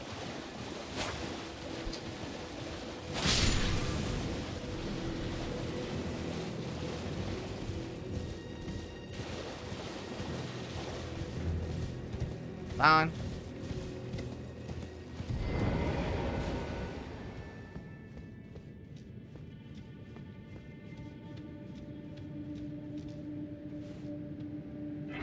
I have 3 pages of videos to go through. Yes. I played Super Mario World in December of 2019 when it was released on the Nintendo Switch. I did it as a like a chill late night stream deal with full face cam. So the answer is no. I will not be doing another playthrough of it. I've already done it. You can watch that one. And there's 2 playthroughs that I've done of it so far. There's the one I did co-op originally with Rambo over a decade ago. And then there's the more modern one in 2019. Okay. So there you go. Can't wait. How many versions of Animal Crossing do I own? 1. Just New Horizons on Switch. That's it. That was my first Animal Crossing I ever played. There hasn't been one since. So I've only played the 1. What a podcast, yeah. This is quality. You guys love this. I received a $1 tip. Bill, what about playing The Saboteur? It's a GTA-like gameplay Saboteur game. sucks. It came out in I played it. 2009. On PC, it plays well without I any actually issues. didn't beat It's that free game. on It PC sucks. Game Pass through the EA account. How's the rum? Did you Know say about rum? it. Yeah, that's right. Saboteurs. We've Anyone know also about got a it? nice ale here, I a don't nice amber recall ale. anyone ever bringing Nice that up pale before ale. today, which is weird because you guys have asked me to play like every He could wear the GTA Nazi spin-off hat with game. that. But I've never heard of this one, The Saboteur. The Saboteur, I'd I be down played it. for It that sucks. if it's Irish available guy and in plays Paris, well and, liberating you know, Paris, and the more you guys think you liberate might it, wanna it goes see it, from black maybe, and white to right? like colour. It's rubbish. It was rubbish. I played it. It was rubbish. Any confident contenders for Game of the Year so far? No, not really. For me, this has been the most underwhelming year for game releases probably since I've covered You games in the 100%ed first it. I 6 did months. not like that game. All the big I AAA did not releases like you that thought game. were going to be shoo-ins for Game I of played the Year. maybe halfway through. I So got. well. I mean, going through. And that's in the era where I used to beat almost every. I mean, I still beat a I fuck ton actually of the really games like I Another play now. Craft's Treasure. Let's be clear. I think that's a great game. But And Shadow I'm of the playing a Erdtree lot is of games really, because it's really not good even DLC. But outside of that, Most of the games I play, I I can't bet. think of other games that blew me away this year whatsoever. I think all the games are going to be backloaded into the second half of the year. Let's see here. Any plans for future co-op stuff right now? I mean, Not really working on that. I do Eventually, I'll get agree around with to the trying to anime replay the girls co-op I with was big going to do with my honker wife, stuff. but it's just not happening right now, FYI. Down the line, perhaps I will do more stuff with Brian, like with Street Fighter. It's up to him if he feels like doing it or not. We'll see. But right now, no, there's really no plans on any of that stuff right now. Jade says, remember to not get mad and chill today. Yes, so Jade, yes, this is what we're doing. Yeah, This is a new Jade. approach to Street Fighter. Thanks, Jade. Is that I'm going to be playing only around 3 Thanks, sets. Jade. What They'll would play we 3 do different without people, you, And then Jade? after the end of those sets, relax. What would we do without Okay? him and the SuperDeadMan? Oh, shit. And after that, I'm definitely going to hell, brother. after relaxing, doing like a 5-minute break, talking with you guys, shouting out going to hell. contributions, having a little conversation about those matches we just played, then go back. Hopefully by taking those 5-minute breaks every 2-3 sets, Just it's going to saying allow me now. to calm down, and the stream will be a lot more interactive and social. It'll be What? us talking and hanging out, as I'm also ranking up and playing with Bison, rather than just being like play, and ignoring you guys and getting heated. I want it to be a more laid-back experience. And I think it'll be better that way as a day stream. Fuck. At night, I always feel pressured for time. I don't know how much I'm going to get done on a night stream. With a day stream with 3+ hours to play, I think it's going to feel way more laid back and relaxed, and it's going to work better. So I'm hoping for the best, and I hope that's what happens today. Dabby says, the Saboteur, I played it back on the Xbox 360. It's It was true, amazing. Joe Blar, isn't You're it? an Irish spy type character. Stopping Yeah, I told Nazis you, in Irish World War guy. I II fucking France. told you. Really? But it plays like GTA? It doesn't. How is that possible? It's just right? because you're in a city and you run around and getting cars. That's literally it. It's nothing like Grand Theft Auto. And the police chase you, and there's kind of a wanted system. But like in terms of Am I like super sure actual I'm not playing gameplay, it's Fallout 3 nothing this like year? GTA. As long as Fallout 3 is not getting some kind of a remaster this year, I'm not playing it this year. No. Same way that, like, I don't know, stalkers Fallout like 4. Fallout I or wanna something finish like Fallout you 4, have and to that's drink enough Bethesda water for and me it's for 1 year. post-apocalyptic and there's a few other mechanics that it shares. What's the worst platformer I ever played? I don't know. Zombie Wolfpacks back in the 90s. You know, yeah. we would rent a bunch of games from game rental stores and Blockbuster, and some of them were really Chat's shitty. turning against me. Chat liked The thing it. is, you don't remember the shitty ones. There were a dime a Chat dozen. liked There were this game. tons of them. So, for me, I don't recall. I don't know.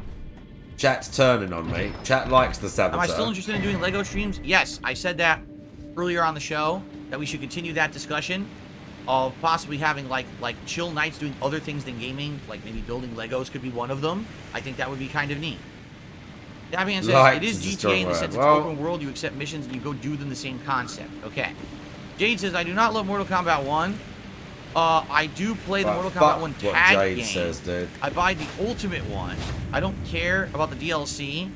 I'm not like all MK3 guys. Oh, what Okay. you're saying is you don't really care about the DLC characters, right? He says, he's like, 3 superhero show guys? Yeah, I mean, the thing with Mortal Kombat, I mean, you want to see an indication that a franchise knows that it's not a good competitors. Is when all of a sudden it starts bringing in these weird pop culture DLC characters that have nothing to do with the game, right? Listen, is it a neat thing that you got Omni-Man and you got Homelander in Mortal Kombat 1? Omni-Man. Yeah, I guess. What the fuck does that have to do with Mortal Kombat? You have missing characters in the critical or the core roster of Mortal Kombat, not in Mortal Kombat 1, but instead you're bringing in weird cartoon and comic book characters. Like, what are you doing, right? That just shows they know all the attention on their game fizzles out in a few months, and the only reason people go back to it and talk about it is because they have a weird outsider character showing up. So, so there you go. That's the only It's reason. like the man. Mafia. Everyone else hates Okay, that makes sense. I understand. So now I know what you mean. Sandbox style gameplay, but set in World War II. Okay, that makes sense. Theodore says the worst platformer he ever played was Bubsy 3D for the PS1. I never played any Bubsy game, actually. I never played any of the 2D or 3D Bubsies. I knew they existed. I saw ads for them everywhere, but I just wasn't very interested in them. During that era, like, on PS1, I was into, obviously, all the Street Fighter stuff. I had Resident Evil. I like that game Reloaded. You ever played that one, Reloaded? I like that top-down shooter game. I Brave, all the RPGs, Suikoden, Wild Arms, that kind of stuff. Brave Fencer Musashi. I thought that game was great. Everyone ever play that? That game was super good. The thing was that there was so many games available for PlayStation, and so many varieties. Like, that was so good for me. I didn't really care about platformers anymore. Like, I felt like platformers were old-style games. Right? If you wanted to play the classic platformers, Super Mario World, you play them. But I felt like at that point in the evolution of gaming, platforming just kind of seemed outdated to me. Like, you wanted to do different kinds of gameplay than the platforming that you've probably been doing the entire previous console gen. So for me, I didn't play platformers during that PS1 era. And so I probably missed out on a ton. I know there's probably a ton of good ones. I didn't touch any of them, basically. I just skipped them all. What's up, Game Boy? Good to see you here today. Oh, let's see here. I received a $1 tip. Black Knife The Assassin. Saboteur does have some nudity. You can turn that off in settings. Does it? I don't remember that. Of yours, I know that you would love this style of game. Okay. Well, I think it's kind of silly if it's a game about being someone sabotaging the Nazis in World War II. Why is there nudity? Oh, it's silly because no one was ever nude in World War II. I mean, it sounds like they were trying a little bit too hard to be like GTA, right? They wouldn't have had can dancing Did I or ever play like Rayman? promiscuous The women in original Paris Rayman at the time, game would they? I played on With all them PC. German soldiers hanging I never out. bought it. It came with a piece of PC equipment that I bought at some point. You know, back then you would buy a graphics card, you would buy a motherboard. Yeah, It would Burlesque come Club, with games. exactly. Oddly enough, I don't know why, but they would come bundled with games. And I remember I had Rayman on PC. Jesus I played it for a bit. I actually Christ. liked the graphics of it, but it was very difficult, and I didn't have there was no controller for PC that would work very well back in the 90s. So I tried playing it on keyboard, and it didn't work too well on keyboard, to be frank. Like, it was hard to control. So I never really got too far in it. But I did like the music and the graphics of it. And? Ooh. Oh, let's see here. I'm good, Iron Man the Power. Thank you for asking. AMS asks, would you ever be interested in playing old retro games on the Throwback channel as a change from the React style? Still throwback, but hit up old school Mario 64, etc. The thing is, if I were to do that, I would want to do stuff that I haven't already done before. I've already played all those. I played Mario 64. I played Ocarina of Time. I played the classic All right, Mario show games. off. I kind of did that, been here, done that. If I was gonna do something there, it would be something Been there, special. done that. Like for example, maybe I would do a retro marathon one day where I play through a bunch of old retro games, like maybe the classic Mega Mans or something like that, in a marathon setting would be kind of neat. In a marathon setting, So it'd what be you like mean the you PSP just stream for a throwback bit longer? Mega In a marathon, marathon something setting. like that. That would be kind of cool, I think. Do a special Fucking event hell. over there. Yeah, maybe something like that. So I'll have to think about it. I mean, yes, people have asked would I do gameplay on DSP Throwback. I'm like, yeah, but it would have to be old school games or whatever, you know, so that way it kind of makes sense with the vibe of the channel. But, you know, I'd take a time away from doing my other stuff if I do that. So let's see. Maybe we will find some time this summer. We'll think about it. It's a good. It's an interesting idea. Yeah. All right, dab hands. Well, I see now. That's pretty stupid. Replay Silent Hill 1. I would have to find a way to do that. How could I possibly replay Silent Hill 1 when they never remade it, right? They never remade the game. Yeah, And you can PlayStation. only play it currently on the emulated PS1. That's available only on PS3 I still haven't got a consoles, and I PS4. don't have a working PS3, nor am I I've gonna been buy looking for another one, but now. I've been like, So, I don't really have I access haven't to spent the Silent money Hill. on one either. I would But like I've to been replay it looking. again someday. I've only played it once, right? I don't want to shell out a fuck ton of money on it. Goldfish says GPUs still come with games, but modernized. Like I mean, if you run an he could. NVIDIA GPU and download a GeForce Experience, you get Game Pass for free for 90 days. I see. Is it a PS? Whatever it was. Sir Lugo yeah, says, would you be PS3, interested in that's playing the one. old Valve games like Half-Life 1 It's on the only mini way, PC? Drag. I know you played Back Mesa back in the day, but you never played the original Half-Life. Like Would you the guys want to only see me way. play the original Half-Life on the mini PC? This is, hey, I'm The down for original stuff like Half-Life. that. But no one really ever asks for it. You know, if people were interested in seeing me play throwback games like that, I wish I the mean, orange sure, box was why still on wouldn't Xbox I? backward compatible. I like experiencing gaming history. It's That'd be fascinating great. to me. Even if I suck at the games, It'd it's be still awesome fun if to I try could and still watch play and fucking play, right? Half-Life on So, Xbox. It's you know, amazing you I'm could down play for that if people Half-Life 2 on want it, but I Xbox don't for a really get while. demand for that old kind of stuff. You could actually play Half-Life 2 and then the episodes 1 and 2 on Xbox, bro. Kate says, I see your Street Fighter shirt is on today. Of course. When I'm getting serious, with But this I'm guy getting right here, serious. Look at this cringe I fucking gotta wear an appropriate merchant. shirt. There you go. Yeah, there The you go. original Half-Life is really fun. Cool. Malman, you need to stream them. They're like some of the best games ever made. Like, it's been a while since I played them, but truly, Malman, they are both amazing. And you should 100% play them. Badge of Honor, I have absolutely no idea what you're talking You about. have beat them at least once each. Just the fact that you grouped me in with Wings of Redemption in your They're question so good, is dude. something that I'm not interested in. So I don't know what you're talking about. I don't care. Okay. I bought the Black Mesa thing, but never played it, to be fair. No, I never played Sam & Max. I never played any Sam & Max game at all. I know that they had older games. He but would they had hate newer Sam & ones. Max. I've never played a It's Sam just a & Max puzzle game, he'd be shit at it. Just a puzzle game and he would suck at it. Okay, I literally just said I'm not interested, and you continue to persist, so now you can leave the chat. Game Boy. Would I do another playthrough of Dark Souls 2 after the Elden Ring DLC? No. Would I play another playthrough of Dark Souls 2 at some point? Yes. Would I do it now? No. Absolutely not. No. Yeah, exactly. I have to wait. Half-Life It's- 1. there is such I thing- very much there is enjoyed such a playing thing through as the too much of a Metal good Gear thing again. in a short period of It time. was extremely good. I just played the Elden Ring second run. I played another Crab's Treasure. Now we're doing Shadow of the Erd Tree. The last thing I need is when I beat Shadow of the Erd Tree to then go right into another Souls playthrough. That's just too much. That's just way too much.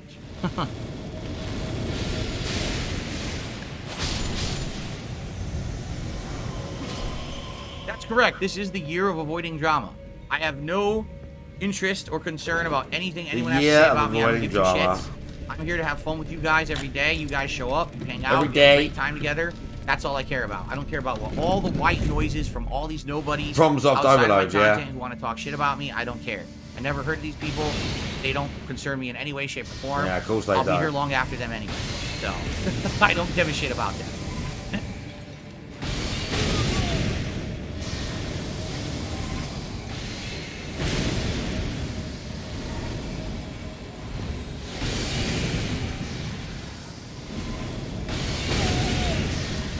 No, he actually just came back with a stock account. I've never heard of the person you're talking about. I literally have no idea what you're talking about. Bye. And if you continue to come back, I'll just keep banning you. At least everyone's dying. Would I consider going back to multiverses when they add rank? I don't know. I liked multiverses. You guys told me to stop playing it after 2 seconds. I did 2 streams of it, and you guys were so, oh, this game sucks. It's not as good as Smash. It's boring. So I stopped. You know, like, why would I continue to play a game that you guys told me to not play? Fault. So I enjoyed it. You said no, so I stopped. Chat's fault. Some desire later to go back. Maybe I would go back. The thing is now, of course, everyone's been playing it for what, a month and a half. So now they'll all be better than me. They're all going to know way more than me how to play it. You know, I was playing it when it came back, and so there was a chance to get in on ground level with everybody else. You know what I mean? Chat's fault. But now I'm away from it for a month and a half, playing Street Fighter way more heavily. So I don't know how that's going to work.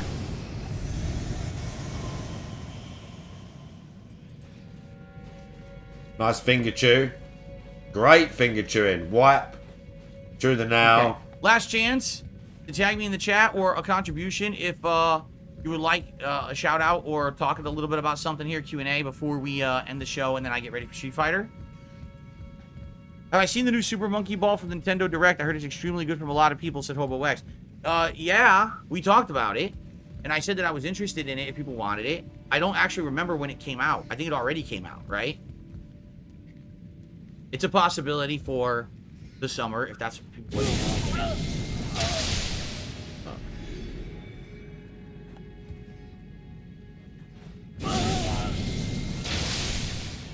Leonara says, when you say you guys talking about stopping a game or something, what do you use to judge that? The stream. I streamed Multiverses twice, okay? Each time that I streamed it, halfway through the stream chat started complaining they were bored, viewership dipped, engagement dipped, support slowed down. One of those Multiverses streams, I had support on the podcast and literally 0 contributions the entire stream until the very last minute when 0 contributions. They got kind of felt bad, right?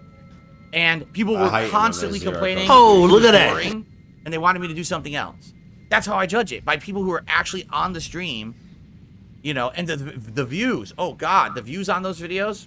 You just remember to have to talk about the views as well. The views, oh God. No one cared about the game and my content. Weird, because I think the game's quite sound and fun, and I was learning and everything, but people didn't seem to give a shit. So if you don't give a shit, then I'm not gonna give a shit. Wow. So this is not me putting out content for me. I could just turn the camera and the stream off and play games offline if I want. I'm making content for you. So if you're telling me you don't like it, then that's that, right? You don't give a shit. I don't give a shit. You don't give a shit, I don't give a shit.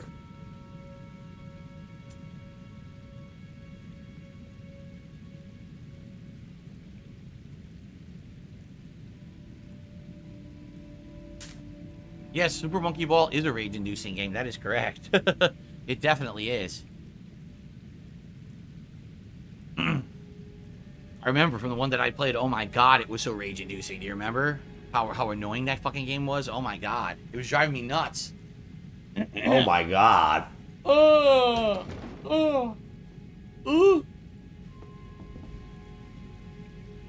man.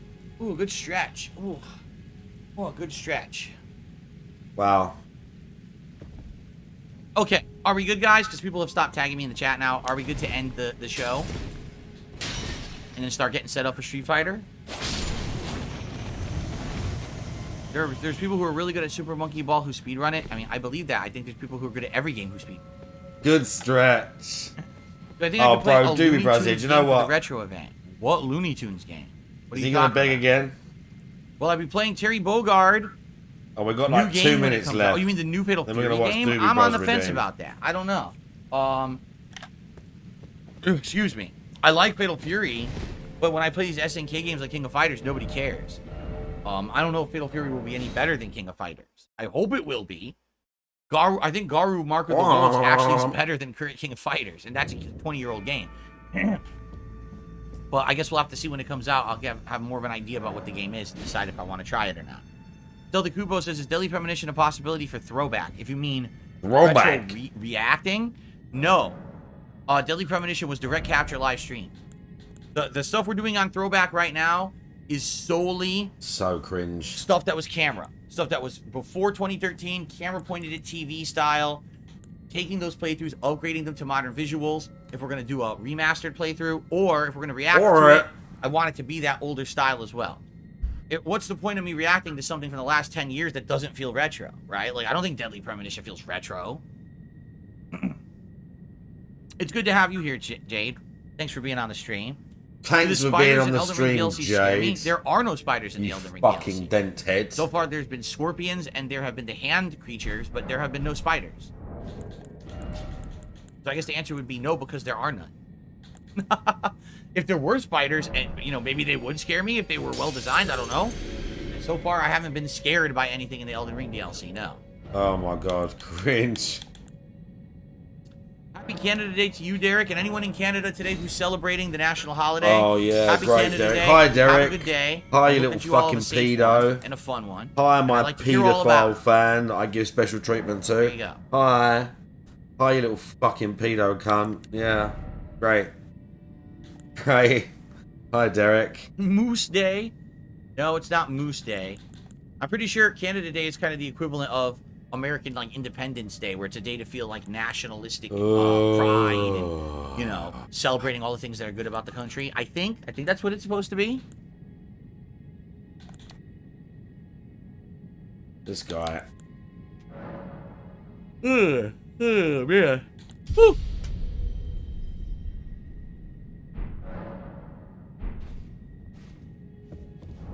Yeah, I heard a lot of the country is having a heat wave right now. We are not. We are not having a heat wave. We have a lot of humidity right now, but not a lot of heat. But I've heard a lot of the country's been under a pretty bad heat wave, and I'm sorry for that. I hope that you all guys are all staying cool and safe. Kyle from Canada says, thanks. Can I shout him out? Absolutely not, Ungoy. How dare you ask me to shout out Kyle from Canada on Canada Day and wish him a happy Canada Day? I would never shout out a Kyle from Canada and wish him a happy Canada Day on my stream. How dare you presume? You're so presumptuous. I tell you.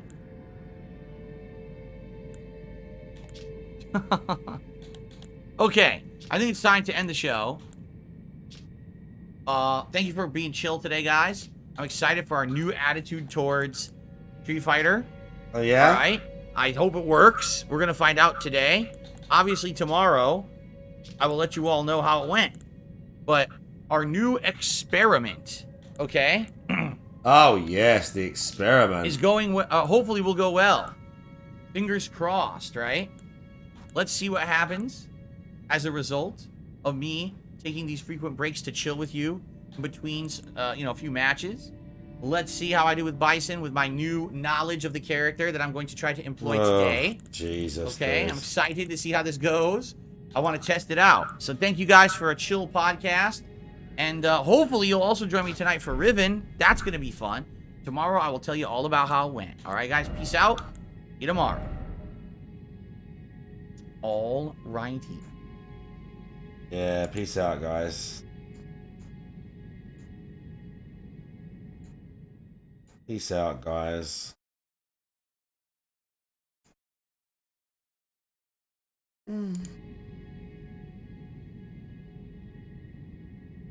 Oh, I kind of.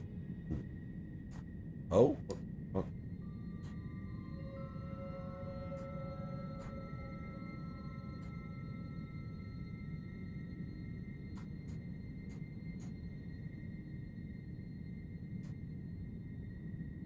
Whoops. Right, here we go. You make me This is Shut Up and Lift, the new shredded sports science video. very uncomfortable. Look at me and look at you. Humble and beautifully said, but I think it needs a bit more elaboration. Know your place. There it is.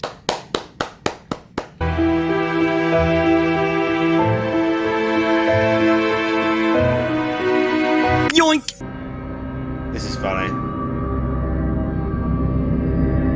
That was the latest streamer who walks up to people and does stupid stuff to provoke a reaction. Slaps If him. there's one universal rule in life, it's never take off Bradley Martin's hat. doesn't He come will across as like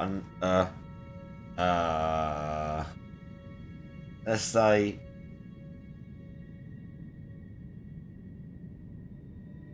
I don't know, bro. He's just kind of cringe, but like fair play. Smithed him. Damn, actually? All in a day's work. Oh, I didn't know that was bad. My bad, bro. Like, actually. Just shave it. I don't really know much about him. I didn't know he was bald, and he slapped the dog out of me. Shut up and lift.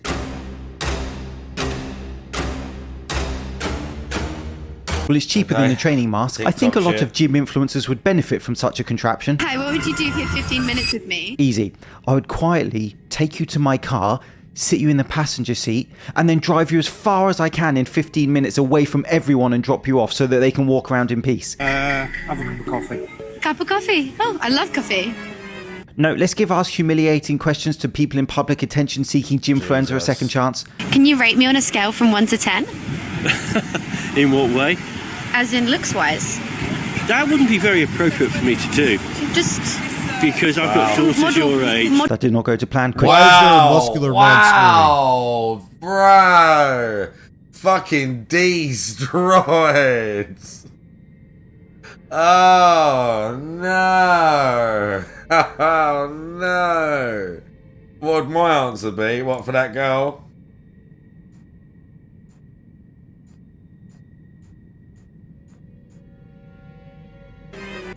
No, let's give our humiliating...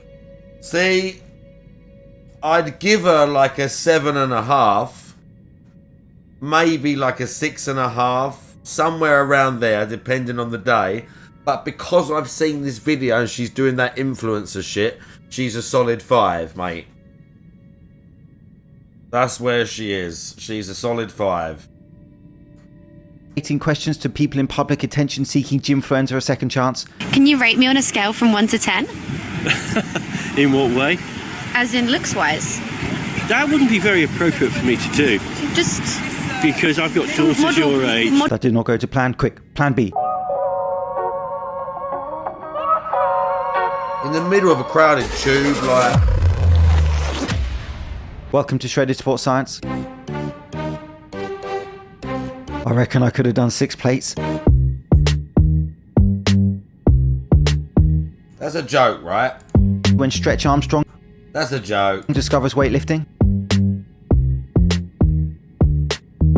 Oh! Is that a good idea? Do you need your shoulder? Look at that.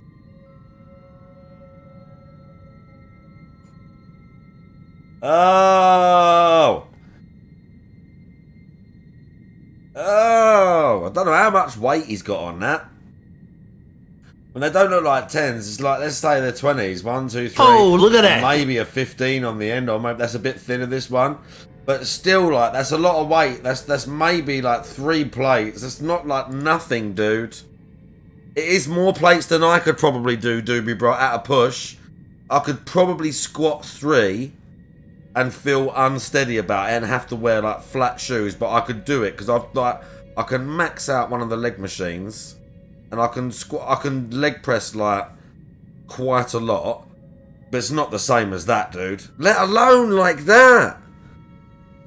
I couldn't squat 4 plates. No, if that is 420s, no way. No way, mate. Shoulders at all at any point in the future. Let's restore some common sense. When your pre-workout is a workout.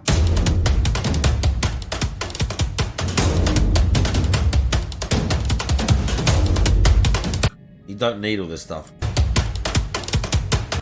You don't need all this stuff. You literally don't need all this stuff. You literally don't need all this stuff.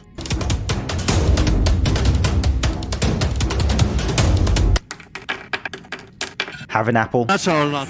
I am natural. The only Oh, William Bonac. This was ridiculous.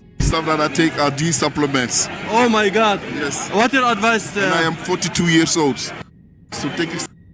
He's a Mr. Olympia competitor, by the way. This guy is a Mr. Olympia competitor. And he was like, again, I get it. He's trying to sell supplements. He's maybe not internet savvy or something. Like, he don't get it. But, like, don't say that, dude. Don't say that, Bonac. Example of me. That was professional body. Good Lord. Builder William Bonac. Sorry. Olympia medalist. William Bonac, once again adding some much needed sincerity to the fitness industry. That's all right. I am natural. The only stuff that I take are D supplements.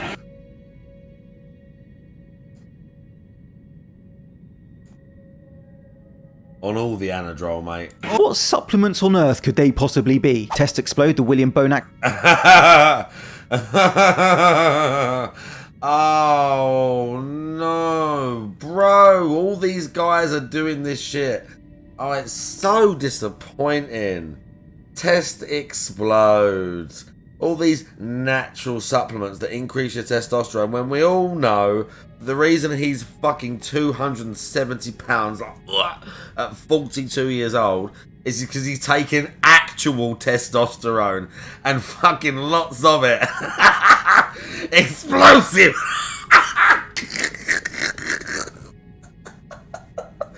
Oh god, test explode. Oh! Look at him. Oh!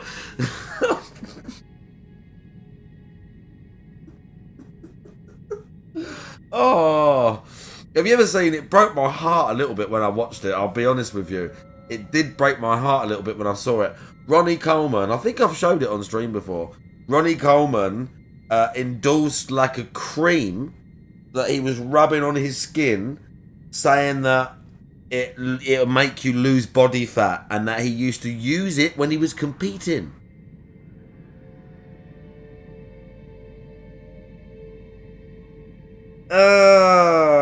Ronnie, bro. It's true. It's true. I'll find it now, bro. I'll find it now, because massive L, by the way. Massive Ronnie Coleman L. I don't want to say this. It's Ronnie Coleman. Oh, look at that.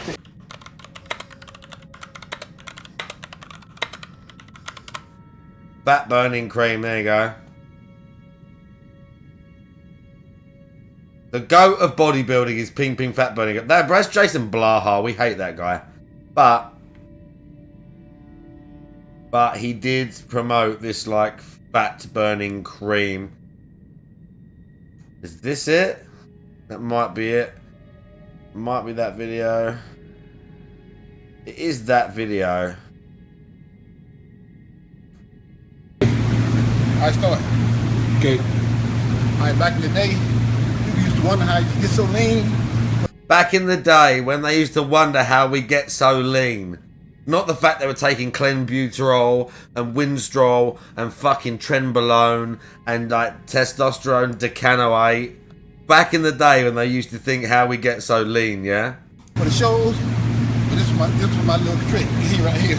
This was my trick. I used to put this on just about my whole body. Bro, this is breaking my heart watching it again. We call this strength toning lotion. And it works like a miracle. Put it on there and rub it in real good.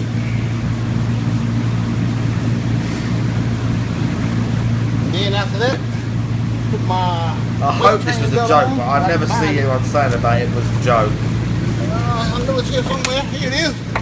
Right here. I hope it was. And do my cardio. Yeah, buddy. Lightweight, baby. Peanut butter peanut. Hey. Yep, that's it.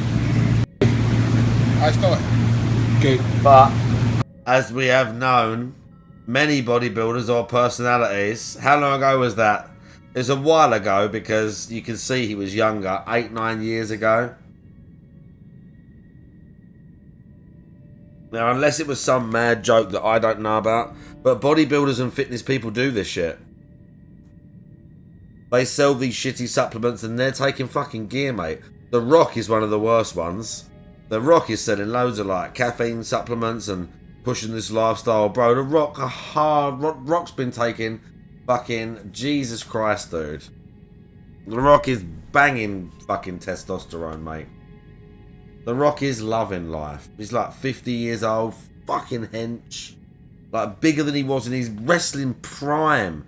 The Rock is in his 50s, bigger than he was in his wrestling days, when he in his prime, in the prime of his life, wrestling in the WWF, training every day like an animal. wrestling, young, and he's bigger now. And he's like, oh, I get up at 4:30 and train harder than everyone else. Do ya, mate? Do ya? Signature series, including Tribulus, not evidence-based for naturally increasing test, fenugreek. Fenugreek extract supplementation has no effect on the hormonal profile of resistance-trained males. Let's just say that the researchers sat on the fence with that title, and D-aspartic acid, where test increase was found only in rats. But to be fair, at this point I trust rats more than fitness influencers. But it must work, because here's the evidence. And it wasn't really a surprising result. This is exactly what we predicted at prejudging. That I've been most impressed by what we've seen from William Bonac. He looks like he really revamped his physique. He came back fresh. It's a test booster, Nick. I'm totally natural. I'm totally natural. Incredible potential, those things. I think it's fully safe to say that William Bonac is back. I am natural. The only stuff that I take are D supplements. I am natural. These guys, bro, so shameless, man. Unreal. Talking of nonsense, I have a video on my other channel about anomalies found on Mars. The United Family of He Anomaly loves trying to Hunters, pimp what a his name, other just channel, don't doesn't drink he? the The punch of the alien special channel. party, are an He organisation of loves people who alien go through stories, thousands of like images aliens, taken on weird Mars by shit. NASA robots He's into and some look for things freaky that shit, this don't guy. belong. Straight cut lines in rock, building-looking structures, statues, unnatural shapes. What do you see here? Did anyone say a giant humanoid figure with visible facial features and the arm? Or was that just me? Come on, admit it. Linked above and below for people interested. 6 months ago you made a choice. This is gonna go well.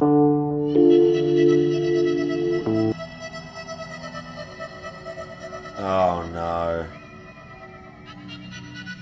Oh no. Bro, Rocketman tier 1 for 17 months. Thank you for the resub. Thank you for the resub, Rocketman, dude.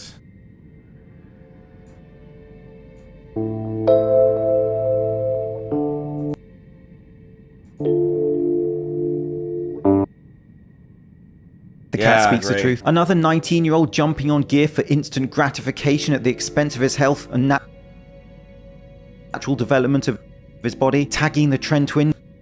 Can you see wanting how to be smooth, another like, young bro? Can you see like these young guys that are taking gear?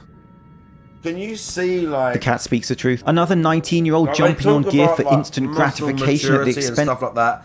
Can you see how like smooth they look?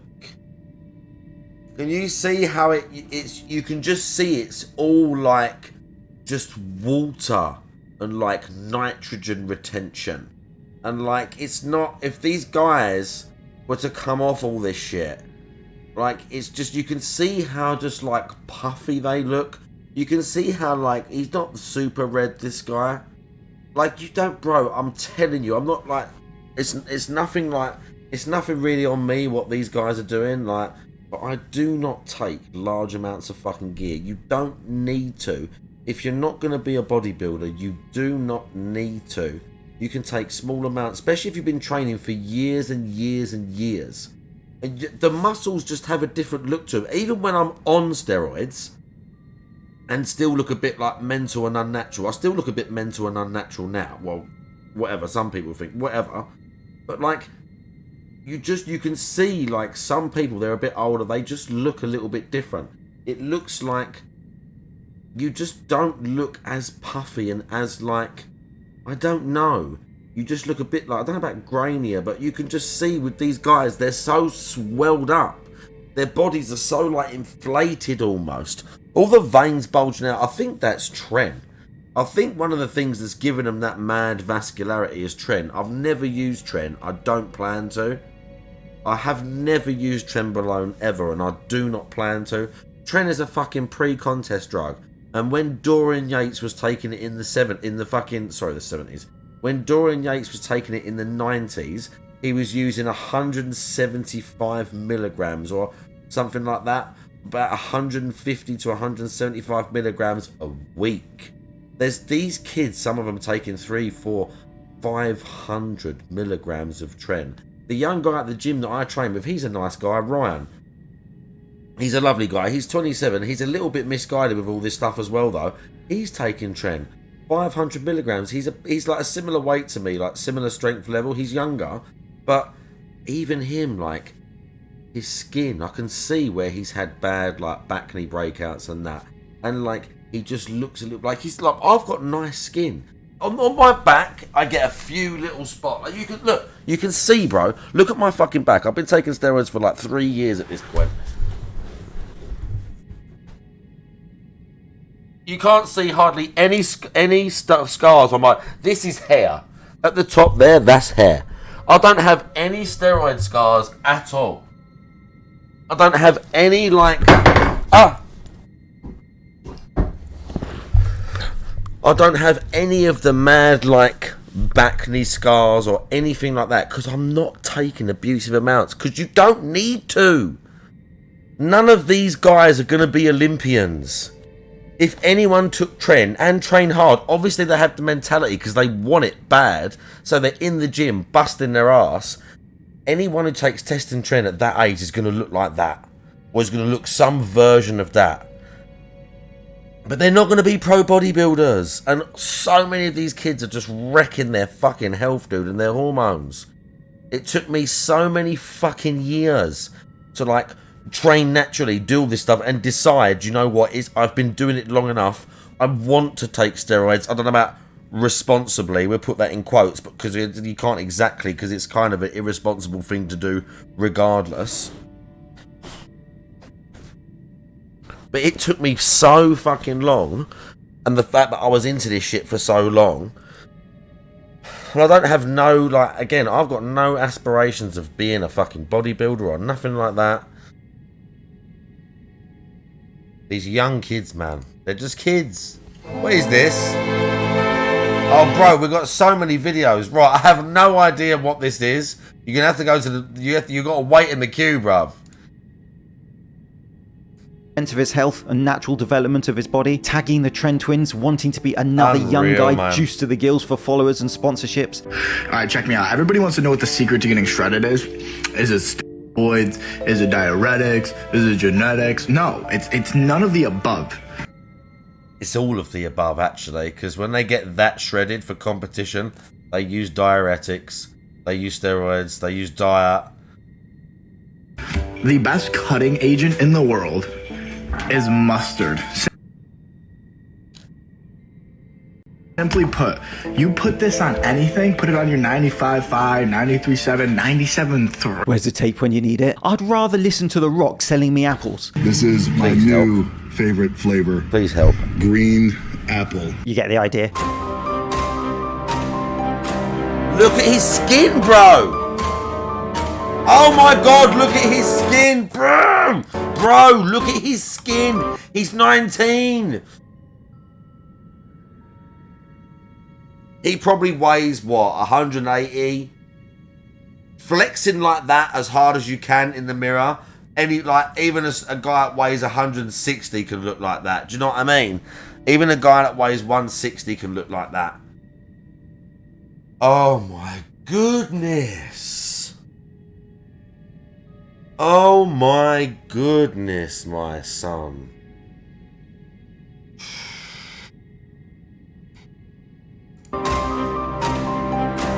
How's the skin looking? It's telling you to stop, mate. And so here is his response. Health concerns. Majority of my comments are health concerns.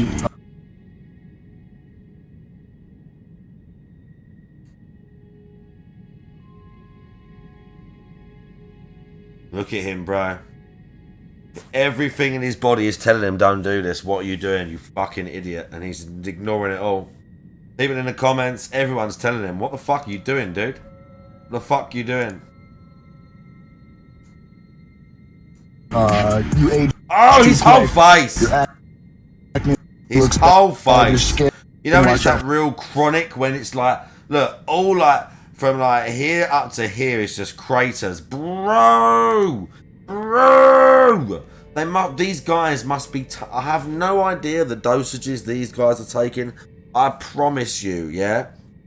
I swear to all of you, since I started using steroids, I've gone from maybe 175, 180 pounds up to about when I was on cycle, the most I got up to was like 215, 216. But I've got like, I've put on like body fat. I've put on body fat on my belly. Like, I mean, it's not like a lot, but it's still like, it's still part of the story.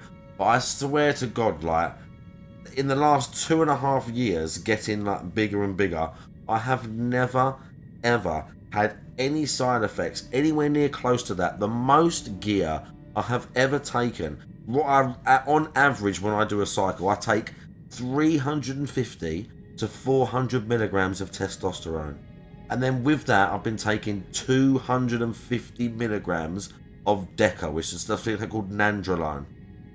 And sometimes I'll take orals at the start. They don't really recommend it now, but I just kind of like it because I'm a bit irresponsible. Like when I start to like kickstart, because orals work faster, I take like 40 milligrams of Dianabol a day, or I take 1 Anadrol, which is 50 milligrams normally, for like 4 to 5 weeks at the start, whilst you start to take all the other stuff as well. The only thing I added in recently was something called Primobolan, and that's not for necessarily building more muscle. It works in a way that helps you prevent gyno. So I was taking 100 milligrams of that as well. 100. That's it.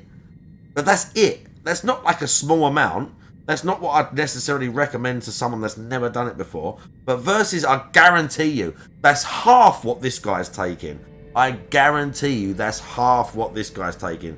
This guy's taking like 500 milligrams. I guarantee you 500 milligrams of testosterone, 400 to 500 fucking tren, and he's probably eating some of these fucking Psalms and whatever else they give them cunts now.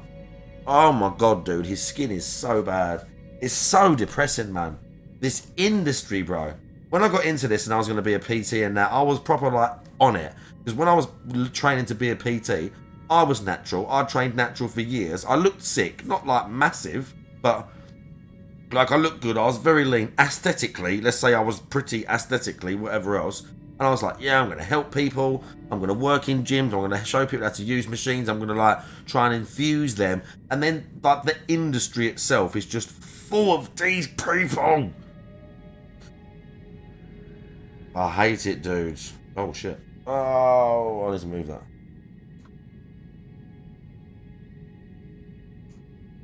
For your heart, I do appreciate it. They come from good intent. I just want to say, as a 19-year-old hopping onto the course, it's hard to do it safe. But I'm doing it as safe as possible. All the greats wouldn't be where they are today without taking risks.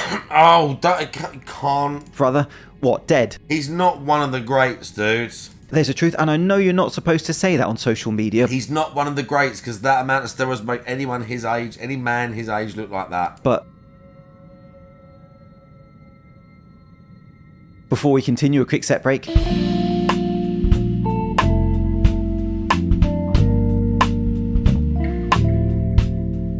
Oh my good lord. Bro, these girls are out of control. There is a recent study into antagonist supersets versus traditional sets. Oh, antagonist supersets. I love one of those. Do we know what an antagonist superset is, chat? Don't look it up, you fucks. What's an antagonist superset? You have not missed your redeem yet. Someone tell me, quick.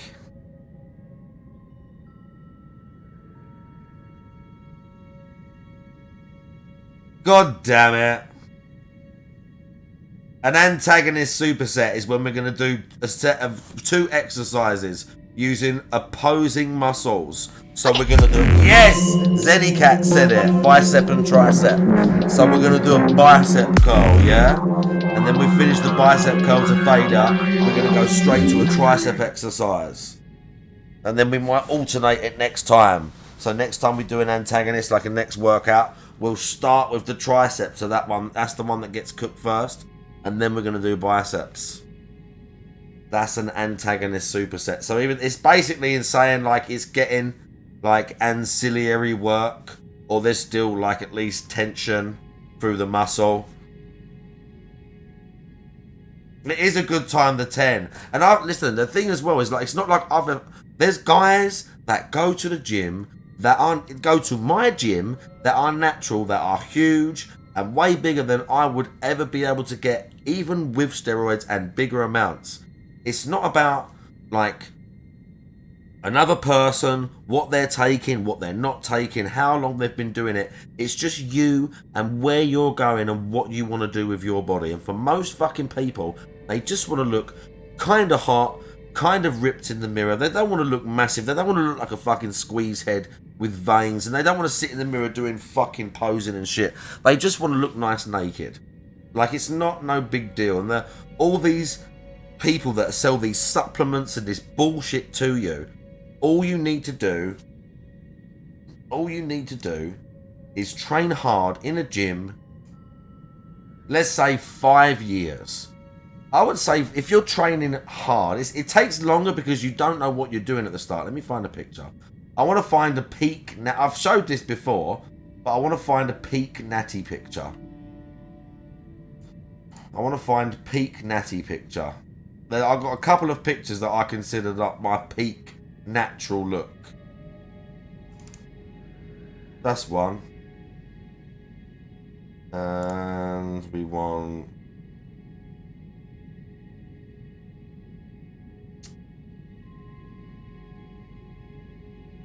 There's these couple of pictures. There's one of me standing there like that, but I can't find it. There's one of my back. I need the one of me standing face on as well. Maybe it's in there.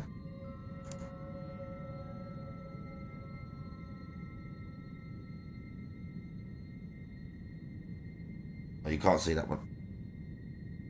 I know you can't see anything. I know it's taking a while. I'm just looking for it. Because I want to like... I want to make a point. I mean, I've kind of already made the point, but still.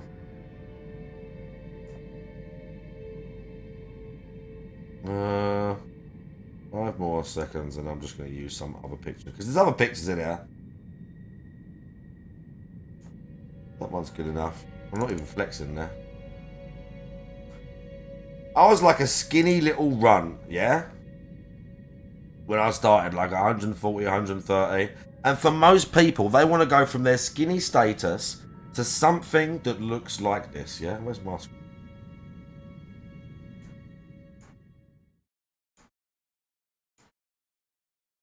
Something like that. That's like 5 years ago. I got a little bit bigger than that naturally, maybe. Like, I'm completely unflexed. Again, like, much bigger than when I started. I was a skinny dude. Like, much bigger than that. I was like 175 here.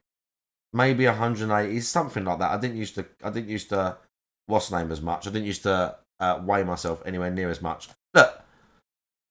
That's what I look like natural. That's what most people want to look like. And I'll tell you what else. That's what most girls want you to look like. That's what most girls want you to look like as well. Okay? That's what's attainable for most people. That's what you will look like. There's in some form or another. If you're some skinny little dude, depending on your genetics and whatever, you're going to fall somewhere around here. See how I don't look like quite as like full. Everything's not quite as full and there's not as many veins, but everything's very slender and nice and it all fits in. Do you know what I mean? Yeah, natural, dude. And then, fuck. I haven't really got a recent, steroid. I mean, this isn't recent. I'm a little bit bigger than this now. But you just saw the natural pictures, even though I wasn't flexing. It's a bit, look, but I mean, you can see. Natural. Not natural. Natural. Not natural. Natural. Not natural.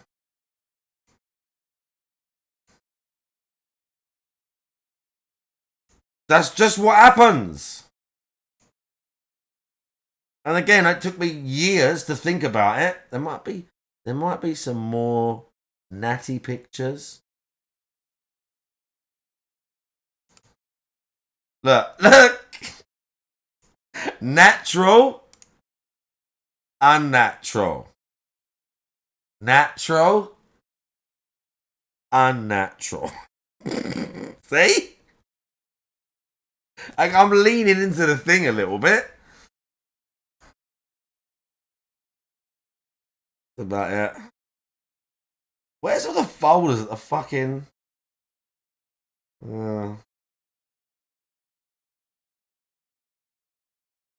Oh, shit. Oh, shit.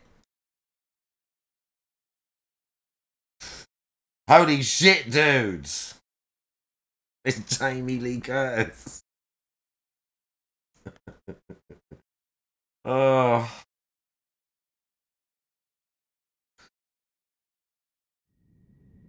Was the steroids worth it? I mean, for me, I'll be honest with you. For me, yes. Like, I'm not saying worth it as in I gain from it like monetarily, or saying it was worth it like I didn't necessarily achieve a goal, but at least how I wanted to live and what I wanted to do in the gym. Yeah, I wanted to do it. And I do sometimes have a little regret, or a little bit like, oh my God, I'm going to be taking testosterone for the rest of my life. But, like, for me, for where I was in my life, no, I don't regret it. Like, I like doing it, I don't regret it. But, in 5 years, when I'm sitting here, maybe my liver's fucked up and I'm still streaming, but I'm, like, going to the hospital because I fucked myself up because I took steroids, I might tell you a different story. So, don't necessarily, like, you know, I don't regret it yet. And that kid don't regret it yet, you know? So I'm not saying it's a good thing, but I'm trying like to not fuck around with it and to be like normal as I can with it. But I, you know, at the same time you only live once, and I love the gym, dude, and I love looking like this. Not just necessarily, there's a little bit of like peacocking and that, like, yeah, whatever, but I genuinely love it, dude. Like, ever since I got into fitness, like, I love it. And then I got into like actual bodybuilding and started watching like the videos and the old documentaries. I love this shit, dude. Same as I love streaming. So for me, it's not just about like, oh, I look a certain way because I wanted to like attract women. Women, I'm telling you now, women don't want people who look like they take steroids. The vast majority of ladies, there's a small subset of women who like a guy who looks like overly like a bit of a gearhead or whatever. But most people, they might think you look like okay, but they don't normally go for someone that looks like they take steroids. They want the other one. They want the natural one that I showed you. 100%. Like 8 to 9 times out of 10. But yeah, it's not just like I'm getting something out of it that way. Like I'm into it massively, like a hobby. It's like I've been working out for 10 plus years. So like it's like a massive part of my life. And so yeah, I'm well aware that it might give me health issues down the road, and I don't advise people to do it, but I do enjoy it. I do it semi-responsibly. And I'm not trying to compete or do anything like with it. I just like looking like this. And I enjoy it. I'm not going to lie about it. I enjoy it. Like, I enjoy it. I do it. I did it when I was older, so maybe I've got my head screwed on a bit more. 19 is insane to be taking steroids. 19 is just insane. Even if you're going to be a bodybuilder, if you're going to be a pro bodybuilder, you've got the genetics. You'll have those genetics at 25 when you can train naturally a bit more. Like, 19 is wild. But some of the guys do it that young. Yeah, they do. Antagonist supersets involve supersetting opposing muscle groups, for example, barbell bench press and a back row. Doing those two exercises back to back with no rest would be an antagonist superset. The study took a sample size of 43 trained lifters over 8 weeks, and it found no difference in hypertrophy between the superset group and the traditional set group, but that supersets required 36% less time in the gym. A disadvantage of supersets were participants feeling nausea in the study. It's not for beginners. Supersets are intense, especially the example I gave earlier. So where does that leave us? Well, you can use supersets as a tool. You don't have to. Traditional sets are excellent for... You have space, but I would never superset like bench press with like a row. Like a heavy... If you're doing a heavy bench press... Like, that's going to fucking take it out of you. Same as with then when you're going to do a bent row after that. Fuck no. If I'm supersetting bench, it's going to be with like a fly or something like that. I've been doing this. I've been doing a superset recently. Let's say the last, like, I don't know, 3 or 4 months. Where I've been doing like a front raise with a dumbbell for the front of my shoulder. So I've been doing them alternate, like 1, 2, like up to I think like 8 to 10 each. And I've been doing them with like 20 kilos, 22 kilos. And then I get to the ends. And then I'm standing. I'm not sitting. I'm standing. And I bring them up. And I've been doing like shoulder pressing with them. But like quite slow. And coming down right to like here. And doing like... Because it's very light. I can shoulder press like... Especially sitting down. I can shoulder press like twice that weight. But because I've already pre-exhausted it. And I'm doing it like super slow. I can do maybe 3 or 4 reps. And I get to here. And I go and push, I'll give everything and there's just nothing left. With like a 20 kilo dumbbell. I've been loving those. But that's my front delt superset for you, chat. You can have that one. Front raises and then bring them both to here. And do like really slow like overhead press. And it fucking kills. Because especially if you bring it down like you're trying to touch the edge of the dumbbell onto your shoulder. Yeah, it's awesome, dude. Like, it's literally like you're trying to touch the outside of it right down onto your shoulder. Just like, you can feel everything stretched out across here. And because you're doing it with a lighter weight, it's like safer. You don't like bringing a big... If you can lift heavy, like, doesn't even if you can't, like bringing your like max weight for shoulders down to here is so much like... You're like, back. That's not nice, dude. But with a light weight, it's cool. Hypertrophy, but if you are time pressed in the gym, you have family commitments, work commitment, not a fitness influencer who has all day to make gym comedy, then supersets can be a valuable tool for you to get the work in. I will say, whether it's an agonist, antagonist, or just a regular superset like you do one exercise and then one exercise straight after, like supersets are great, use them. I like simple ones, like just like you wouldn't call it a superset, it's a drop set, but it's basically the same thing. Like you just do a set of curls or whatever, and then you do a set of curls with half the weight, 2/3 of the weight, and go to failure, a bit slower. Again, it's the same thing, just because you're doing the same exercise. Like you can vary it a little bit, but like, I love shit like that. And again, it is super effective.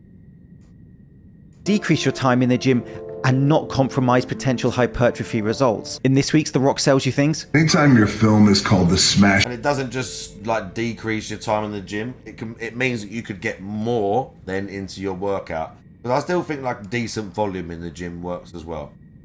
I don't know that, that HIIT training definitely works for some people. But I think for most you need like a decent amount of volume as well. Volume and intensity, dude. Machine. Well, you're kind of gonna get smashed up. Oh, look at this. Is this when The Rock... What's he selling here? Like tequila or something? Sucker right there. Looks like I have a cantaloupe. Oh no, this one's about an injury he has. And then there might be some soft tissue damage in there. That's a lot of fluid. We'll see. I got to get it out of there first. So I've been there before, but if you look at that thing, if you guys have any advanced advice on some great anti-inflammatories, please let me know. I hope he recovers well, but it seems a bit unusual to be asking members of the public for medical advice. Maybe he's just... The Rock's wild, dude. He's lost the plot, man. Exactly the 10. Very good point. Do what you enjoy. Because if you read something where Tom Platz says, and don't get me wrong, I think Tom Platz is fucking awesome. But if you read a thing where Tom Platz says you have to do hack squat and you have to do squats like, excuse me, like 30 reps to failure, and you hate that, and every time you go and you eventually don't train legs, or you're just dreading it, whether it gives you results or not. Like, I'm not saying don't do things that are hard, but yeah, you have to enjoy it. You'll definitely find a groove of exercises that work for you and feel right for like your body and your anatomy.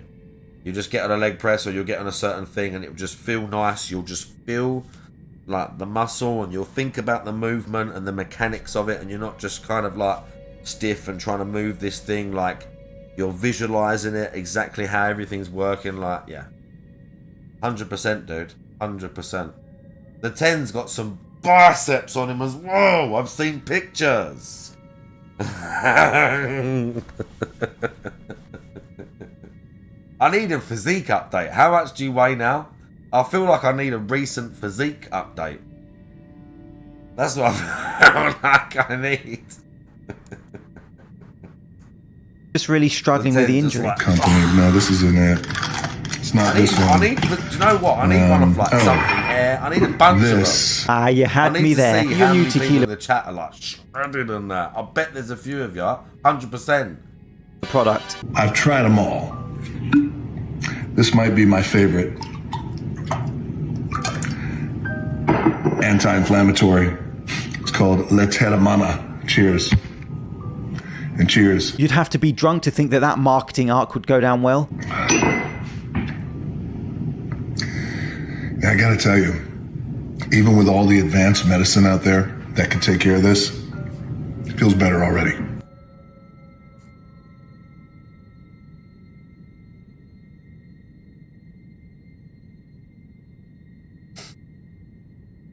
So cringe, man. That's The Rock doing this.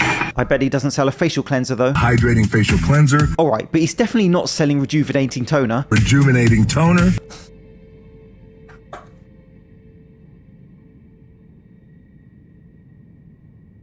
Oh, no.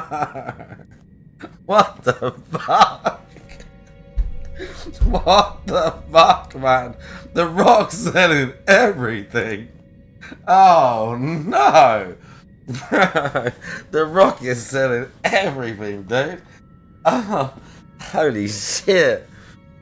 This is bad news. He'll sell anything, apparently. What a beast. This guy's a beast, dude. Oh, he is getting that bag. Restoring facial moisturizer? Restoring facial moisturizer. What next? An awakening eye gel? Awakening eye gel.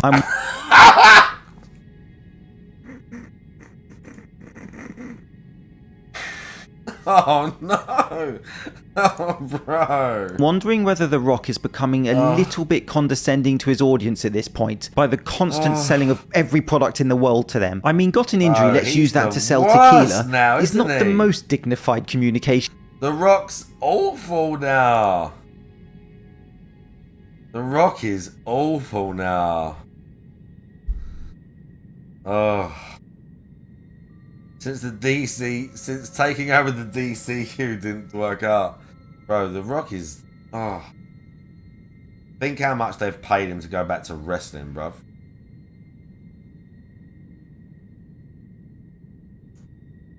Is it? Here we go. I mean, look, he's... What, how old is he? 50 what? Look how big he is. And The Rock doesn't exactly deny taking steroids, but he kind of... He's never addressed it, and he kind of does imply, like... He doesn't ever say that he looks the way he does with the help of anything that's unnatural. Oh.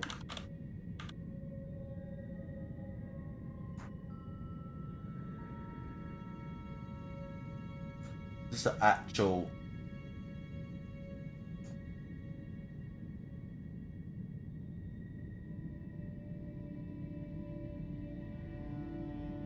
When's that? I mean, this is recent. Bro. I mean, look, he had the frame. Look at his legs. He had the frame. He says he took steroids once when he was 18. We can't see it. How are you going to use this picture, dipshit? I can't see his body. You idiots. But like, he says he took it once when he was like 18 or 19 or something. This is terrible. We can't see anything. Just of stuff when he was like older. Look, these two are almost useless. But you can even kind of see, look, this is him, like, how old was he in that picture?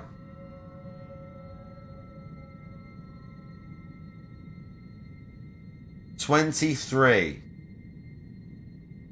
He's 23 here. Even in this one, you can see, like, he's a bit softer. You can just see, like, the bulk of his, like, torso. The way his chest is just, I mean, this is a highly, like the contrast is mashed up on this photo. But look at him, dude. This one, he's like in his 30s or whatever, late 20s. Like, peak. That's like peak. This is peak. The attitude era. I don't know how old he is then. Well, at the age of 32. Hang on. It says 23. 1997 to 2002. He's, again, like late 20s, early 30s. Like, that's like when he's peaking. And then here he's like 50.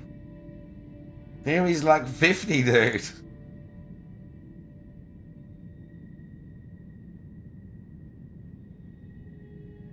Is he not? He got 20 million for WWE. He owns a portion of it.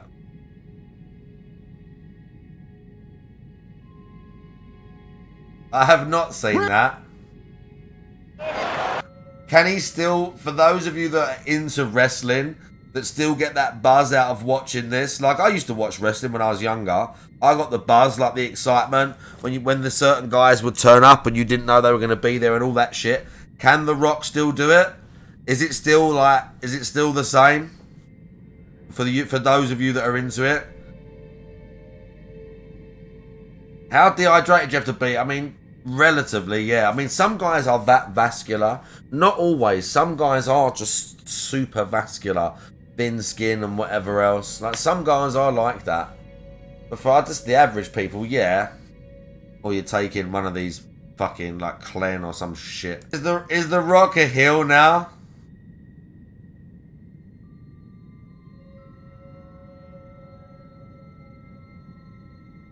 Nice. Wow. But I mean, yeah. Definitely not natural.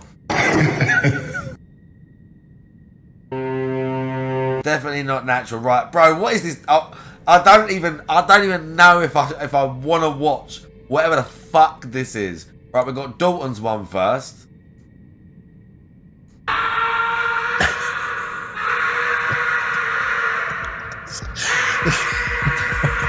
Is this quite a good video? Hey folks, Dr. Mike here. Oh, who am I again? Professor of Exercise and Sports Science at Lehman College in the Bronx in New York City. Renaissance Periodization. I highly recommend this YouTube channel. Look at that. Founder of Renaissance Periodization and co-creator of our suite of hypertrophy apps and training apps. And I do have an admission to make for you today, It's an uncomfortable admission, but I think it makes maybe in today's a few too trying many gay political jokes, times, get around that. Fence sitting won't work anymore. It's time for me to take a stand. And I'm going to take a stand by admitting something to you that is uncomfortable for me to admit. Because every day I fight against it. I am mortal. Whew. It was tough. And I am not a god. Now I'm doing everything in my power to engineer my way towards godlike immortality. Why do I tell you this?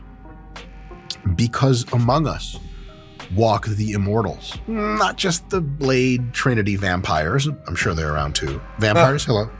But true gods, heroes, men of whom word spreads in only one of two ways. Way number one, whispers. I heard he's here. Jealous whispers. He's coming. Rumors. Is he real? No way. And the other way is screaming at the top of the lungs. during and by said female in an orgasm experienced by her to the very thought of this god, and or if she's very lucky, a direct physical experience. Mike, what the are you on about, bro? Oh, but you already know, because you saw the thumbnail, didn't you? There are men, and brave men, and capable men, and strong men, and there are gods. And Kyriakos Grizzly is a god. And not just because he's Greek, but that doesn't hurt. You guys remember Hercules? I don't either, because the strongest man ever from Greece is Kyriakos Grizzly. Scott, the video guy, roll that shit so we can just do one thing together as our little YouTube family. Bask in awe. Let's do it. Oh my God, yes. Oh God. The scale says full. You see, folks, that is because how do you weigh godhood? You shudder at its presence. You drop to your knees.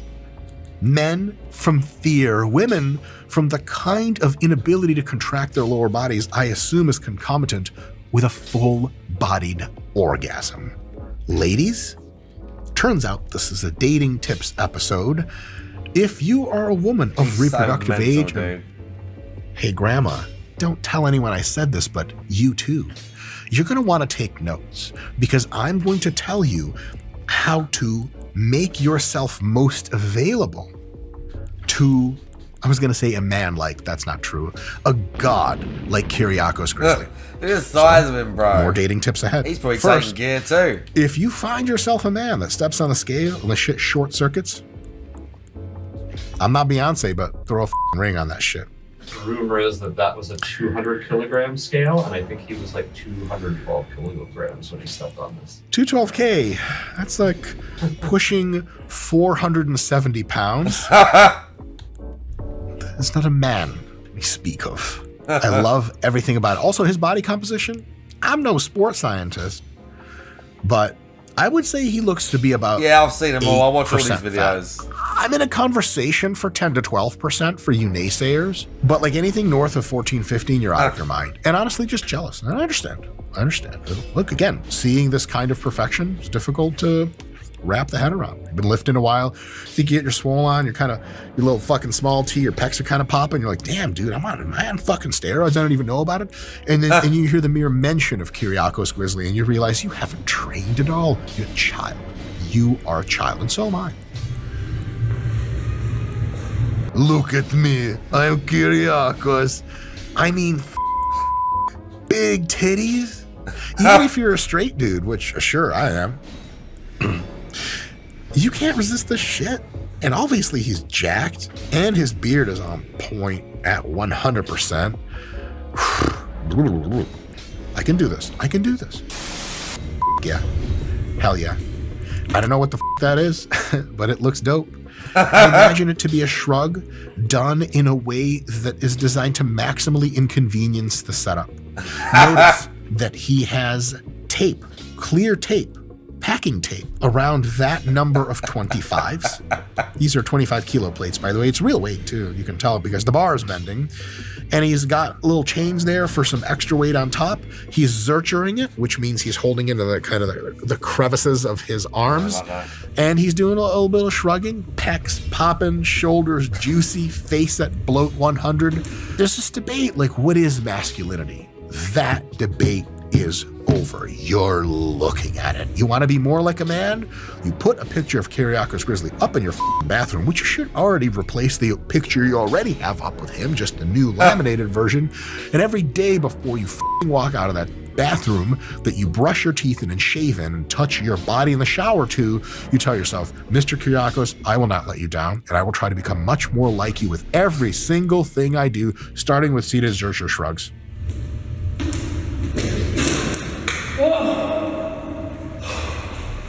Some of you may be asking, oh, he seems quite tired from that. How come? I thought he was a god. Ooh, good one, folks, but you're not that clever. Scott, you grew up Christian, yes? Sure. Scott, what did God do on the last day after he created the heavens and the earth and man? He rested, my guy. God's rest, folks. 4D chess. Kyriakos is playing with you pussies out here.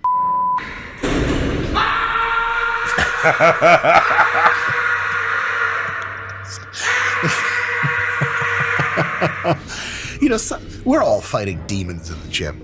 And because he's a god, he's fighting like the devil, I assume, or multiple the devils. Sometimes you got so much shit in there, and I don't mean clogged arteries.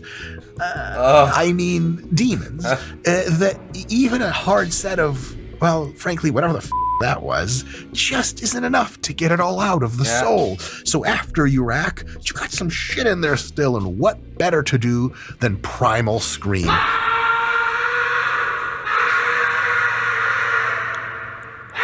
That guy's like, yeah, I have no idea why I'm celebrating. What happened? Did that range of motion exceed 1 inch finally? Okay, honestly, that flexibility is dope. I can't do that shit.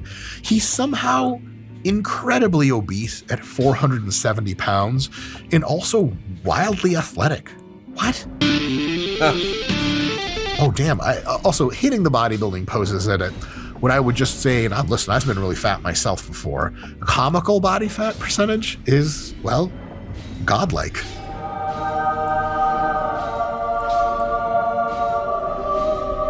Because you could say to yourself, if I were this fat, there's no way I would hit bodybuilding poses because it would be embarrassing. And I understand you as a mortal human, because I am too, unfortunately.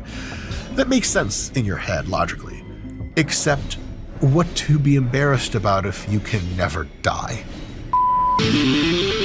Good morning with bar dump for no reason, re-racking it. Partial bent row deadlift combo.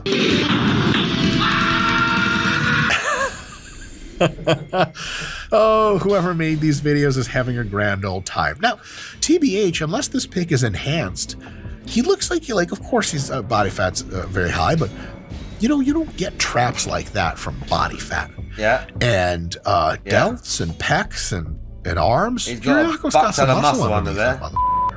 And, I mean, George Clooney's good looking, but this, a real man, as we say in Russian. Yes, nothing like bar carries. Oh, and I love the angel wings.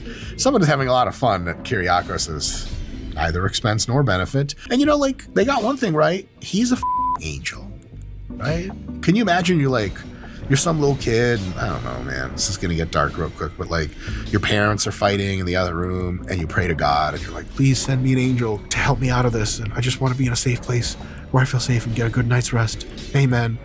And then like the door busts open and Kyriakos like, you pray for me. Yes, I am Kyriakos. And you're like, why, yes, sir. He's like, tucks his angel wings through the door. Feathers fall everywhere. He's like, come with me if you want to. You know, I don't know, whatever. In any case, you're going to have a good time. Holy shit. Now, like, full stretch pull-ups with a little athleticism, coming up over the bar with the chin at 400 plus pounds is impressive. Like a real talk, Kyriakos Grizzlies lifts are insane and weird and probably not very effective for the amount of fatigue they generate and excessively laborious to set up the gym situation to have them done. He's big and strong and athletic, and it's a trip. Like, god damn it, you're not supposed to be able to move 400 pounds like that. Why don't you go to Walmart next time, pick someone out who weighs 400, should be easy, and be like, hey, how many pull-ups can you do? They're gonna be like, yeah, come on, man, that's not nice. Kyriakos, he's your man. There is no avoiding hard training if you want to grow.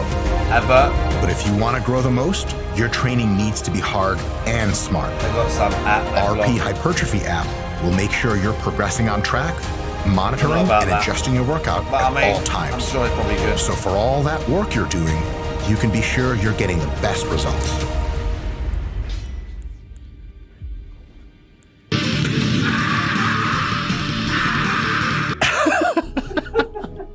Yes, I have an explanation for this. Don't worry, I'm still a scientist. Most people understand that weights are inanimate objects and that you don't understand your emotions because if you scream at them, nothing's happening. But maybe that's true. And maybe it's just that the weights do understand at a requisite minimum intensity of screaming. And Kyriakos has screamed hard enough directly at them that the weights usually are like, what? Huh? And this time Kyriakos is like, and the weight's like, oh, yeah. Like, listen, handshake. I know exactly how you feel. Thank you, Kyriakos, for letting me, the weights, know what you're feeling on the inside. And he's like, yeah, respect. I just want to be on the same page. You guys know people, dog whisperers. They can talk to dogs and shit. Kyriakos is a weights whisperer. That's why he's the strongest thing that's ever been. Oh, he also seems to be yelling at the heater behind him and maybe at the collars too. Sometimes you just gotta let it out. Ladies, imagine that. Kyriakos Grizzly exists, and I want you to remember that for a second. I want to reach out to all the ladies who watch the channel, the 3.5 of you that are our fan base. And I want you to be truthful with me right now. Not even me. In the quiet and peace of your own home. Ask yourself a question. Are you having the kind of sex that you want to be having? Like, is the sex you're having like, oh, thanks, honey, that was great, you're so sweet, a little kiss and then turn to sleep? Or is the sex you're having a cosmic, karmic experience of full body clasps and releases that leaves you drained and confused and in the shower for 30 minutes just staring at the bottle of shampoo, barely able to ambulate on your own 2 legs, wondering how can someone put out such good goddamn loving? Well, if it's not the second variety, there's a problem with an easy solution. The problem you're having is your sex is mystical. And the reason is because you are not having the sex done to you by Kyriakos Grizzly. Ladies, let's all close our eyes together and imagine that chest hair rubbing up against your face as you gasp for the tiny little bit of air he decides you get to have to keep you just awake enough to just disintegrate look at that. into a pile of pleasure beneath his 474 rhinoceros-like pounds. Am I erect, you ask? Yes, and I have been for this whole video. Hey guys, if you desperately need more videos of Kyriakos Grizzly, and you've already run through all his other stuff, and you need my incisive commentary to go along with it, we've got an extended cut, so that could be cool if you were a member. Just saying, hit that subscribe button / membership button. I don't know which button. They sell a bit, but like, you know, they provide a lot of actually good content. Ladies, I'm making a hard sell, I know. This entire time you're like, but like, what about his abs? Like, I need a man with abs. Bitch, look at him doing crunches. Girl, can you do crunches weighing 470? I didn't think so. That guy's got abs, his abs got abs. And those abs have abs. Unfortunately, there's about a phone book thick layer of body fat between that shit and the skin. But nonetheless, he's out here working. There's an unbelievable amount of ASMR value. There's something cathartic and soothing about watching Kyriakos Grizzly just exist.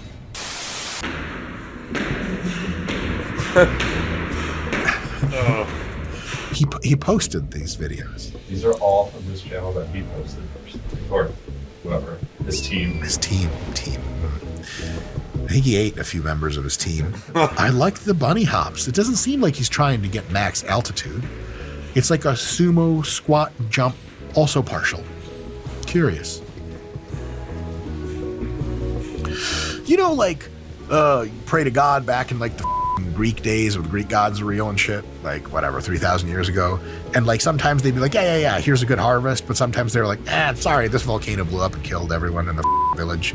The gods have been described as mercurial in nature. That is the perfect description for Kyriakos Grizzly. What sense can you make out of these little mini squat hops? Well, let me ask you a question. What sense can an ant make of a design for a quantum computer? None. It's orders and orders of magnitude outside of its cerebral capacity to understand. So when we try to understand what Kyriakos is doing, and you think, oh, I'm going to watch a Dr. Mike video and we're going to laugh at Kyriakos together. He's so silly. He does these silly things. We're silly. He's not silly. There's a method to what looks like madness to us. Oh, yeah. I thought I had full range of motion on my upright rows. Holy shit. This is called front raises overhead 10 times 100 kilograms. I mean, look, it's an absurd lift for seemingly no purpose. First point. Second point, by the way, 100 key is basically 2 plates on a side. That's like 225, it's 220. If I see a motherfucker manhandling to above head height, 220, 225 in the gym, I'm not with that guy. Kyriakos could pick up a grown man and just throw his ass aside. That. The guy, his crew is amazing. The guy behind him's like, yep, it's just another day, another dollar. You know how we tell you on this channel to control the descent to get the most muscle growth? Apparently we're wrong. The clap is incredible. There must be some sarcasm baked in these guys. Oh, Christmas-colored weights. Let's see what's going on. Oh, we've seen this exercise before. This is kind of not so much load for Kyriakos. He's had even more before on there hanging. The gut really comes in handy for this. Trust me, I have a gut. These lifts are easy when you have a gut. If you don't, you're not really a man, so who gives a shit? Yeah. Yeah. Not a terrible movement for various forms of athletic development. His profile view from the side there is sexual. My God. Oh my God. I didn't think the shit could get any more absurd. Behind the back momentum wrist curls with straps on. Again, I reveal my mortality and small-brainededness with the question of why. There must be a reason I simply can't comprehend. Oh yeah, low bar partials. He's like, okay, I'll go down a little bit further than a third of the way down on this last rep. Dump. Victory. Hey, that's like Ronnie Coleman used to do.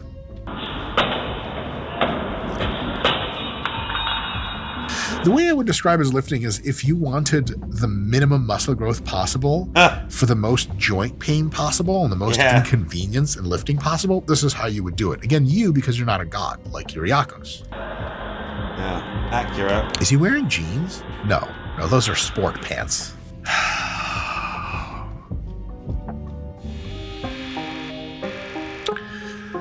This is where I'm supposed to grade it, right? You guys ready for my grade? I need to get up there. That's the Uchi up there. Out of 10. I'm sure that's the Uchi guitar. Whatever I say next will be the end of the video. I need to consider that. For real. My statement, out of 10. God is real. See you next time. If you guys like that video, YouTube thinks you're going to really love this one over here, so give it a click and go down a fantasy K-hole of endless... We got, oh god, the guy's playing Street Fighter. Did he get tilted yet?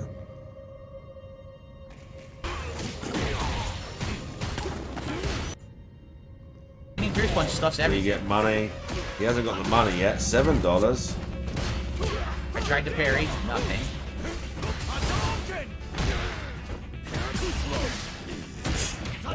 Wow. He's not outlet. Can't do basic stuff. Doing stuff. He beat someone. He's on a win streak. He lost to another bison. Templar. No hands. Didn't do that. Did head stop. I'm losing because my moves are it's not what I want. Because my punch didn't come out, I lost. That was combo into level 3 and I didn't get it. He's only got $9. I don't think he doesn't look like he's getting tilted.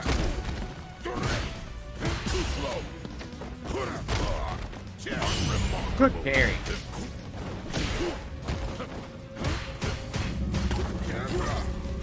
Missed completely. I know this guy's like a new challenger as well.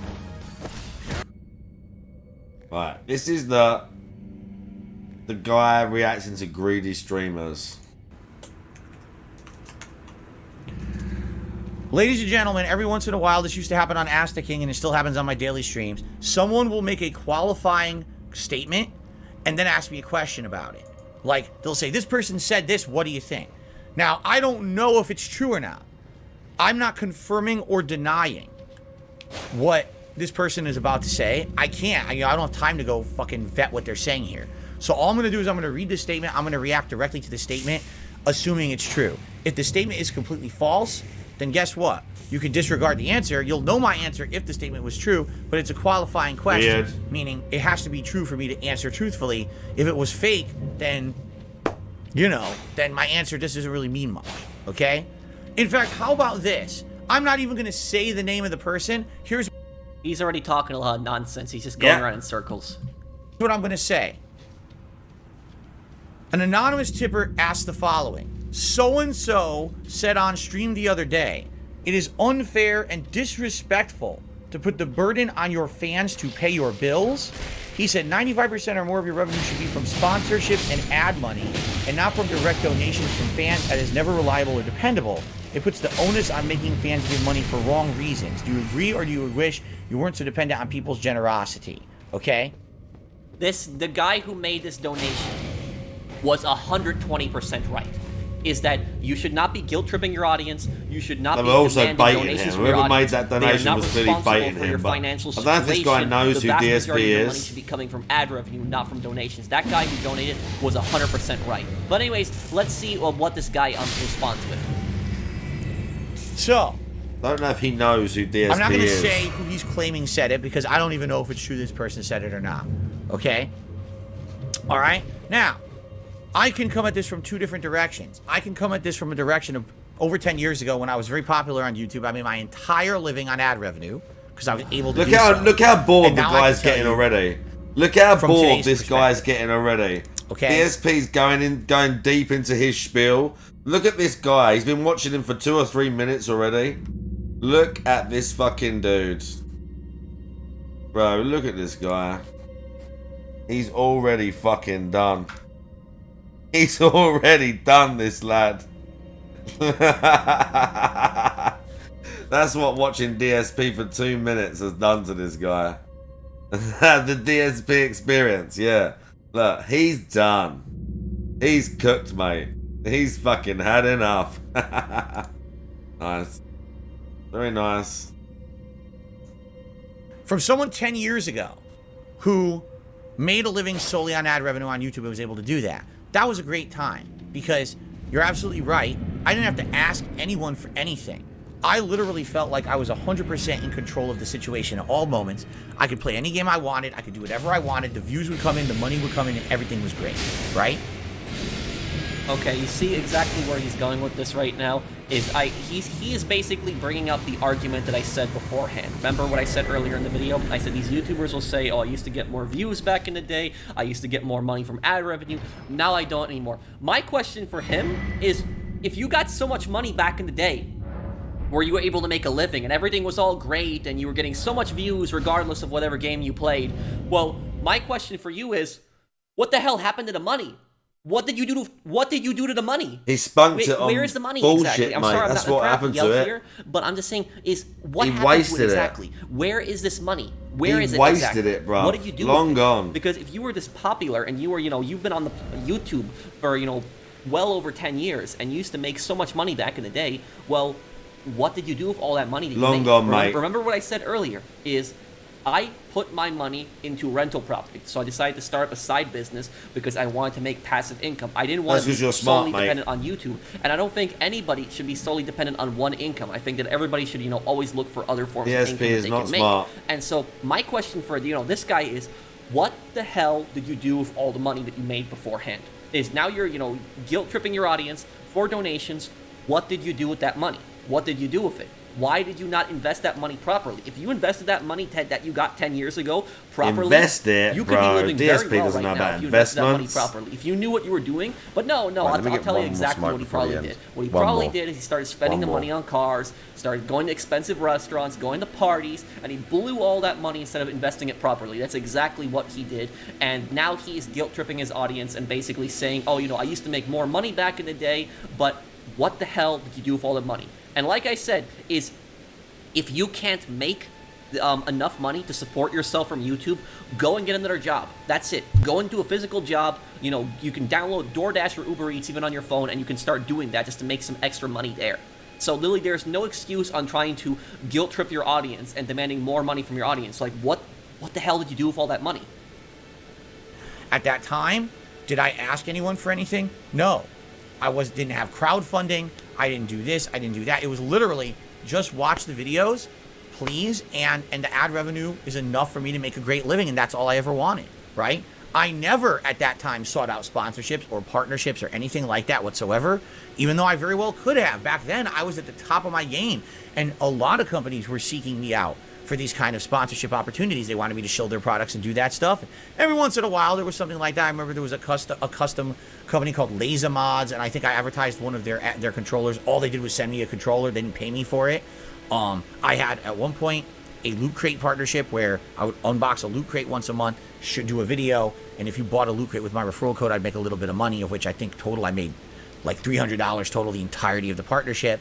I'm not saying that Loot Crate partnership. That's the well, I've done sponsorships on the channel before, but my first sponsorship was I think like a year and a half ago, maybe 2 years ago. So I haven't done sponsorships are still a very new thing for me. But whenever I've done a sponsorship, I've only done sponsorships on stuff that I truly believe in, like stuff that I truly enjoy, like content that I really enjoy. Like this chair is actually from a sponsor of mine, Ewin, and I actually really like this chair. This is literally the best chair that I've ever had.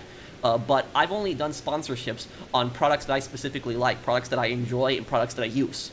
So I will never do sponsorship on just some weird thing, especially not loot boxes. And I've actually had weird people, message me for sponsorships. I remember I had like this one guy, like, and the thing about this is it was like a real company too. I even looked it up. It was like this guy was like offering me thousands of dollars, like it was like a year ago, and he wanted me on one of my lore videos. He basically wanted me to like put out a sponsorship where it was like investing in art. It was like some kind of weird stock art thing. It was like investing in fine art and something like. It was just so weird.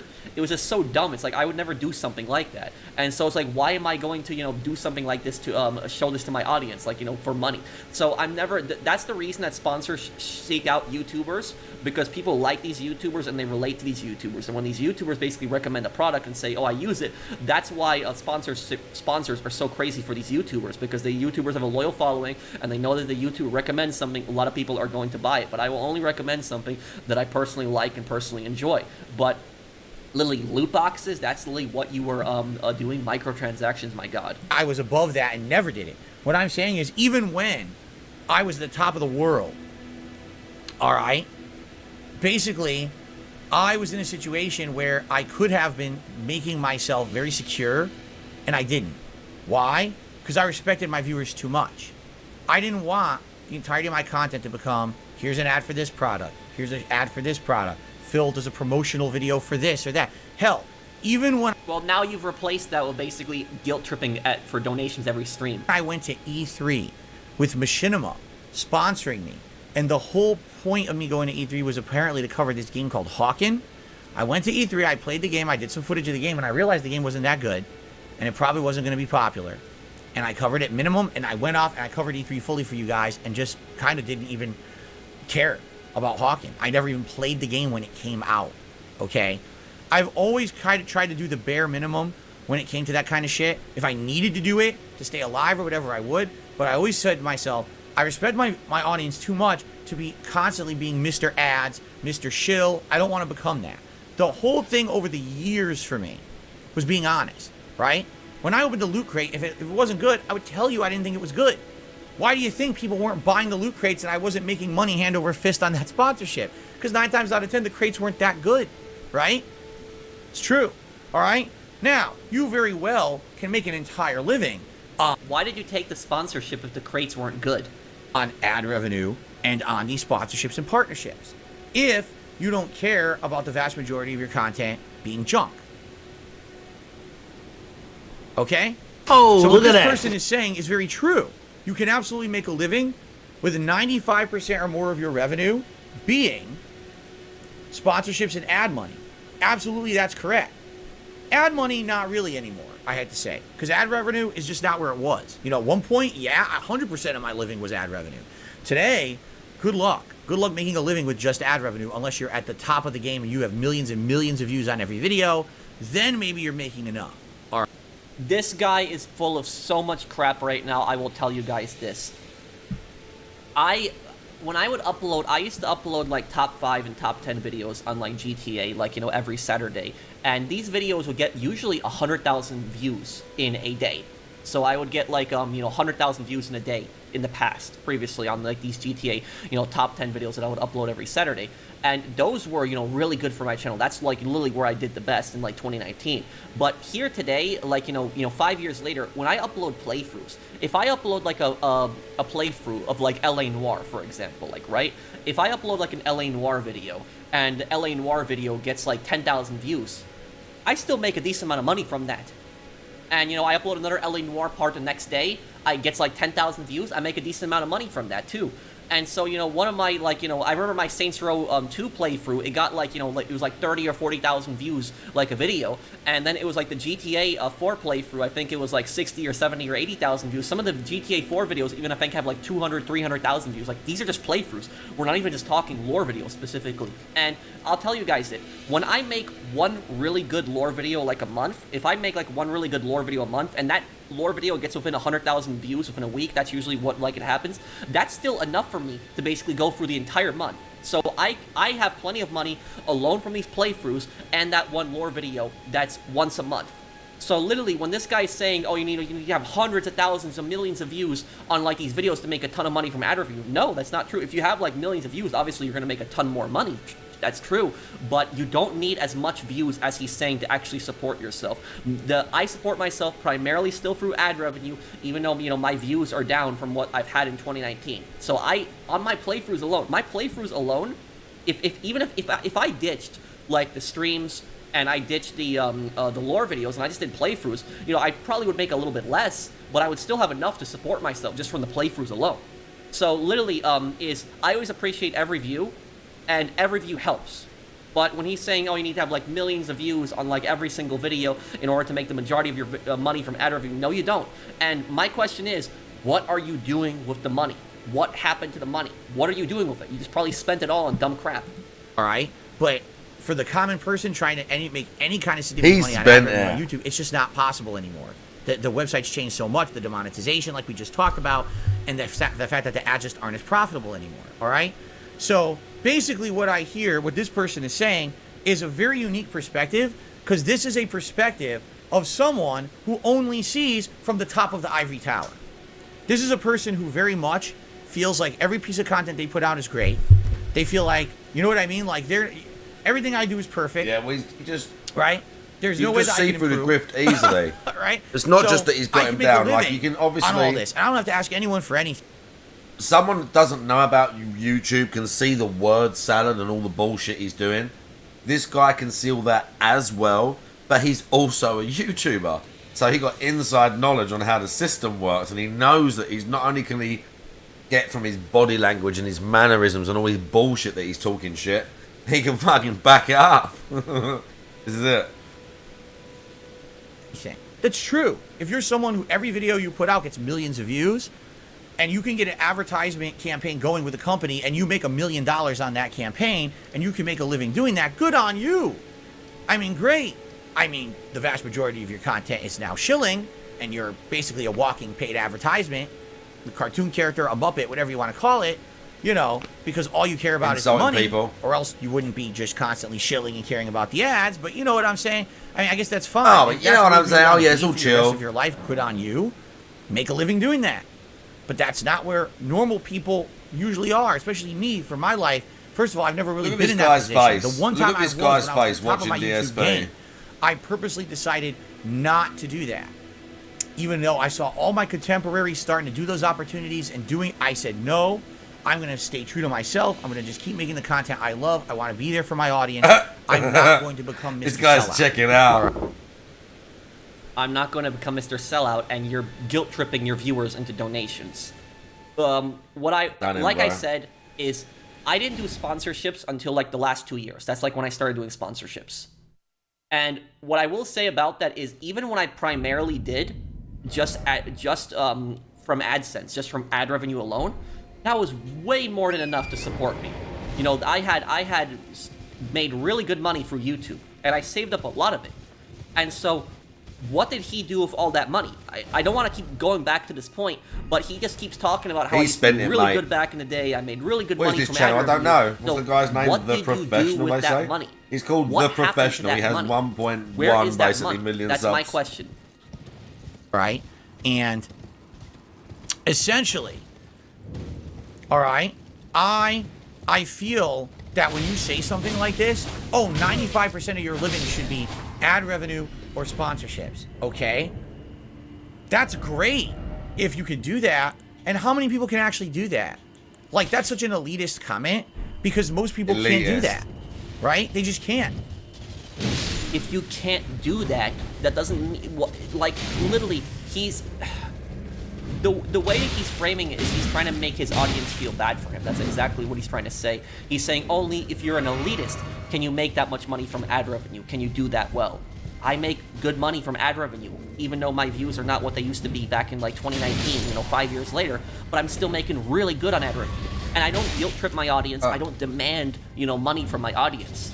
I don't say that I need this to pay the bills. I've had bad months in the past. It's happened to me too. But I've never, once, gone on a stream and just started trying to guilt trip people into donations, telling people, donate to me, give me it right now. I'm in financial trouble. I've never even really been in that financial trouble. I've never really been in that situation like that. So I've just been very careful with my money. I don't spend my money on this dumb crap, and I don't see how this is the responsibility of his viewers right now. How is that the responsibility of your viewers? Even if you upload like a video once a day, and your video gets a couple thousand views like in a day, like let's say that you upload like a video, and your video gets like 5,000 views, like every day, and you upload like 30 of those 5,000, 30 videos that each get like 5,000 views, and those videos are probably all going to be growing over time. It's a continuous source of passive income, and even if it's not enough to support yourself, you go and do something else. Like I used to work in retail. I worked in retail for 6 years. I would be a store associate. ain't getting a real job, I also bro. went to college. I wanted to go into law now you've just entered fantasy land. Really good for me. We're in literal fantasy land and then now. invest in rental properties. That's what I ultimately ended up doing. So why are you not doing other things? Why are you not working an extra job? Why, you don't know, there's easy things you can do. Like I said, DoorDash and Uber Eats, you're not going to make a fortune from it, but it's, some extra money that you can make. It's delivering food, driving people. You can do stuff like that. There's warehouses probably in your area that are probably looking for physical labor. But these guys, this is too much for them. Like I said, these jobs are below them. DSP So I can't ain't work doing a that. 9-to-5 job. I can't do something like that.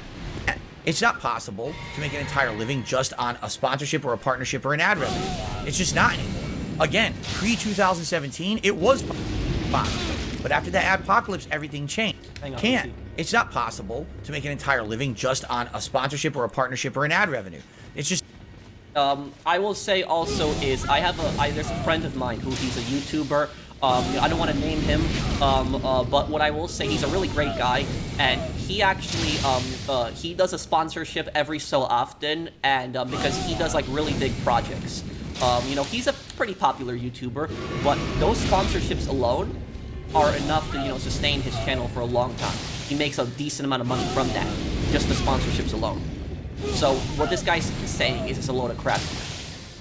It's not anymore. Again, pre-2017, it was possible. But after the adpocalypse, everything changed. This is the opinion of someone who lives in a different world from reality. They have always been at the top. They probably put out videos that make so much ad revenue and have so many opportunities because they're basically a pseudo-celebrity. They don't understand what it's like to be a normal person trying to make content. So it's an incredibly pompous, over-the-top, elitist, off-base, ridiculous comment that doesn't apply to the vast majority of the internet. In addition, think of the difference between someone who makes a living because people like the free content they put out and willingly decide to contribute. There's a difference between a willful contribution and a necessary contribution. Meaning, you watch that content and there's ads on it. Shit. Well, it's unavoidable. The ads, Versus, I like the content so much, I'm going to go above and beyond to support that content. Right? There's people who are popular because they're popular, and then there's people who are popular because people like the content. There's a difference. People who make a living through crowdfunding probably is because people like their content. As much as I completely and utterly disagree with those streamers on Twitch who put out the fucking hot tub streams and shit, sadly, they have viewers who like their content. And they will throw money at it, right? And so? Who are you to say that? I mean, do I agree with that practice? No. I think it's abusive, and I think that they're basically preying on people who are weak-minded because they think they're going to get something out of a relationship they're never going to get, right? But for someone who's a normal content creator, I put out content every day. I feel like it's digestible, it's entertaining for my audience. I'm not going to sit here and shill to you. I'm not going to sit here and rely on ad revenue. If you like my content, then please support it. And then people support it. What's the problem with that? Right? This person says,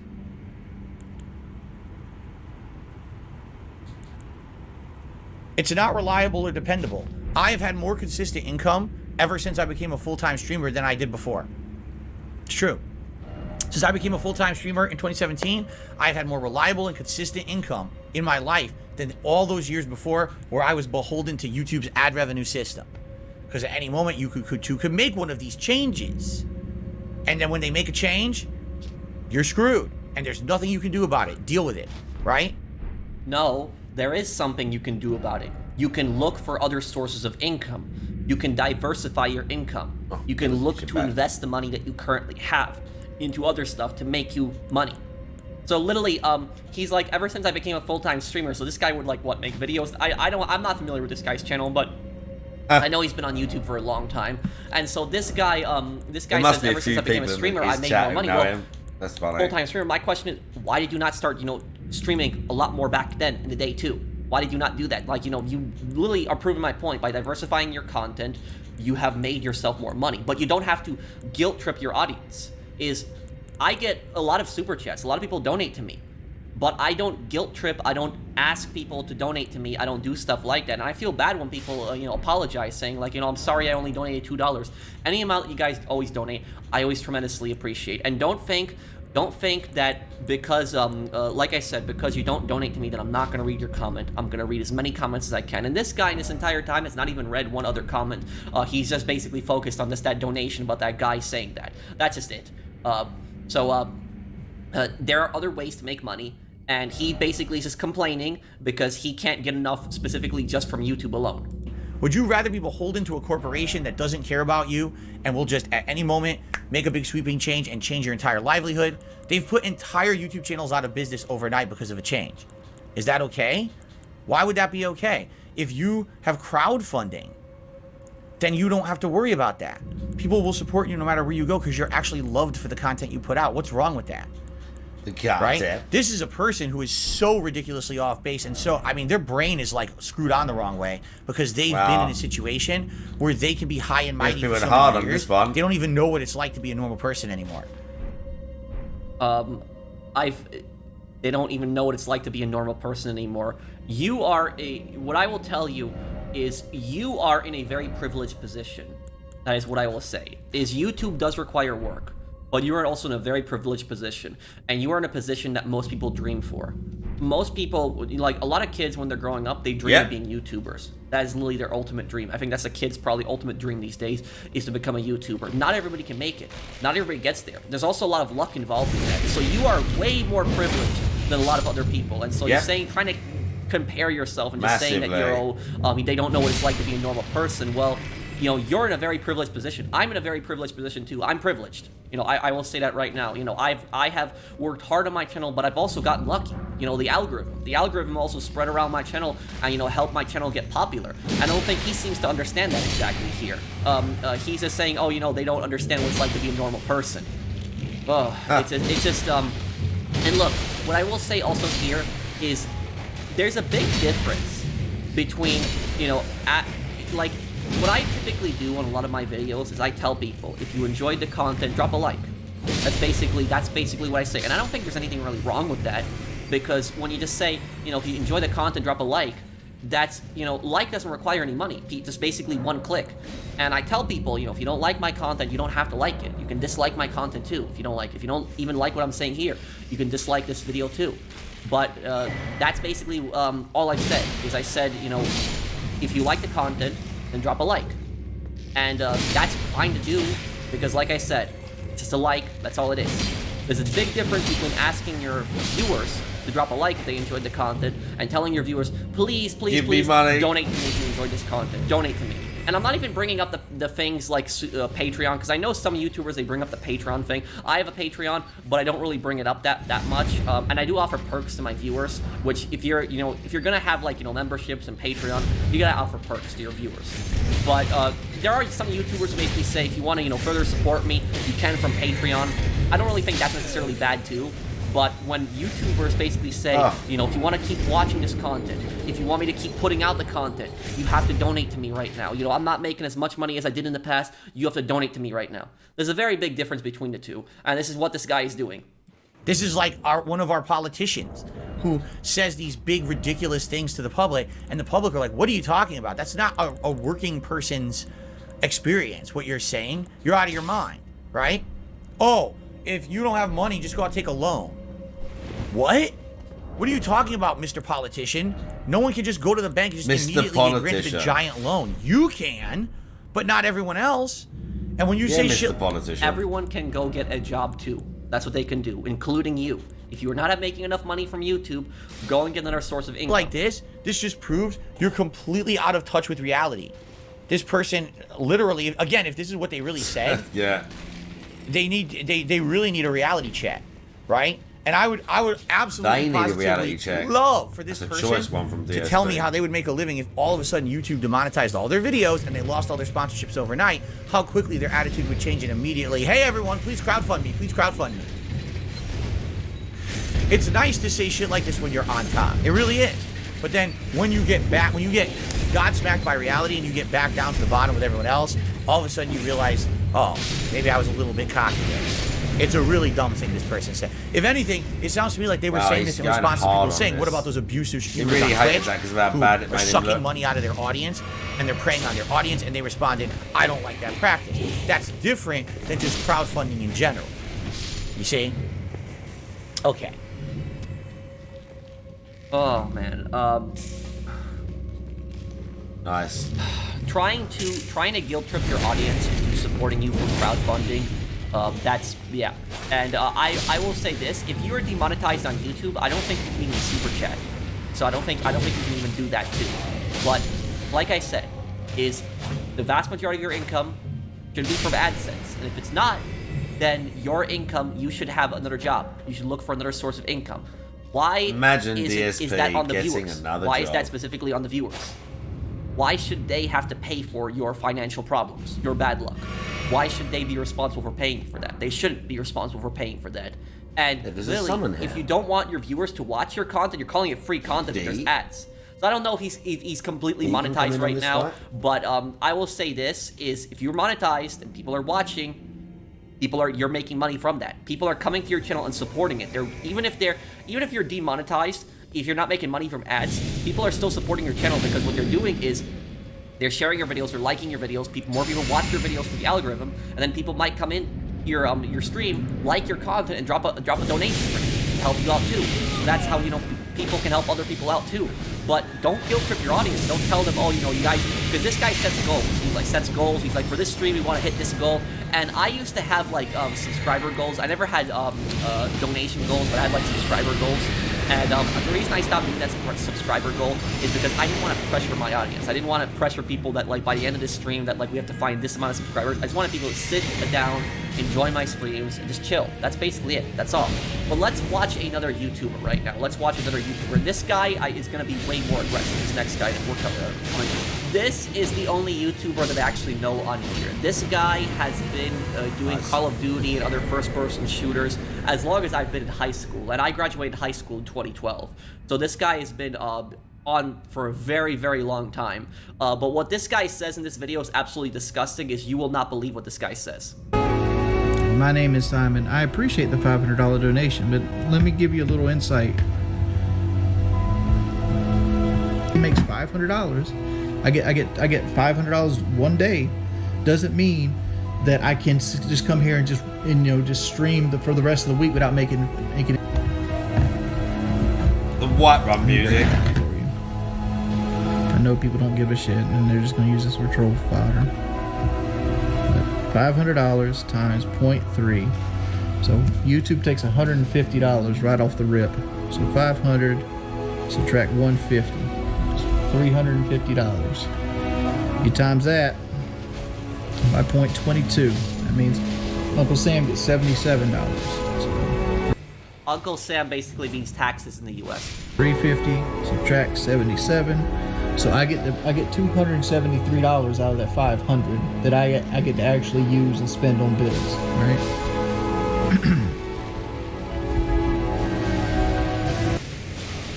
Okay, I'm honestly, I'm gonna say something that people probably never hear me say because I don't curse a lot.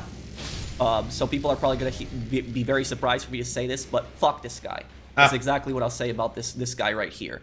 This guy's a piece of shit. This guy's a complete, entitled, selfish scumbag. Literally, nice. This viewer gave him $500, and he has the nerve to take out his calculator, start counting this down, and says, oh, you know, YouTube takes $150, they take 30%. YouTube does take a 30% cut on Super Chats. That is true. But regardless of that, the guy gave you $500. That's literally how much he sent to you. He sent you $500. And what your tax rate is not that viewer's responsibility. And also what YouTube takes as a cut is not that viewer's responsibility. So the fact that he's going like, oh, you know, you gave me $500, but now I'm only gonna get $273. If somebody donated to me $273, just $273 alone, and then YouTube takes 30% cut, and they take, and then the taxes and everything else like that, is I still am extremely grateful. I'm extremely grateful for anything. $1 donation, $5 donation. I'm extremely grateful for that because people don't have to donate anything to me. I'm playing a game. I'm doing content for people, and I'm having fun playing a game that I like, responding to questions, and people donate to me. This is like a dream job. It's like, who wouldn't want to do something like that? So literally, you should be grateful that this person alone gave you $500. The fact that you can just sit there and just insult the guy who gave you $500, you gotta be a real piece of shit to insult somebody after they gave you a $500 donation.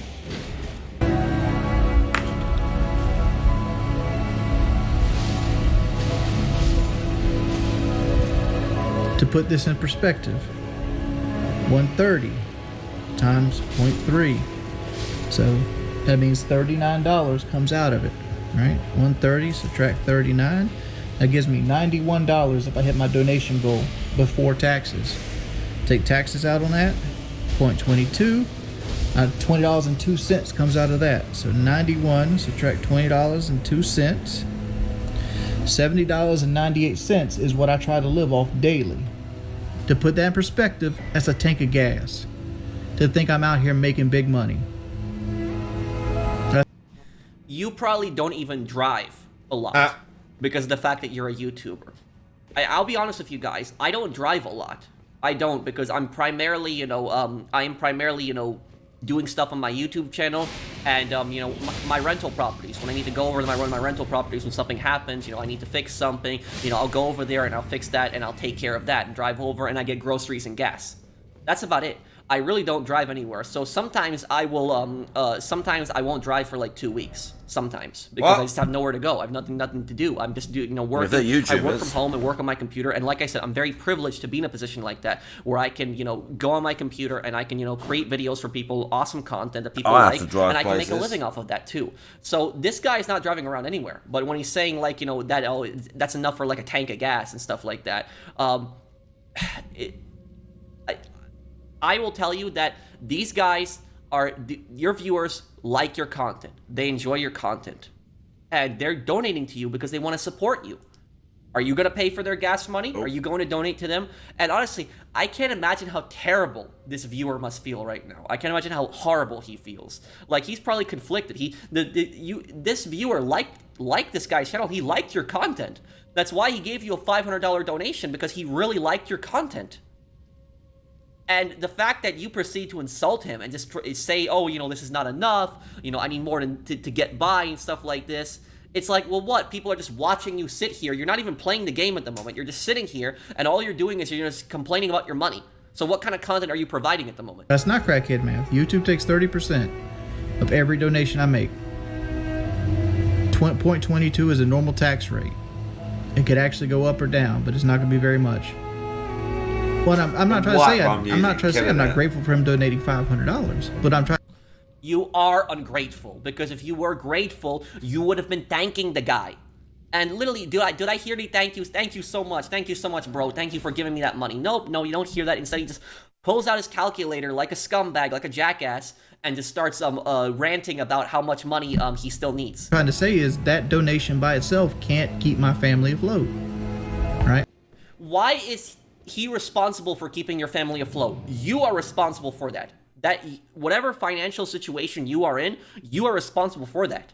He clicked on your YouTube video, and I'm assuming this guy's playing Skyrim, because the music that I hear, I'm pretty sure that's Skyrim in the background. But literally, it's the Whiterun theme, dude. Come on. Was watching you, and here's the thing: new viewers almost never give that amount of money. New viewers, if somebody's gonna give you that type of donation, that is somebody who has watched you for probably at least a year. Yeah. For a long time, probably.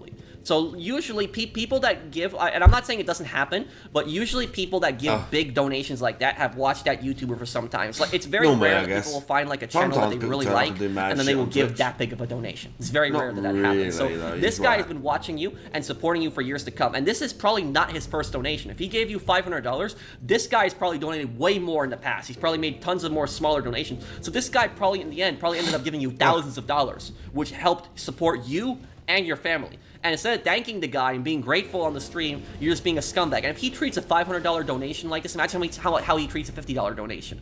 He probably, he probably doesn't even acknowledge it. If somebody gives him a $50 donation, he probably doesn't even read it. That's probably what he probably just ignores that too. And a $50 donation, $50 is a lot of money too.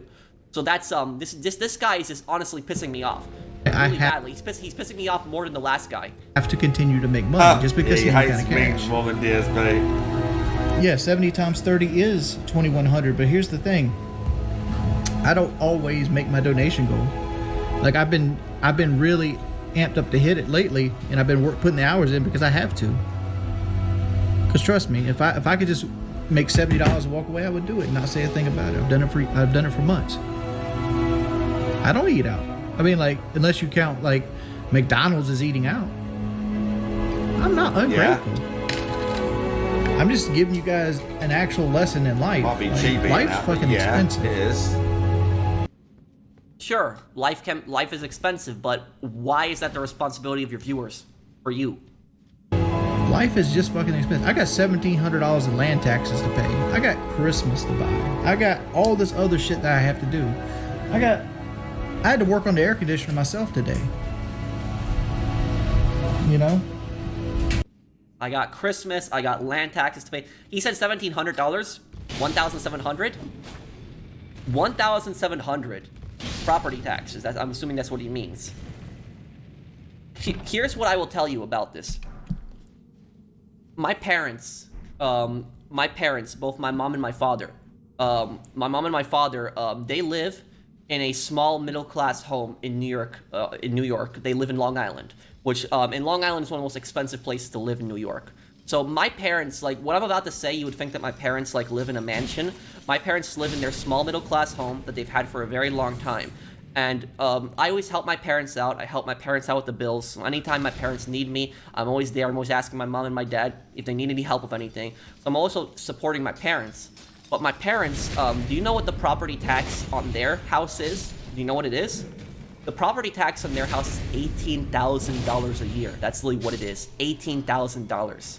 And you would think that they're living in some giant mansion. No, they're living in a middle-class home that was built in the 1950s. That is literally what they are living in. And so this guy's saying, I got $1,700 in property taxes.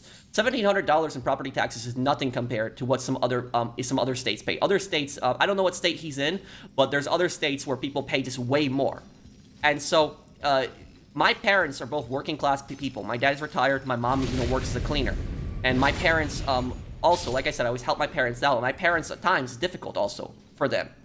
And so the fact that this guy says, oh, $1,700, I gotta pay $1,700. And, I gotta do Christmas shopping. Well, literally that $350 donation that guy gave you is, $350 towards that right away.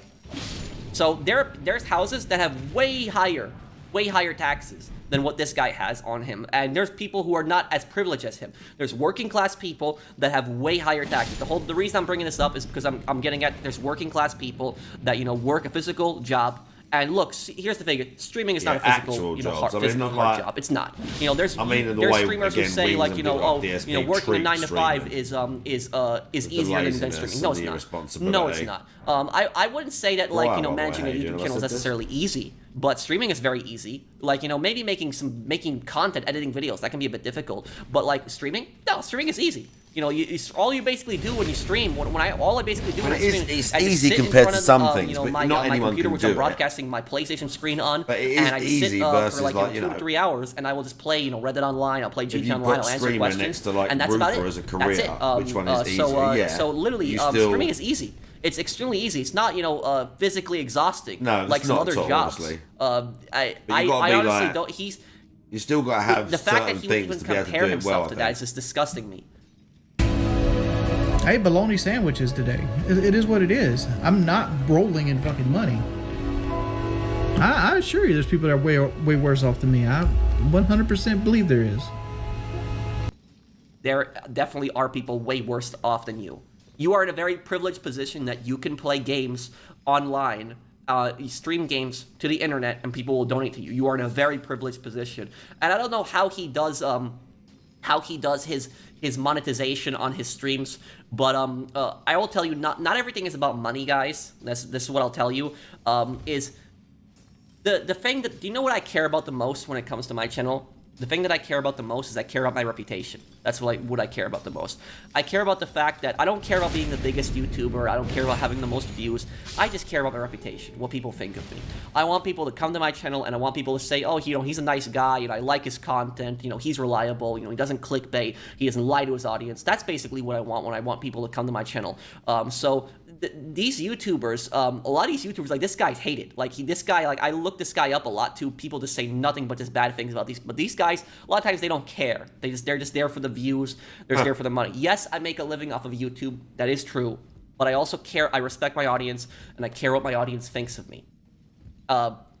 But a lot of these YouTubers, they will do things like clickbait. Like you got the GTA clickbaiters out there. The GTA clickbaiters, these guys got like millions of subscribers, and they will clickbait, talk about the biggest nonsense ever, stuff that they know clearly is not true. Like even some of the videos these clickbaiters make, like when you watch it, like you will know that that's BS. Like before you even click on the video, it's the title of the video alone, you just know it's clickbait. So like I guarantee you, a lot of these YouTubers don't even believe these clickbait videos that they post. They just post them basically for views, just to milk the GTA 6 content. And the vast majority of their viewers actually even dislike them. Like the comments of these clickbaiters, you look at the comments, people just dislike them. So I would honestly rather have less views and people respect me than, you know, have tons of views and just people hate my guts. And I actually took one big hit on my channel, what I did in the past, and I did it primarily for my audience. And you can actually look at my streams as proof of this, if you don't believe me. Basically, is all of my streams, every single time I stream, my streams never have mid-roll ads. They only, during live, they only have mid-roll ads when I upload it. So once the stream is over and the stream is uploaded to YouTube, there are mid-roll ads in my streams. But when my stream is live, when I'm live streaming, I don't have mid-roll ads on that. I don't.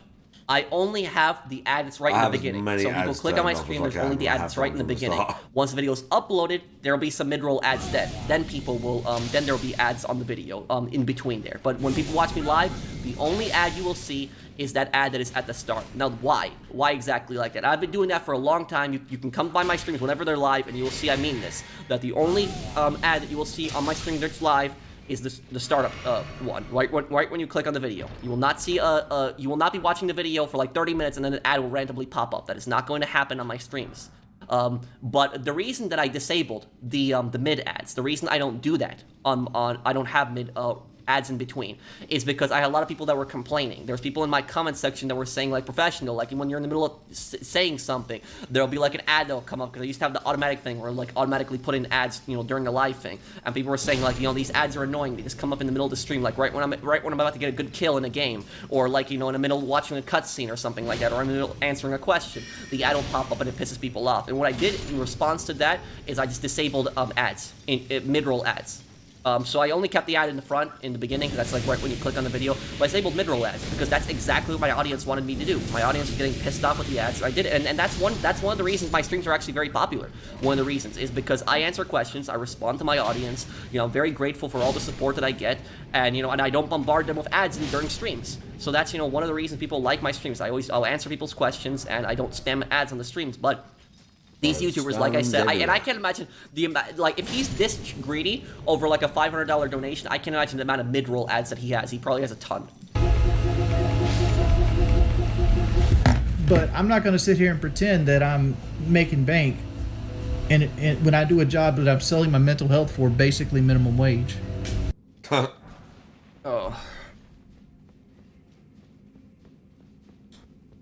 Literally, you are sitting here playing Skyrim. You've just received a $350 donation. Playing Skyrim, bro. They're putting the Skyrim in the background, dude. I agree. The only thing I will agree He thinks he's is I will playing agree it. that YouTube does take a toll on mental Bro, health. bless I did do a this video guy. on this like a year ago, where you know, I was struggling with Bless like this what I wanted to dude. do with YouTube, and I had like people that were getting a little pushy and aggressive He's in my comment playing section, Skyrim. and I used to like it, when there were people that were being like really rude and nasty to me in the comments. I would get really stressed out by that, and so I did a video like, you know, talk on this. So I do agree that to an extent there is a lot of like, you know, mental health stuff that you deal with on YouTube, but the thing is though, is the mental health problems that I've had on YouTube is nothing in comparison to the mental health problems that I've had working in retail. Like in retail, that's where I encountered really scummy bosses in retail. Like I had really bad bosses in retail that would make me do all their work. They would talk crap about me behind my back. They would change my hours without telling me. I had really nasty coworkers, customers who would curse me out. I even had a customer who spit at me once. I had a customer who followed me to the parking lot once because they were pissed off over something.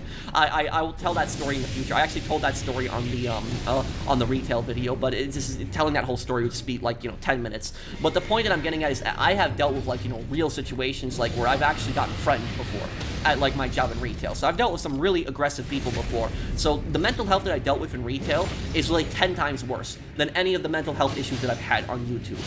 And the fact that this guy's like saying, oh, I'm still, you know, working like minimum wage here. You just got a $350 donation. And even if that is like your only like donation in like an hour, what was it, like $273 or something like that he said? That's like $273 in like an hour of playing.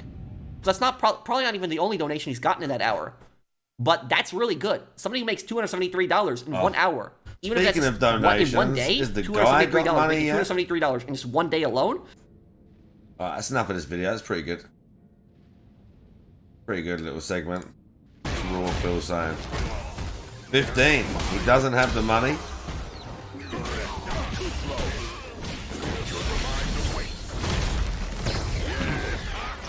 got two at the top. A cami. I didn't do that. I tried to do drive reversal. Oh, yeah? It made me drive impact instead. Sure you did.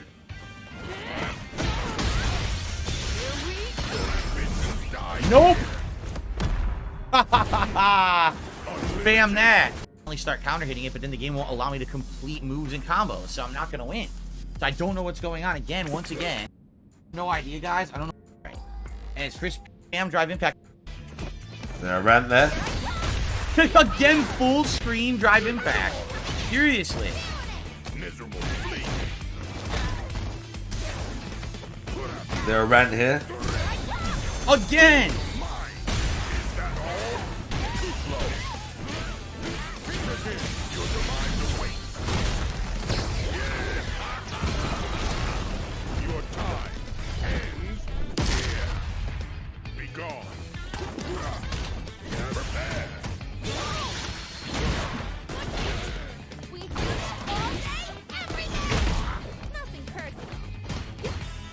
Can't do anything.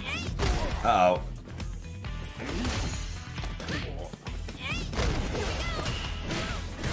What the fuck? It dropped the combo.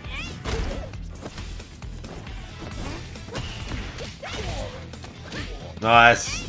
Dude, I give Come up. back. It's unplayable. I just don't understand what's going on. She didn't outplay me again in any way, shape, or form. Bro, I'm pretty sure that Kimberly come back and like steadily threw you and got all that. Like, pretty sure she did, dude. What to do? The moves don't come out, so I can't win. Whether you're better Like, I than don't her get or it. not.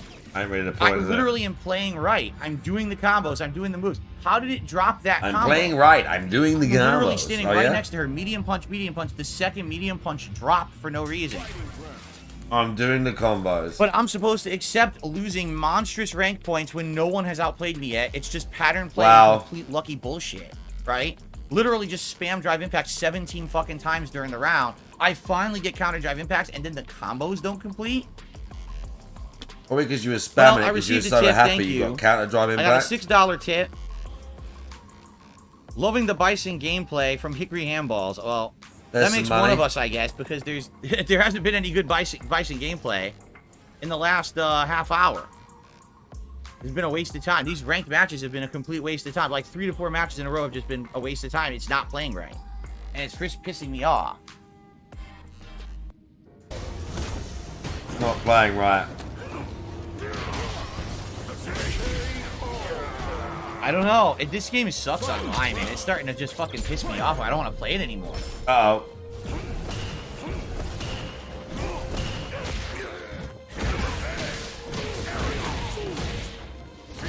Oh, right!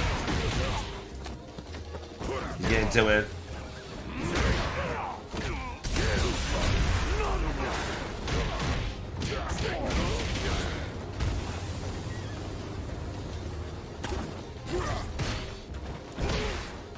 No double medium punch! It dropped the second punch! They're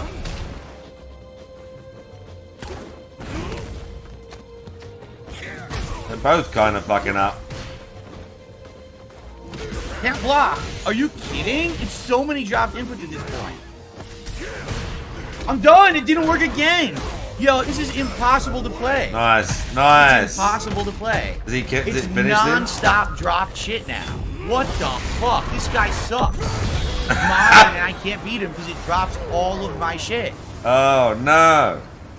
No double jumping medium punch so I can get my combo and finish the game. You didn't beat me. The game fucking sucks, dude. The game would not function. It is atrociously bad. Bro, he's going to go back down to 4-star diamond. No, bro. If he loses another match or two, he might go back down to 4-star diamond. Well, then I can never win. I can literally never win if you continue to drop my fucking... Please. over and over. Jazzy, how you doing? Bro, I need that. Ridiculous. I need this. Jazzy is here. Moderation legend and beta testing This is beast. ridiculous. Why is he not accepting the matches? Because he's tilted. The same fucking idiot keeps queuing up with fucking wireless, which I'm not gonna play.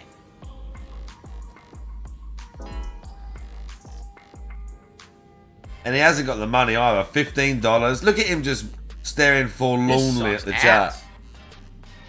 I don't know what to tell you guys. I'm playing better than this. It's just I'm not playing responding. better. Yeah. It's like Soul of multiple a matches in a row now pig where the roach. game will not give me my inputs. I'm doing the combos. Bro, why is he not like... Oh, did he just get mauled by Kimberly? Yeah, I don't know what to... I can't explain it. You tell me. Double Well, jumping go medium either punch way on this super one. is something I've done a zillion times. I know how to... It didn't give me the second medium punch. I pressed it. I just don't know.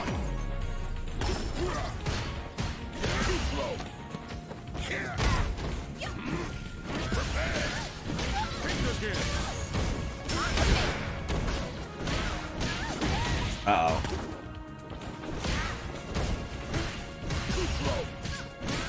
This Kimberly hasn't done anything, dude.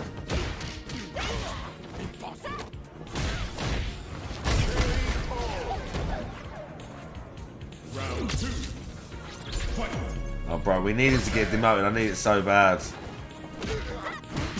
Is Bison top tier, Jazzy?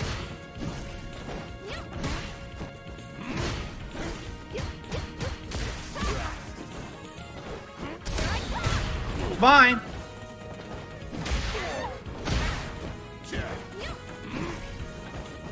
Bro, Kimberly, what is this? Come on now, we need this.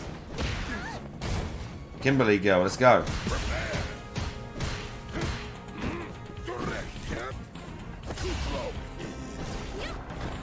So they don't, I guess they don't know how to fight him. They're just kind of like scared to go near him. They tried to do that twice.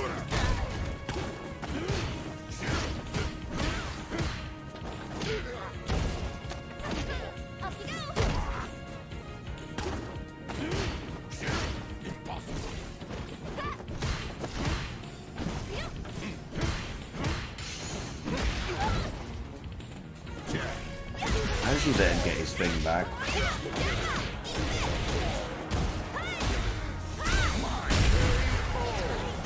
It's drive reversal. That's what he gave me. Amazing.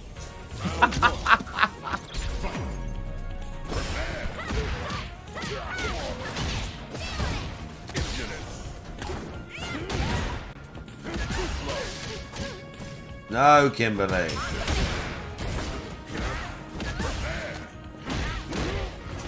I need his mental state as fractious as possible. I'm pretty sure that's a word. Fractious.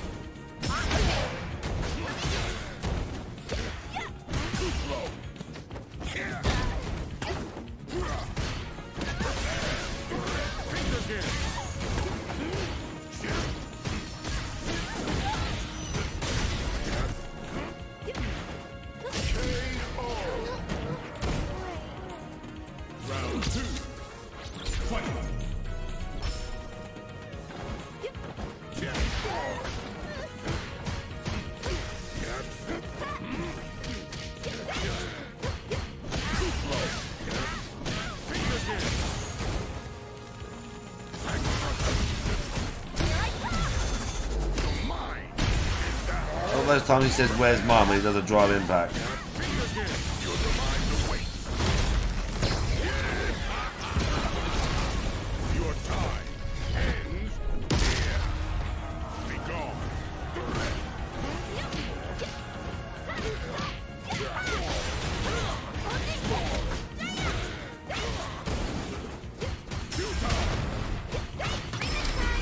No, she missed her super, right? No.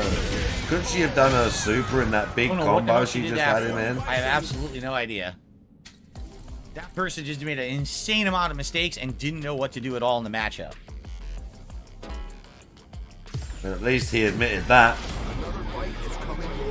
Another Akuma. I feel like I'm only fighting 4 people now, right? Like, I just fight the same fight over and over. If he doesn't lose, I'm not interested. Anyone else, because everyone just picks fucking Akuma and Bison. It's ridiculous. If he doesn't lose, I'm not interested.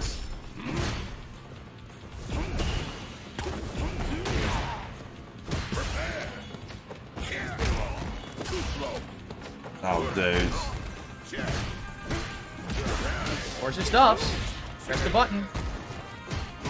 Come on, Akuma, show us something, dude.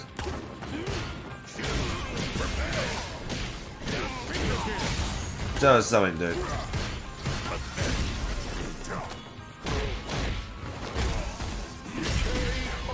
I'll take that trade. See you later, Fox.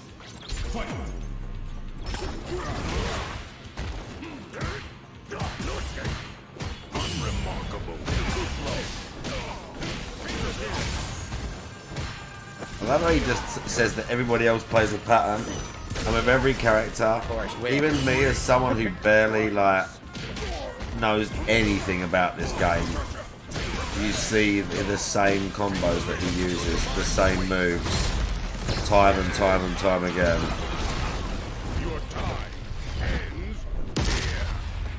Be gone. Damn, I'm completely mixed up with the stomps. 100% mixed up with stomps. Okay.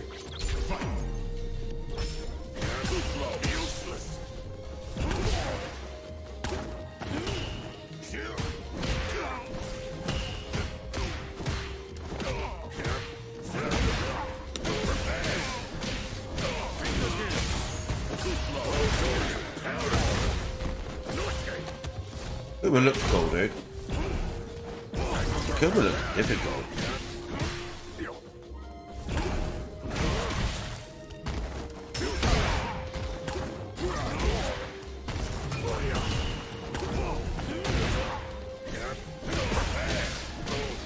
There we go. There we go.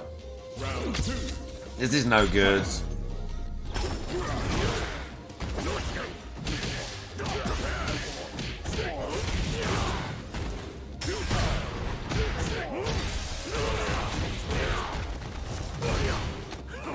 Didn't do anything. What Akuma is.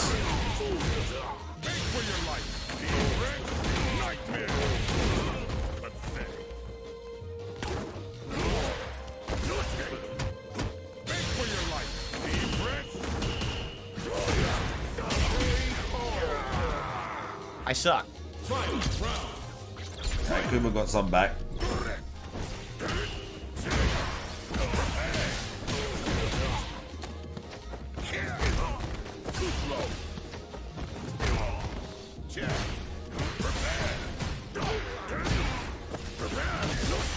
Didn't do anything. Free level 3. It's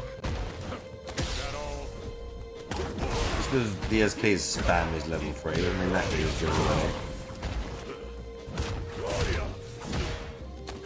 Dude, can I press button, please?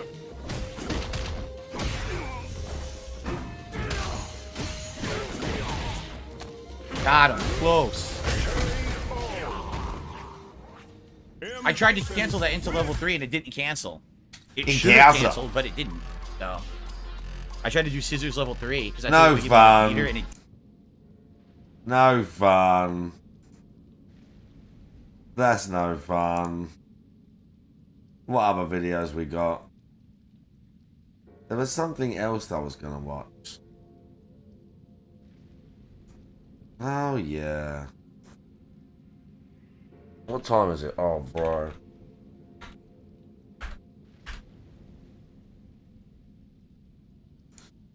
Yeah, I'm sure this guy had another video I wanted to watch.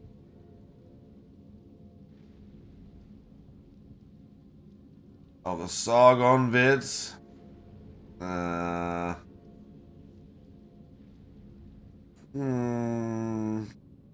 Maybe a bit. Sargon's a bit of a weirdo, but... Get in, normie. We're gonna save Western civilization. Or are we? What happens when a controversial political YouTuber... It is not acceptable to call me a... You know what? Fair enough. You can't change that you're a... and it's not very nice for me to call you a... I won't do it. Or call yourself or your friends. Whoa, whoa, whoa, whoa. What are you talking about? What are you talking about? Transitions into real-life politics. You have a video where you call Chinese people It's broadly accepted as a racist term. Yeah, I know. That's why I used that. To find out, we have to learn about Sargon of Akkad. Is it Check You?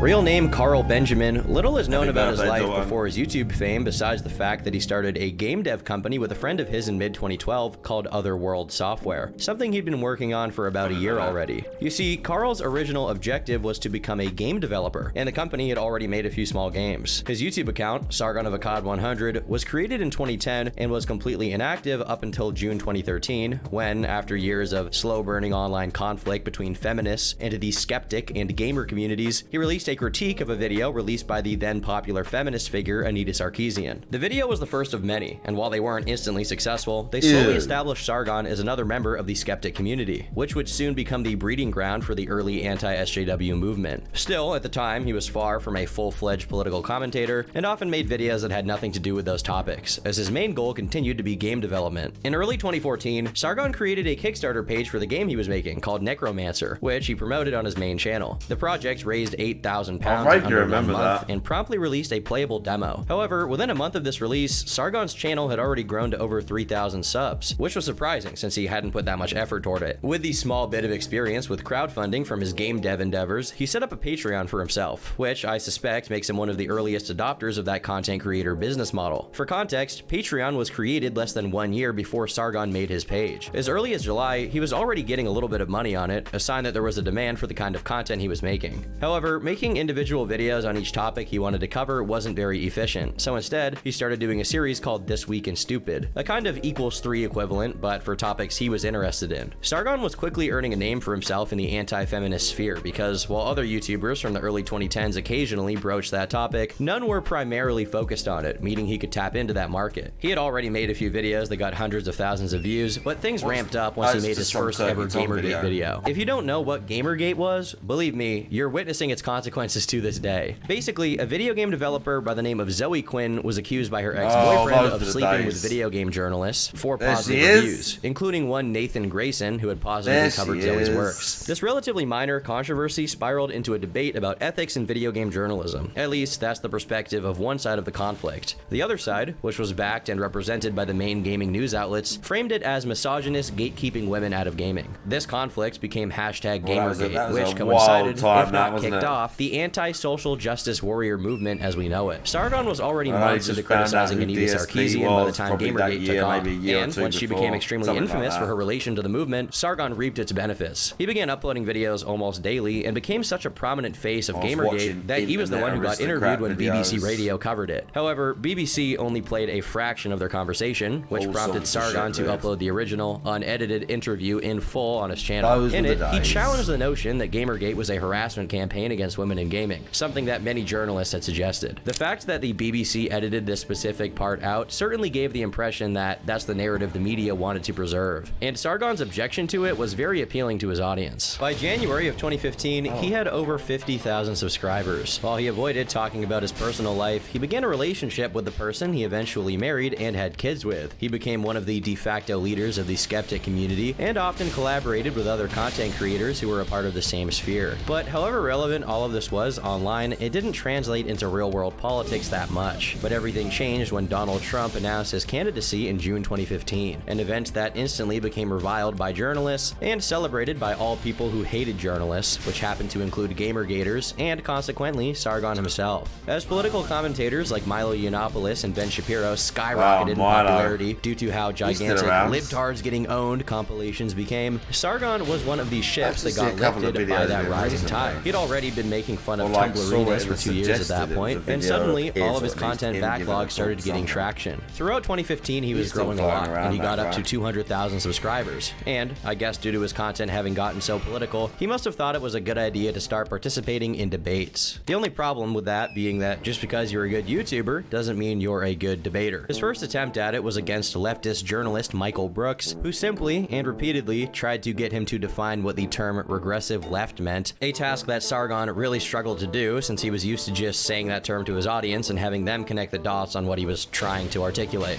The debate turned into a one-sided confrontation, with Michael Brooks on the offensive and Sargon seemingly doing his best to dodge and change the subject. His performance was so bad that some of his fans came out against him, trying to coach him into debating people better. Maybe he should have taken them up on that offer, since about a month later, he debated yet another public figure, Christy Winters, one of the few prominent feminist people who stuck around in the atheist community after the anti-SJW wave started. He also performed quite poorly in this debate, to the point where he recognized as much in the after-debate video. Regardless of these hiccups, he continued to grow steadily, and around the time this debate took place, he was making $1,000 per upload off of Patreon. While he'd mostly been covering political developments in the US, by mid-2016, the same kind of controversies made their way across the pond as the Brexit movement took off. In a nutshell, Brexit was the proposal for Britain to leave the European Union, something Sargon extensively covered and supported. And from that point onward, Sargon's primary focus was getting people to vote yes on it. Whatever aspirations he'd had regarding different kinds of content went completely out the window, including his game Necromancer, which was canceled and refunded to everyone who donated to his Kickstarter. He was now not only being an online influence on American politics, but actively participating in his own country's political process. However, while he was paying attention to domestic affairs, they weren't really the right kind, since on July 3rd, during one of Sargon's many streams, he inadvertently shows a Facebook message he'd just received from his wife, saying, "Question, why can't you help yourself when it comes to flirting with women? Just a couple of days after the whole booth thing, you messaged a f***ing transgender telling them how good looking they are. What the f***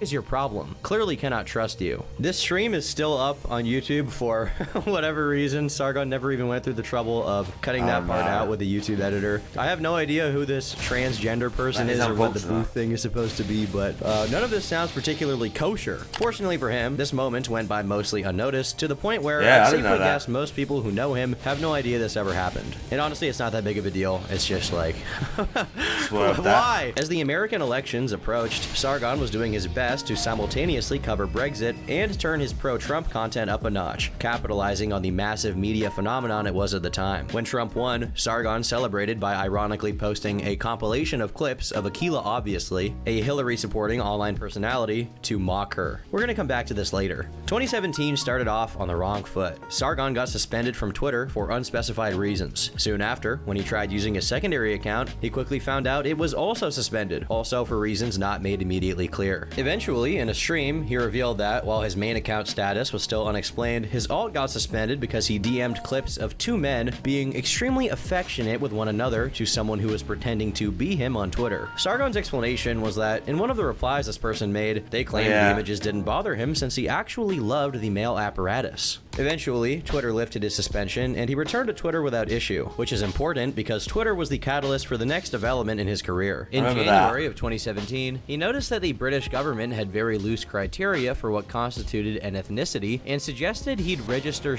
posters as an ethnicity, which was promptly identified with the Kekistani nationality. For context, Kek initially came about as what the text filter in World of Warcraft produced when a player with a horde character typed out LOL, which is also how Koreans type out laughter. It was casually adopted by 4chan users until, in the lead up to the 2016 election, people discovered it was the name of the Egyptian deity of primordial darkness, which had the head of a frog. This, in turn, was instantly associated with Pepe the Frog, who at the time was being framed as a symbol of the alt-right, and it was embraced as such by some 4chan users. When a post happened to get repeating numbers in a signature code, Kek would be praised, and the concept of meme magic got brought up as something that could manifest Trump's presidency into reality. All in all, it's just a massive internal joke that spiraled into something much larger than initially intended, but it became a reliable identifier of who was in the know. This immediately became one of Sargon's main gimmicks and played a significant role in transforming an internal poll meme with little to no relevance outside of 4chan into a huge phenomenon. Soon after, the hashtag #FreeKekistan started going viral on Twitter, with other political commentators engaging with it, and even some mainstream media articles written about it. It's important to say that the epic He Will Not Divide Us stream started just 10 days before these tweets from Sargon, so Shia LaBeouf had made the perfect storm. Throughout 2017, Kekistan got a national anthem, and perhaps most importantly, elected the illustrious Big Man Tyrone as its representative. Admittedly, the hype died down pretty hard in the following years as people on 4chan became dissatisfied with how watered down and normified Kekistan became.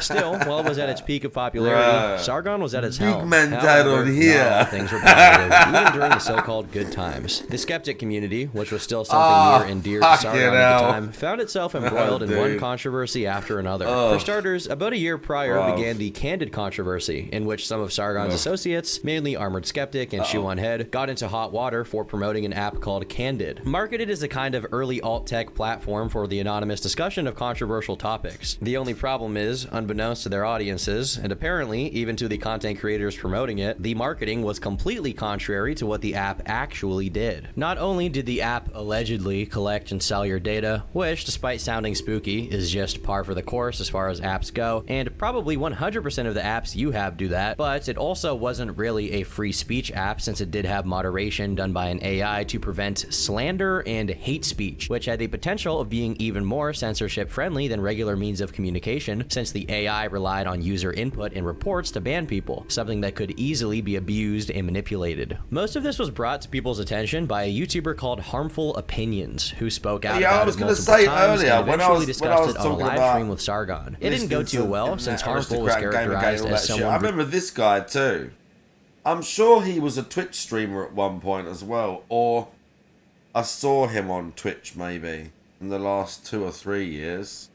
Gratuitously purity testing the skeptic community, which from his perspective wasn't the case. Overall, Harmful had the opinion that the skeptics swept the Candid can of worms under the rug as hard as possible, with relative success since none of them lost their credibility as a consequence. Harmful Opinions saw it as a classic case of people getting paid to not look under the hood and promote something blindly, then avoiding accountability when called out on it. Sargon's point at least seemed to be that being as confrontational as Harmful was would lead to a fracture in the community, and they needed to stick together. Even if he was being completely sincere here, Sargon's wishes for a united skeptic community wouldn't materialize since in 2017, another founding member of the skeptic community, Thunderfoot, decided to announce his departure. According to him, the anti-SJW movement was becoming a parody of itself, citing one specific instance of Sargon, among other skeptics, making fun of an incident in which one of the members of the channel, The Skeptic Feminist, shot and killed a woman. Well, a feminist got triggered.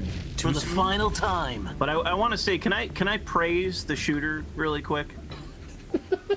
Most of Thunderfoot's video was directed at Sargon since he was one of the biggest voices associated with it, and soon after, Sargon replied with a video titled, "Never Outshine the Master." In it, he accuses Thunderfoot of deliberately misrepresenting the point of his stream, providing more stream highlights to prove his point, including times when he had a more sober discussion about the shooter. While the audience mostly accepted Sargon's explanation, Thunderfoot did not, and doubled down with another video 2 days later, mostly reiterating what had already been said. Sargon came out with another video countering Thunderfoot the same day. This was basically the skeptic community's Kendrick Lamar versus Drake. They continued to go back and forth fruitlessly for a little while until Sargon bowed out, seeing that most people had sided with him in the conflict, and saw what he said in the first stream as a joke in poor taste and nothing else. As far as public spats went, this was the first one he could confidently say he won, meaning he was batting 1-3. But VidCon was coming up, and Sargon had the brilliant idea of playing to his strengths and poking a little bit of fun at Anita Sarkeesian, only this time it would be in real life. During a panel of hers about cyberbullying,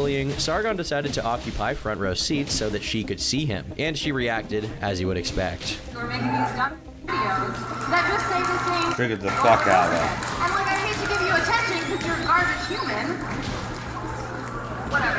As much as they made fun of her, being publicly acknowledged by Anita, and even better, having her do so while evidently angry, meant they stood to get a lot more clout. It was around this point in time that the commentary community was also thriving, and many channels inherited the skeptics' crusade against feminists. Many people, Sargon included, addressed the situation and called on Hank and John Green, who had organized the event, to punish Anita for technically attacking an audience member. However, the Green brothers confirmed she would face no consequences whatsoever. This made people pretty mad, but not as much as when Boogie posted a video retelling his experience with Anita at VidCon, in which he claimed that, after a panel both of them participated in ended, she took him aside and berated him for having a closing statement that put feminists and skeptics on equal grounds of legitimacy. I don't remember exactly what she said. I'm paraphrasing here, but she said I'm very upset. I don't believe anything Boogie says now. Cool that you said what you said there at the end, knowing that no one else would have enough time to respond. I bet you can imagine how that affected my anxiety, because the exact focal point of my anxiety for the entire weekend, in fact for the last 6 weeks, the nightmare scenario that I was terrified of actually had come true. I had upset somebody who I very, very much had tried to not upset and did not want to upset. While it may seem unthinkable nowadays, during this time, Boogie had a reputation as the Mr. Rogers of YouTube, which made people extra infuriated against Anita. This was a massive win for Sargon, since after half a decade of antagonizing her, the general public had come to his side. Sargon eventually talked about the situation on the Joe Rogan Experience, and though it's true that at the time it was relatively easier to get on there, it still meant an amount of prestige that had been afforded to very few people, especially YouTubers. On the topic of Anita Sarkeesian, this meant total Sargon victory.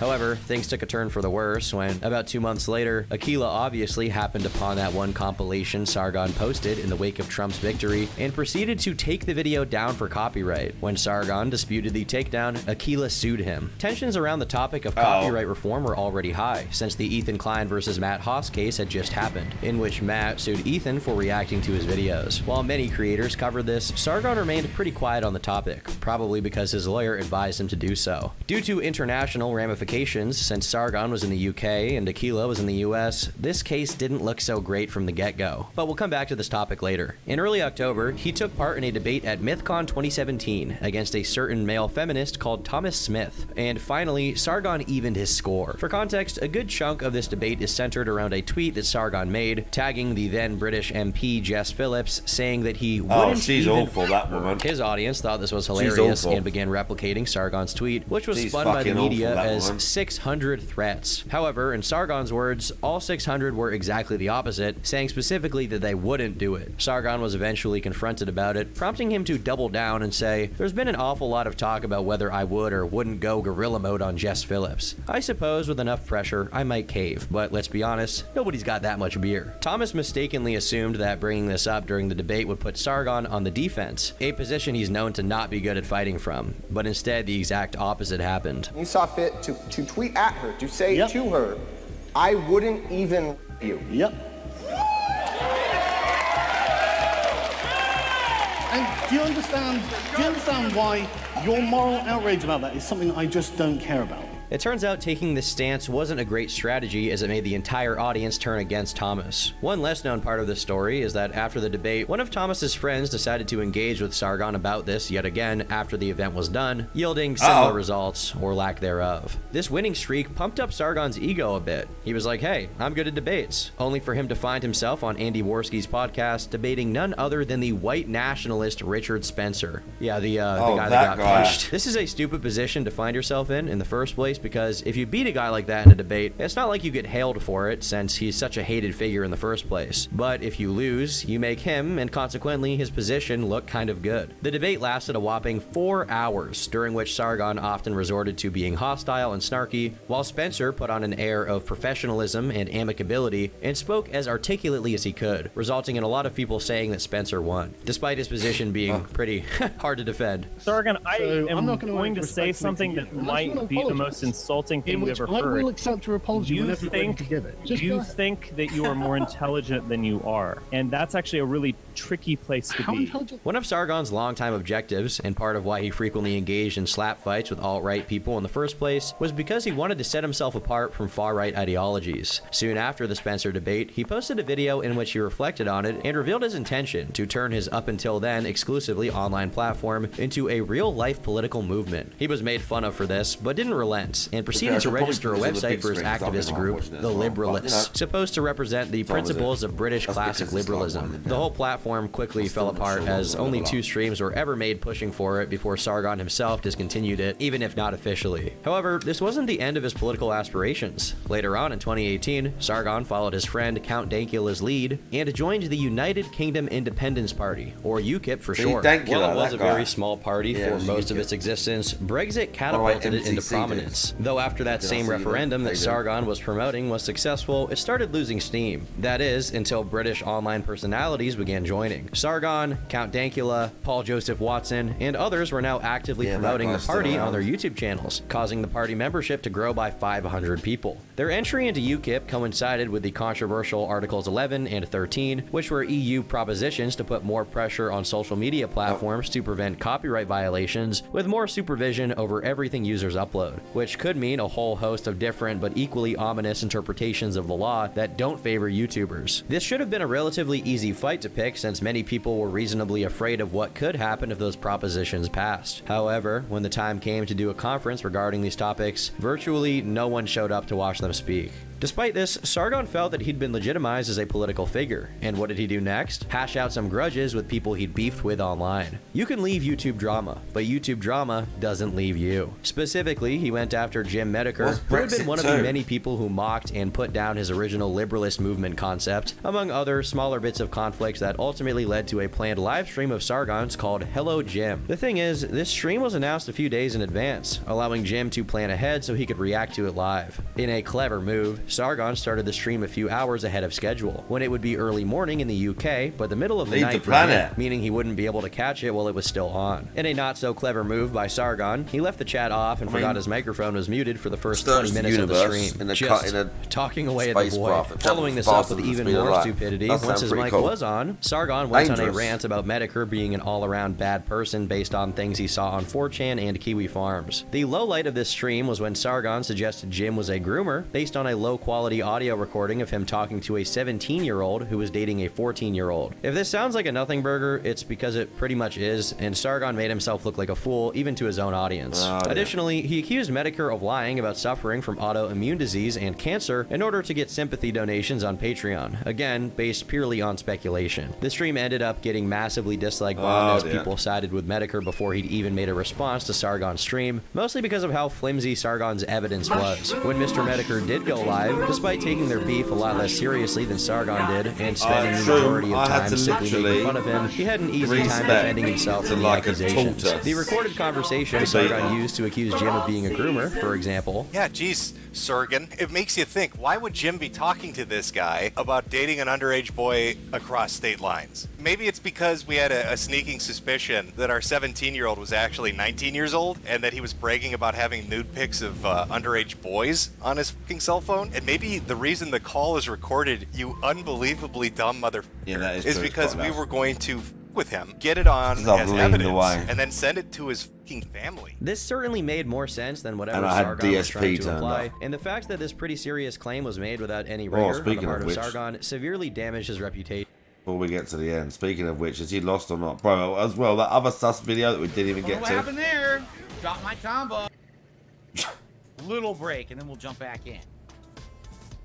No, he didn't get demoted. No.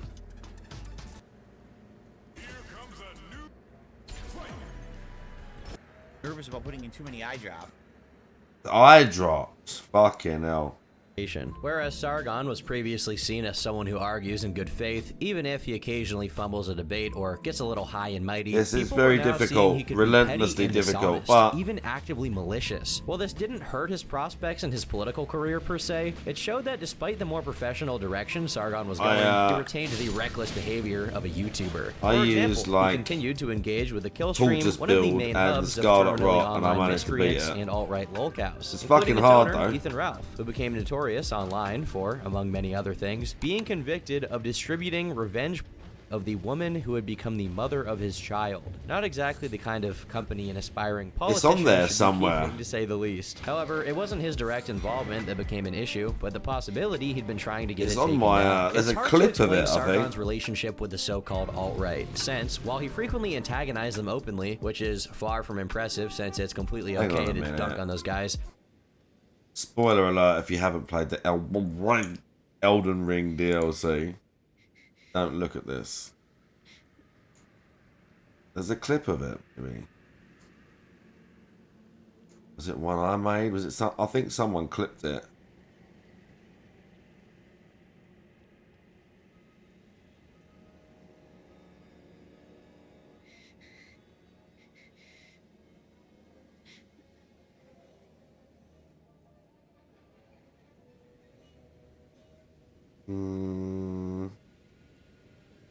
Must be that one. Oh no, wait. Might be that one. Oh, I think it's this one.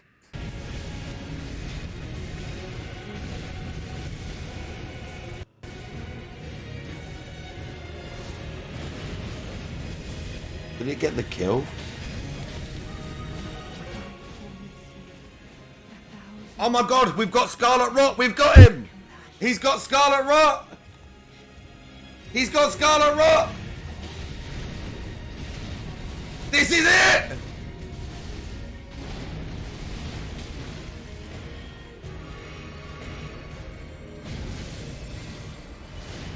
This dude.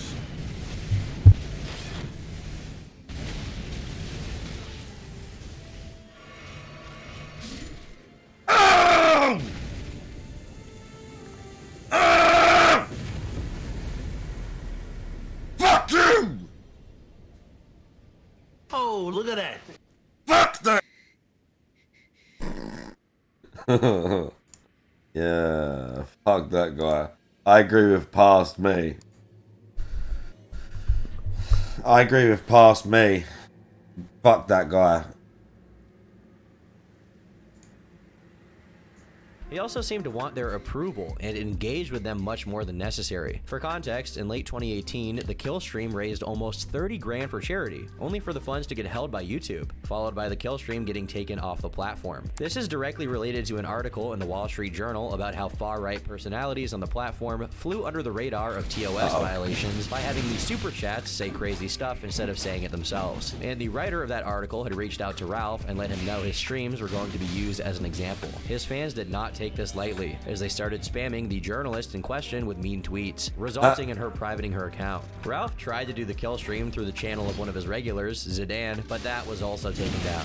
The next day, all of his associated channels were removed, and Ralph had to move his operation to stream.me. This attracted a lot of backlash, since it looked like journalists were trying to stop alt-right people from doing charity in fear it would make them look better. Soon after, the hashtag Wall Street Journal That guy was getting on my nerves. started making rounds on Twitter, and it's at this point that Sargon comes comes in. Shortly after Ethan had been banned, people speculated Sargon had used one of his dummy accounts to post an inflammatory tweet mocking Ralph getting banned and suggesting that one of his associates, Andy Worski, should suffer the same punishment. Some people even expressed their suspicions that Sargon actually had something to do with the ban itself, with a particular focus on one of his associates who went by the name of Kraut. Kraut was exposed for having a Discord server in which he hosted doxes of far-right people, so it wasn't too far-fetched of a theory, even if it wasn't really supported by anything. To settle this, Sargon gets invited to the kill stream, and during it, more tweets from this alt account get shown that further establish that Sargon had it in for the kill stream and one of the eyes of advertisers on it. What is that tweet about?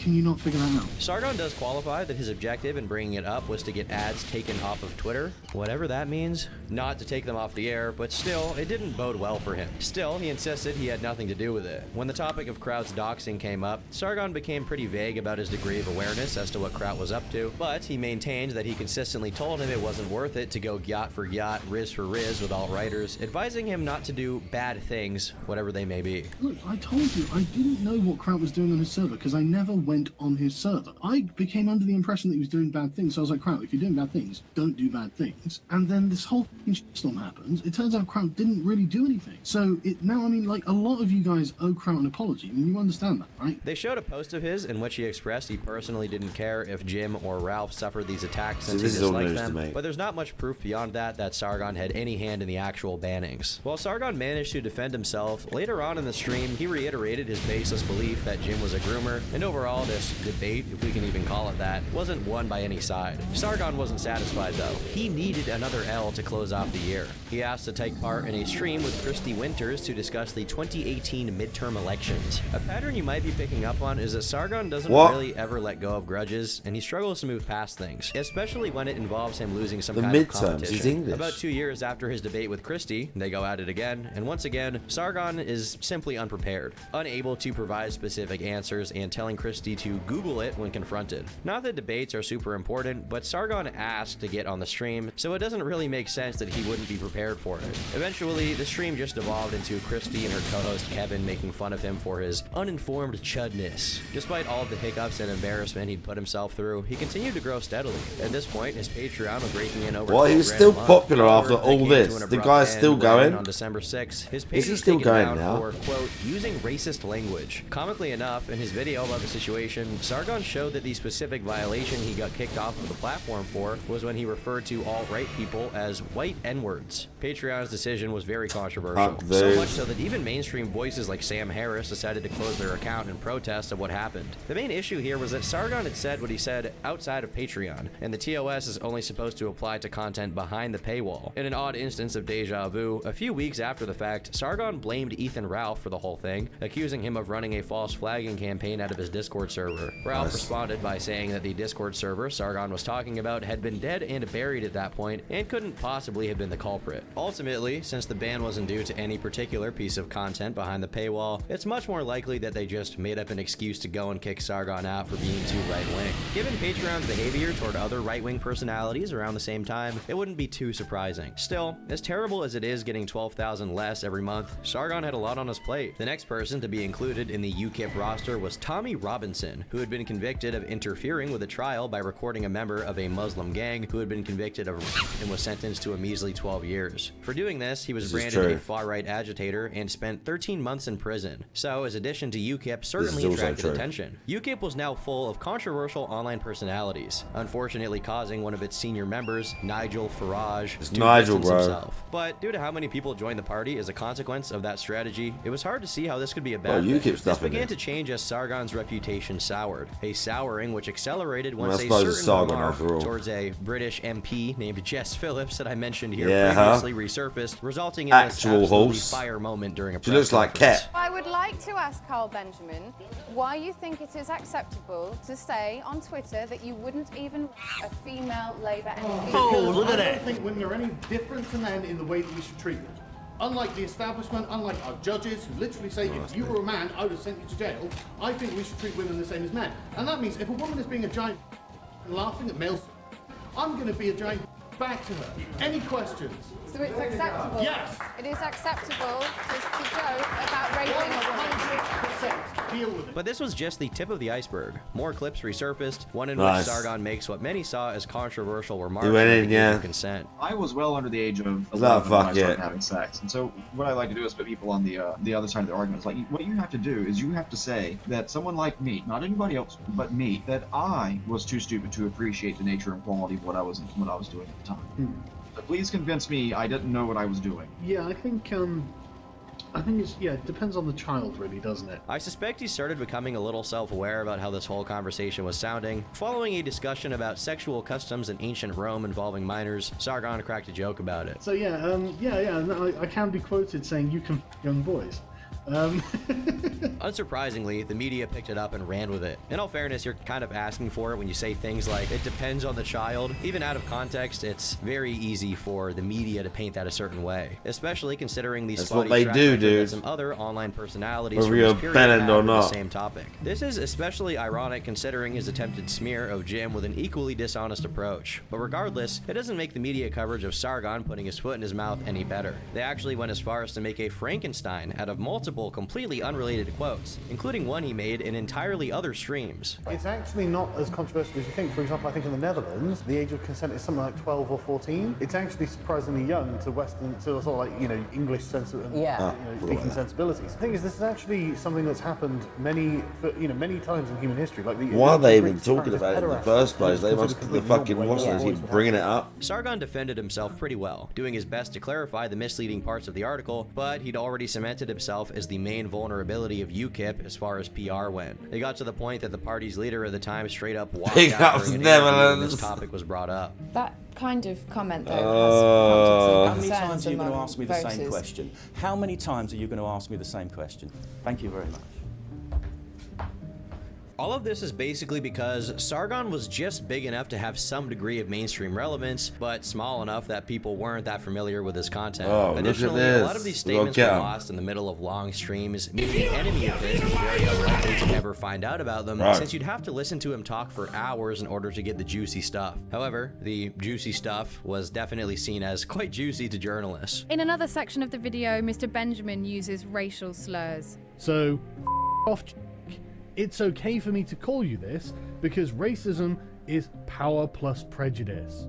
There are other sections of this video which we can't show you because they are too offensive. I find racist jokes funny. You have a video where you call Chinese people. We can't show you. By all accounts, It's that just is too that word offensive. And you don't know what the meaning of that word was. You don't know what the context was, what the narrative of it is. It's broadly accepted as a racist Oh term. god, dude. I know. Oh, why I we're use doomed, As astounding man. as it may be to see We're how doomed. There unapologetic she he was is, throughout Jess this whole ordeal, Phillips. realistically, Bro, these are that the kind of actual comments you can fucking. defend Oh, if she's you're a horrible, YouTuber, man. just not if you're a She's awful. politician. The remarks Whenever he you made see her on about Jess TV, Phillips you know actually it's gonna got be a Sargon bad under story. investigation by the You police, know and I'm immediately, not like, even sure oh, this is what they were bad. investigating. His ability, or lack thereof, to go guerrilla mode? In any event, multiple members of UKIP didn't like where this was heading and left the party entirely. Nice. Eventually, they lost up to 80% of their seats, which put Sargon It's not on the only DEFCON reason. 1 It's as he not just scrambled him. to promote his campaign as much as possible. However, his infamy It's preceded not him just wherever him. he went, as he had a hard time being in any crowd of people without getting milkshaked. In one instance, someone even cartoonishly threw a fish at him.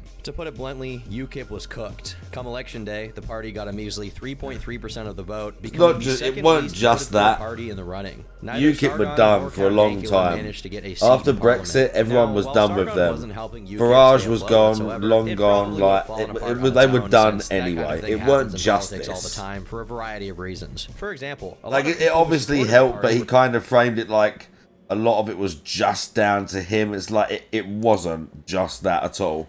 It was way different. UKIP was a thing and gathering like momentum way before Sargon of Akkad, that YouTuber guy, was ever a thing. And again, after Brexit and that, a lot of the sort of big people had moved on, like way higher up, and it was a different vibe. Like that's what it is. It's not just this.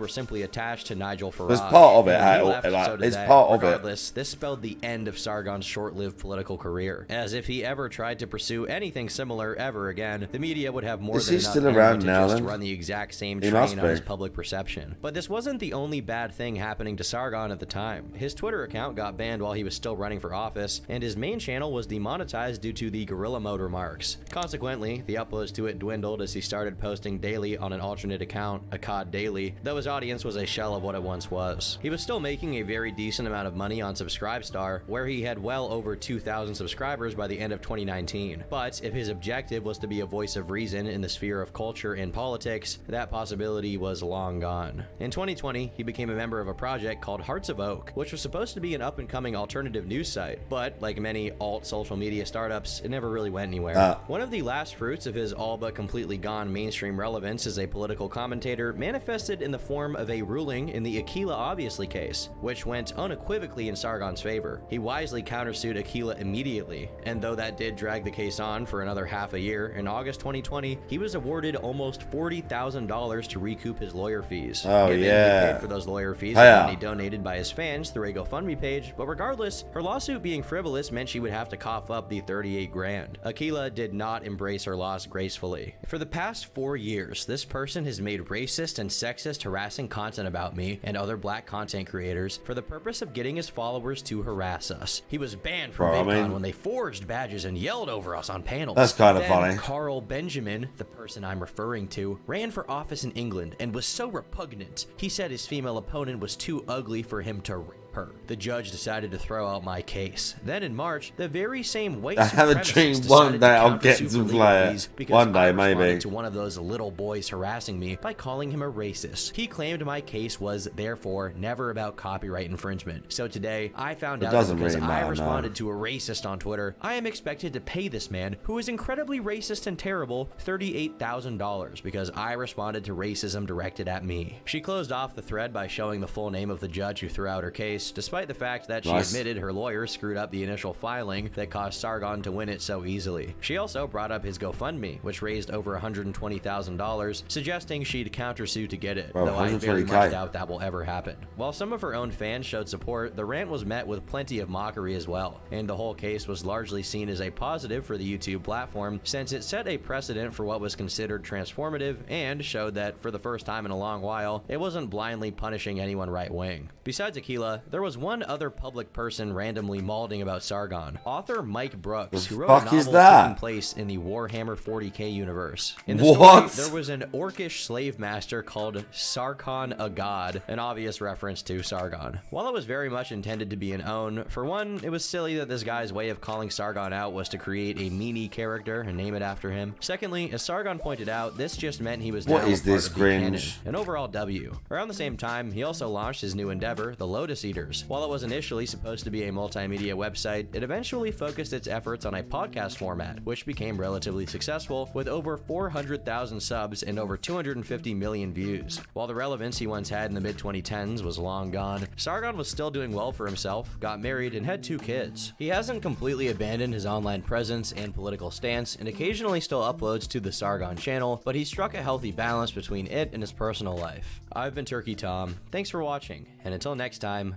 leave me alone. Wow. There you go. Now, sadly, I've been up since 4 a.m. And it's time for me to go to bed. Who's live? Tina, Wounded Warriors are live. BPM. Let's rate Tina.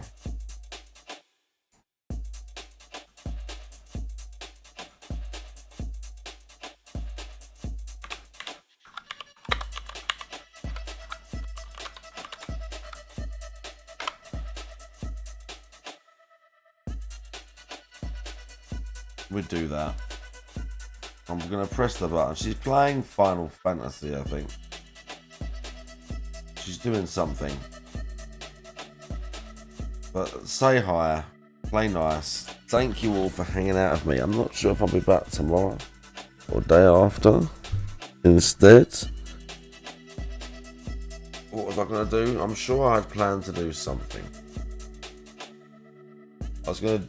Oh, I'm going to the gym on Wednesday evening. That's right. Maybe tomorrow?